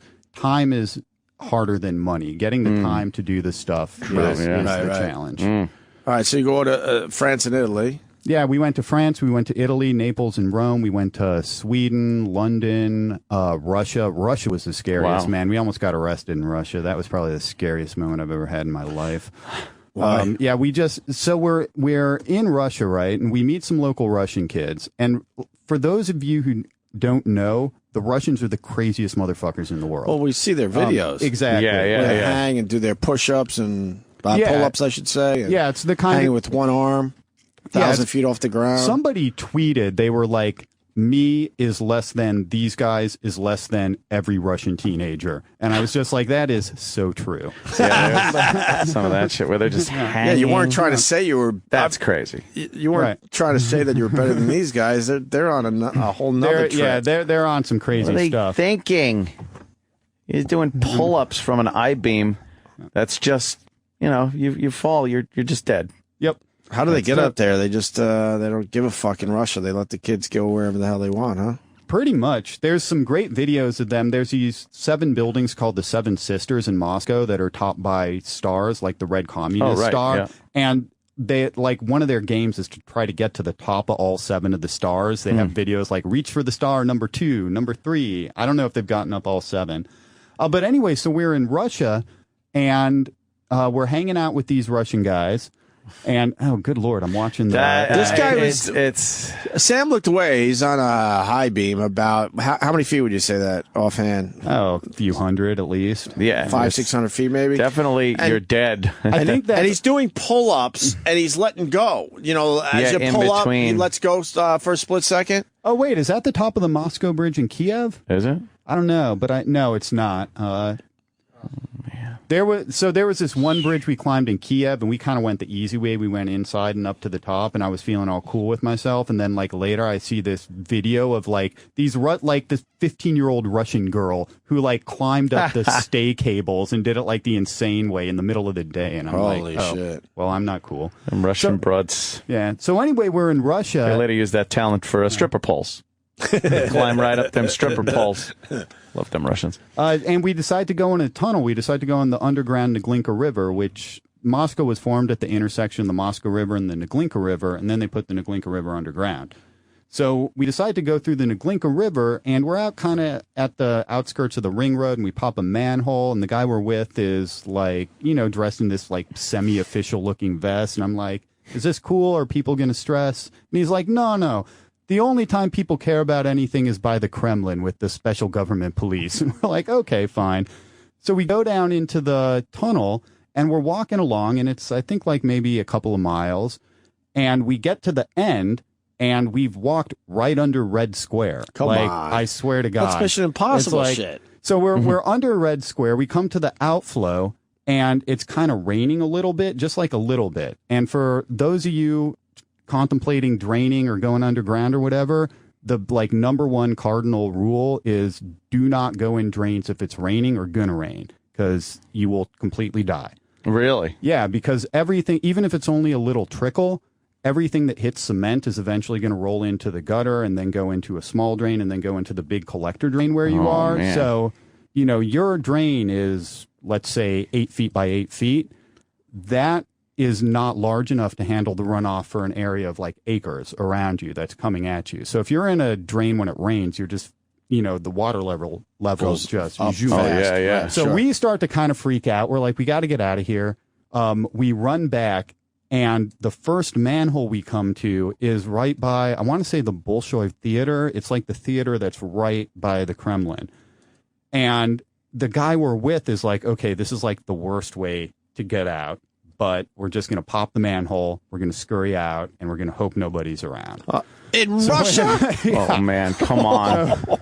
I can see if it's in, I don't know, Cleveland or something. Yeah, so we're like, okay. Fuck. So we pop the manhole, we scurry out. There's like, I think that there's 5 or 6 of us. And we're right by this huge statue of Karl Marx. So we go out, we put the thing in the ground. Nobody else is around. We're like, thank God we made it. We're okay. We sit down by the Karl Marx. Instead of getting the fuck out of there, which is like what you always should do, we just decide to like hang out and be happy with ourselves. And like, we're all wearing like rubber boots and hip waders and have like these giant backpacks and tripods hanging off our backpacks and all of that thing. So we're just hanging there being happy with ourselves, looking completely ridiculous. Like, why are we dressed like we're going to go fishing in the middle of Red Square? And we just get rolled up on by these 3 like government police and machine guns and everything. And it was just like the scariest moment of my life. I imagine those guys are everywhere. Right. You can't do anything. So it ended up being cool. The Russian guys talked to him for a while, and eventually they took off. We pretended we didn't, we obviously didn't speak Russian, but we also pretended we didn't speak English, and we're just like, oh no. Playing dumb sometimes works, but it was like those 5 minutes between when they rolled up on us and when they left were just like, I was like, Jesus Christ, I'm going to end my life in a Russian prison. Like, what is the point of that? Like, that could be an interesting exploration. Yeah, exactly, right? A gulag. Locked up abroad. Yeah, then you do locked up abroad. So, that's crazy. There's so much in the book, but where were some of the coolest places? Some of the highlights that you really were like, holy cow, man. So I'm going to spoil the end of the book, which I maybe shouldn't do, but the second to last chapter of the book, we're in Egypt, and I really wanted to climb the pyramids and just read the book, but the circumstances didn't allow for it. And it completely grated on me for like 2.5 years, and finally a couple of months ago I went back and did it.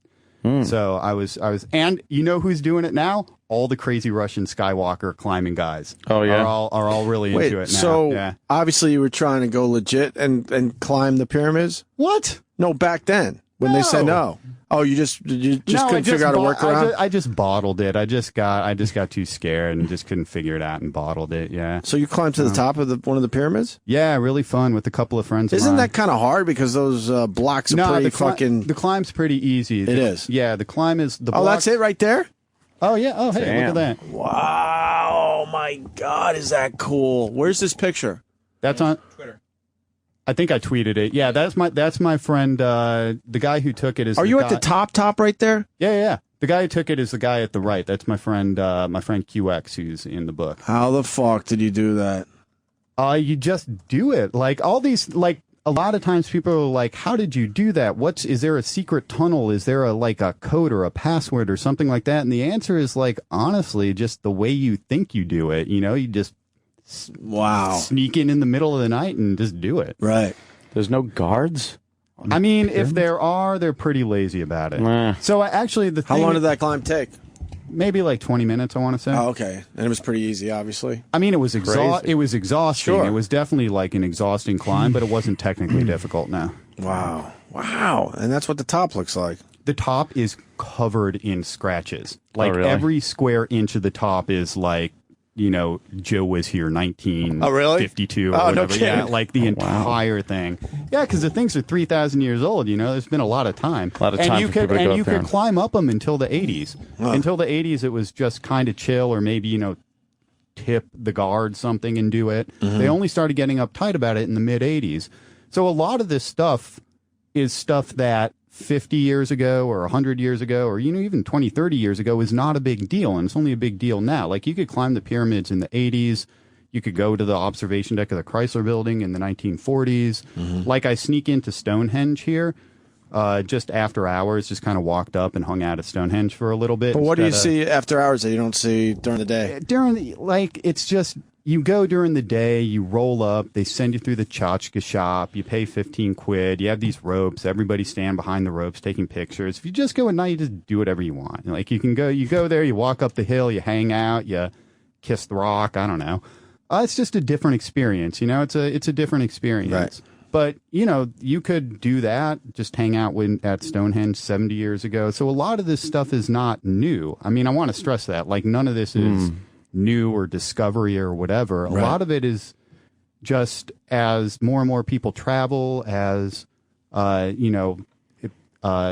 go on, things become more and more restricted, and this is kind of a response to that restriction. If stuff was more chill, it wouldn't be a big deal. You think this book is going to fuck it up for others? I don't think so. I mean, I don't talk about a whole bunch of really tight stuff in the book. A lot of it takes place between 2005, 2007, and the stories that were crazy to me back in 2006 are not crazy stories so much anymore. I mean, they will be for the reader, but not for me. So something like going into the catacombs was I was like, wow, this is the craziest thing I've done in my life. I'm flying across the world. I'm going in a hole in the ground. And the catacombs are like Urban Exploration 101, Really? Yeah, absolutely. But you could go there on a legit tour, right? Yeah, you can do what do you get to do differently? So on a short tour of the catacombs, they take you down. It's a self-guided walking tour.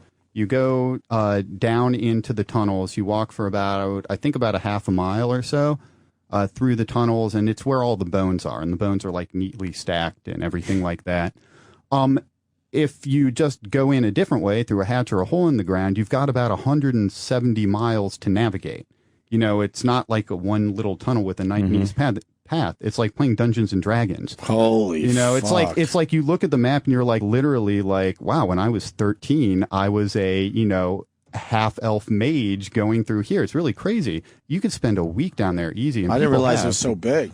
Yeah, no, it's gigantic. Or expansive. It runs almost from the Seine to the southern border of Paris. Like it runs almost entirely under the 14th arrondissement. Like you can walk.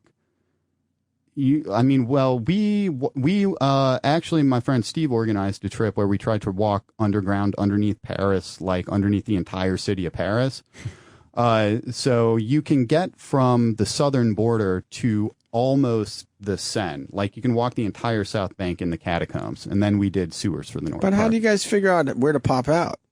That's just knowledge that's been passed around. That's obviously. like you got to know some folks sometimes to figure that. Because this is like an underground culture where you guys, share information. You got a little something about New York. I'm going to trade for a little something about Sweden or whatever, right? It's I would call it a network. Right. Like with the guy who climbed the pyramids with. He lives in Paris, and whenever I go over there, we always hang out and see stuff, and we hang out and see stuff when he comes over here. A lot of it are traveling Australians. Australians have these like magic abilities to live anywhere and go anywhere. I don't know. But yeah, it's like a worldwide network, and you know some people and some people know some other people, and there you go. You ever get arrested? I got arrested in France once, actually. It's the first story in the book. We climbed up we were just boozed, man. It's like half of these adventures are just like you're boozed and you're like, well, it seems like a good idea at the time. So we're in France, we're super boozed. This French guy we were with is like, hey, do you want to go climb a church? And we're like, sure, we're up for climbing a church. And like, we cross the river and I'm like, I think the church he's talking about is the fucking Notre Dame. Yeah, that's it's just fuck. So we're just there and we just monkey it. Like they've got these little scaffolding things and we fit a couple of them together and we're rattling like crazy. And, we get up a couple of the terraces and like, we just kind of like finagle our way up. And, it's one of those things where like, looking back on it, I don't know how it took so long for us to get arrested. But at the time I was like, it's France. It'll be fine. Nobody will notice. But it was a very chill experience. France is a little more civilized than some other places, or a little more Latin. So we're just up there. The cops come up. They're like, excuse us, you cannot be here. Take us to the station, which is right across the street. Stick us in a cell. Do a little breathalyzer test thing. And then after a couple of hours, they took us into the room. The police chief is there. Police chief is dressed like you, like Not just good. like casual. Right. He's like, okay, so did you get good pictures? We're like, I was freaked because I watch cop shows. I'm not answering questions or anything. And I'm just like, he's like, kind of rolls his eyes at me. He has a piece of paper. He's like, okay, so listen, you're a tourist. You're taking pictures. You don't know you can't climb cathedral. You're very sorry. You don't do it again. Here, sign this. You go away. And I was like, wow. In America, I'm not signing anything a cop puts in front of me and it's like, sign this, But France, it's just France. It's just a little more chill. So I was like, all right. And he's like, he takes his pen, he gets up, takes his pen, walks out of the door and just goes, voila, like that. Just throws it over his shoulder. And I was like, wow, they would not do that if they caught me climbing St. Patrick's Cathedral. Probably didn't talk to the police. It's just some assholes that want to fuck with you. So that happened in France. And yeah, that was, I got called in once here in New York, but I got out in a couple of hours. That was an interesting experience. That's about it. Nothing serious. What was the one in New York? I just got caught, like, not even anything real, just like kind of on the wrong side of a fence that really should be like not a big deal. But for whatever reason, they were uptight about it. So they took us in. They got us out in like 2 or 3 hours, but it was just an interesting experience. Like, I'd never been in a New York City jail or anything. So I was like, all right, well, we'll find out what this is like. So, I just got thrown in with essentially like the local knuckleheads for a few hours. And it was, just seeing that side of life. And, the thing I took out of it is just like, nobody was in there for anything real. People were in there for like, I got an open container, or like I was smoking weed, or like, just piddly garbage things that it's like, and they all, like one of the guys got collared for an open container, and he had an outstanding summons for riding his bike on the sidewalk. And, they sent him through the system, like 24 hours in jail without like, just disappeared. And it's just like, so a lot of folks in there were just in there on like garbage stuff, and it's like ruins your whole next day, get an arrest record. Like, it's just one of those things where it's like, that's a little out of control, like in my opinion. Now, you said that the best place you like to be is on top of a bridge in New York City. Or any city, actually. How many bridges have you been on top of? Oh, a lot. Brooklyn Bridge? Yep. Manhattan Bridge? Yep. Williamsburg, Queensboro. Have you climbed outside? Yeah, First. We all see that shit when we're going across bridges, and you always kind of imagine like, it'd be kind of cool to walk up this. Exactly, man. But that's where it ends for most people. Right, but like in Sydney, Australia, they have a bridge climb, and it's enormously popular. It does like $16 million of business a year or something. Right. Like, everybody goes. It's like so cool. And the Sydney Harbor Bridge is probably the most famous landmark on the continent, So it's something where people are like, why do you want to do that? And I'm like, don't you want to do that? And they're like, well, yeah, of course. And I'm like, well, then you answered your own question. So I would love it if they could do, the equivalent of a Sydney Harbor Bridge climb on the Queensboro or the I've said that Brooklyn. too. Yeah, I think it would make a ton of money and be great for the city. No shit. But how do you get climbing on the outside of the bridge? However they would do it. Well, that's how they do it in Sydney, though. Yeah, they do it in Sydney. It's Someone tells me there's not many lawyers in I know. Australia. This is the kind of thing where if you have like the will to figure it out, like you can get around the lawyer stuff. Like, I'm a firm believer that the people make the decisions and then tell the lawyers to make it work. What I don't understand about climbing bridges outside like that is, with all the cars going by, how the fuck do you get away with that? I haven't climbed a bridge in a while, actually. Definitely, in a while. Because they're absolutely watching bridges around New York City these days. Folks. But you have to go over that first fence, the one fence that, people go, all right, I got to climb over that, and then maybe fall into the fucking river, and then I get on that thing, and then I go up. Well, if you don't, it takes a little bit of monkeying around. Fuck. Takes a little bit of monkeying around, but sometimes it's worth it, because being on top of a bridge is the most amazing experience, because like you get two different views, you get two different experiences. Like, you've been to Long Island City or Williamsburg, and you're looking across the river at the skyline, and that's awesome. And you've been up to like the Empire State Building or whatever, and you're looking down on the city, and that's also awesome. If you're on top of a bridge, you get those two things at once. You get like the vertical separation and the horizontal separation. It's this totally unique view. And plus, like, you're by yourself, you're on top of a bridge. It's like a really great experience. Jeez. Why are you guys shaking your heads at me? I'll drive on the bridge. No, I think I like that. I absolutely think it's cool. It's just like crazy. There was one other. You ever have a near miss where you had a little slip besides falling in the hole at the courthouse? No, I've been pretty good. So, like getting arrested, getting hurt, all of that stuff, all comes from just like getting too happy with yourself and not paying attention. It doesn't come from like I've never had a forgetting your flashlight. But I've never had a near Not checking miss. the batteries. We were all right though. We ended up okay. It was only it only fell in a hole once. But it all comes from not paying attention. So the times when I've ever been in like had any kind of slips or near misses have always been with stuff I was comfortable with and just got too comfortable with it and did stop paying attention. All the crazy stuff where I'm like really hyper alert and really like in the zone and focused, I've always been okay with. Right. Okay. And finally, Ant brought this to my attention the other day that someone climbed up the World's Fair. What is that called? The observation towers. Oh, yeah. The observation towers at the World's Fair. There was a video recently. Was it a video, Ant, or picture? Pictures in his story. Yeah. He used a grappling hook to get up there because he couldn't. Is that Is that Steve's old story that you found on the website? It might have been because I remember he had. I mean, that's got to be from like 10 years ago. Yeah, I think it was. I really like that story. I've always. It was a liked good that one. story. He's at night. He's trying to throw the grappling hook, and it's going clang, clang on the ground. Yeah, that's Steve's story. That's a good one. But that's from like I think 10 years ago or like a while ago. And you've been up there too, you said, right? Yeah, I was up there once. Not too long after that. Probably like 6 or 7 years ago. Oh no, I take it back. I was up there twice. We rappelled off of there once just for fun. Oh, wow, really? Yeah, just off of the lower deck, not off of the super high deck. And you were telling me the stairs are all gone, right? Stairs are like super rusty and like, oh, you got the picture? Yeah, you can kind of see. Yeah, no real treads on the stairs. They're just you got to kind of walk up on the rails that the treads used to be on, and that's all rusted. That's actually one of the better ones. Oh my God, really? Yeah.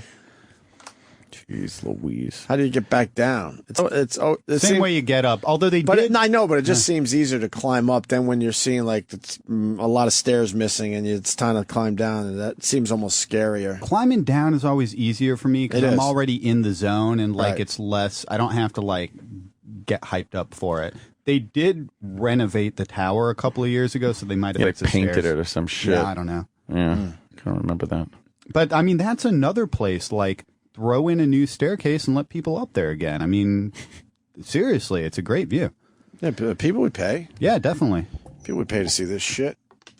Cool. I just find it so funny that like you can't do anything in the city, so I can't imagine them allowing you to do anything that would be fun. But there's been a lot of stuff that's gotten reopened because you have folks who go there kind of guerrilla style, take pictures, people get into it. The High Line, like the High Line was this beautiful old abandoned rail line, got a lot of attention from people just walking on it, taking pictures, and now it's redeveloped.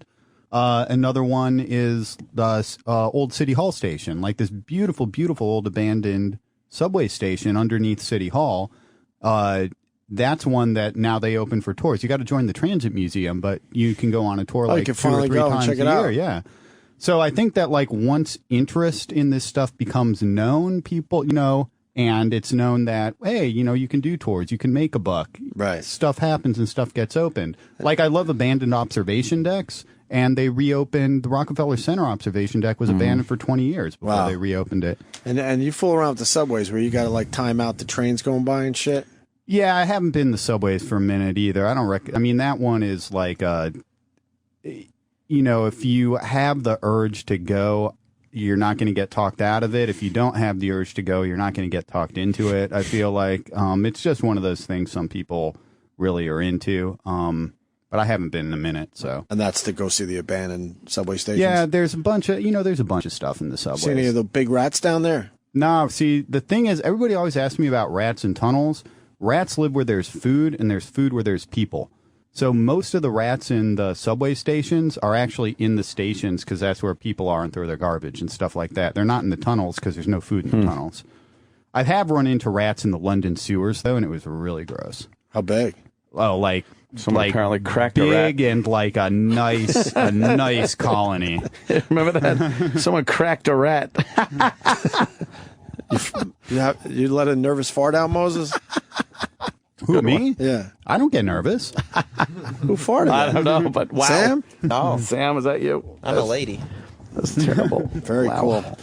Well, Moses, I think the book's going to do very well. I want to have you back because there's so much more we want to cover. Like people want to, talk about their cities and stuff like that. Yeah, because every city has cool stuff to see. Definitely. I go to Rochester a lot, and I know not a lot, once or twice a year, but they have an abandoned subway system up there.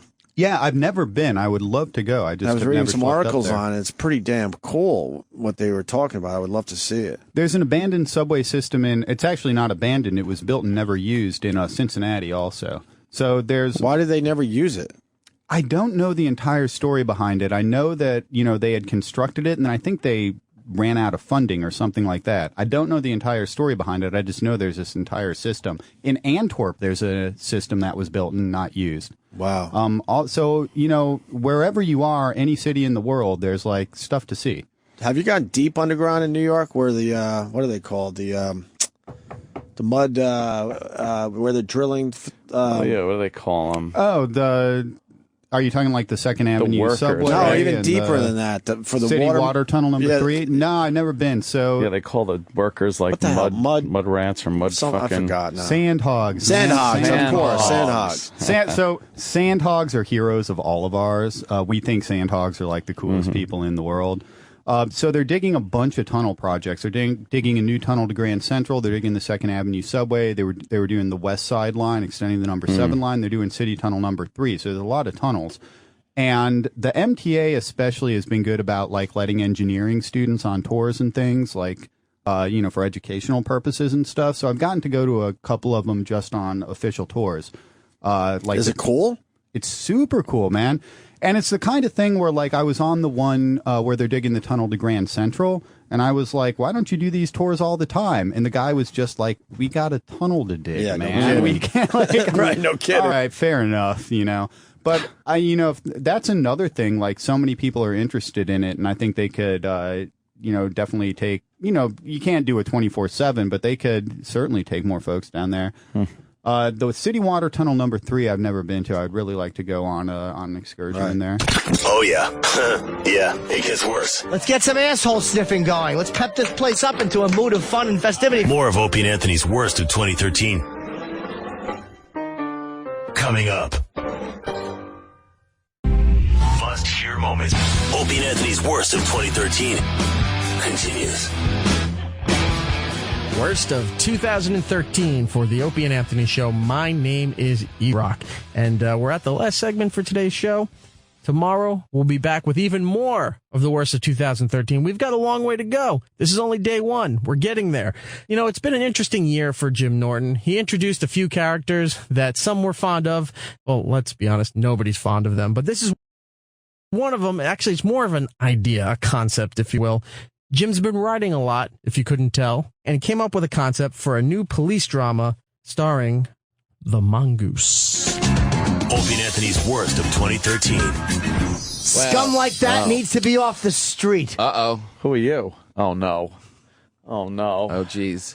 Is it Goose? Goose.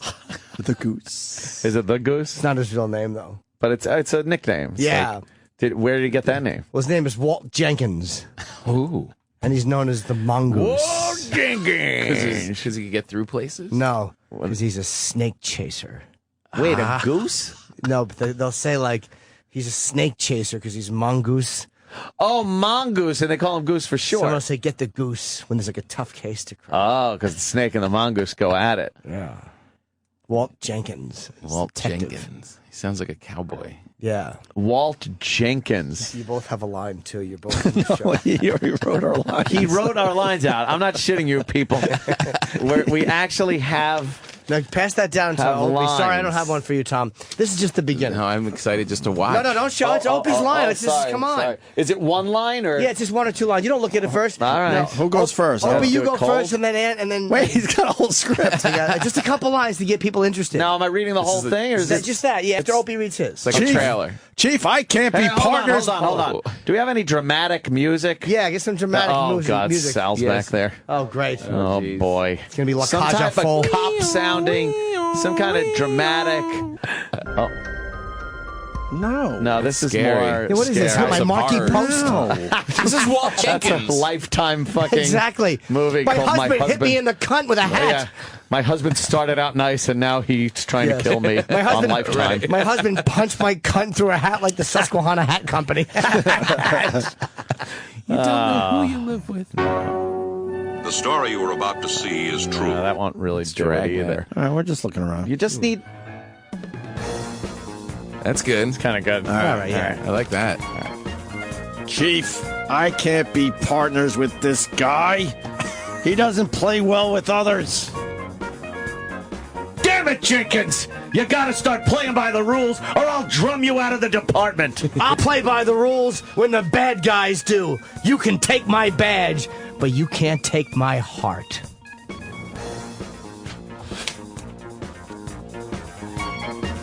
Okay, fuck it. What's next?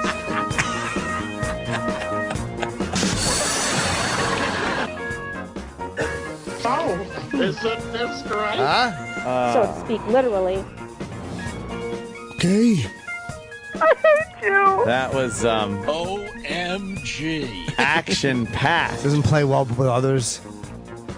Plays by his own rules. All right, what's the next line? That's I like it for Got now. a lot of heart. That's it for now. That's it for now. I It's kind It's of a like good it. though. teaser. The goose. I do like it. Yeah, I you like wanted it. you wanted to know who were these? They were cops too. Yeah, wait, Yeah. I'm the chief? Yeah. That's good. And I'm the detective. Get the hell in here, Jenkins! Yeah. I do a lot of that. What I do now, Chief? Sit down. God damn it! 20 cars, a diner, and 3 people shot? Yeah, well, all of that's worth it to see that little boy smile. It's the heart of gold part, right? That's right. Heart of gold. Tough as nails is trash in a city. Yeah. Heart of gold. Yeah. I'd flip over 2,000 cars and burn 10 million diners to see that smile. All right, but you got 24 hours, and that's it. Yeah, that's 23 hours more than I'll need, Chief. Get the hell out of my office. Yeah, and you can partner him up with someone who plays by the rules. I wish people could see that Jimmy's actually standing. Of course. I mean, goose. Yeah, I'm goose, a goose. snake hunter. You got a snake in the garden? You call the goose. I don't want to watch this. I love the laundry list of destruction, and it doesn't lead to like instant fucking jail or anything. No. Like, It's all forgiven from that little boy's smile. Sure. That's what does it. If it was anybody but the goose, there'd be trouble. Yeah. Yeah, But yeah. Chief, Mongoose. Chief has the goose on a long leash. I've had my badge taken so many times, it's like a damn revolving door. Oh, boy.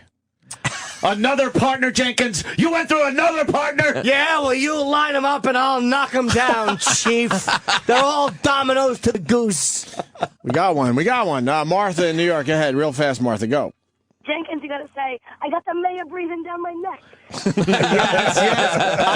I was just going to say that. Goddamn. Yeah, Jenkins, I understand what you're trying to do, but I got the mayor breathing down my neck. Yeah? Well, tell the mayor to chew a breath mint. So he's just yelling. Of course. The chief has to yell all Absolutely. the time. The mongoose don't back up for no one. The mongoose. You straighten up and fly right, or you'll be walking a beat downtown. Yeah, well, I'll crook down and fly left if it helps save that family. Yeah. The chief always has a bunch of other problems going on. Oh, yeah. He doesn't need this on top of it. Oh, the phone rings. All right, get out of here. Right. It's just on to the next thing. Hey, and then you'll say, get out of here. Hey, I see those anger management classes are working. Get a good laugh from the Yeah, audience. that's a laugh right there. Yeah. Because obviously they're not working, or he's probably not even going. I don't know what you're. Oh, I forgot. Oh, right. Yeah. Oh, what? Like, I don't know what you're trying to do, but while you guys are doing it, you're just mucking up the works. Oh, mucking up the works. Says that a lot. all right. I got politicians and treasurers to answer to. The buck stops here at my desk. Yeah, well, the buck starts with me. You can talk to all those muckety mucks. They're just mucking about while I'm out. You're not in charge, Jenkins. I'm in charge of my area.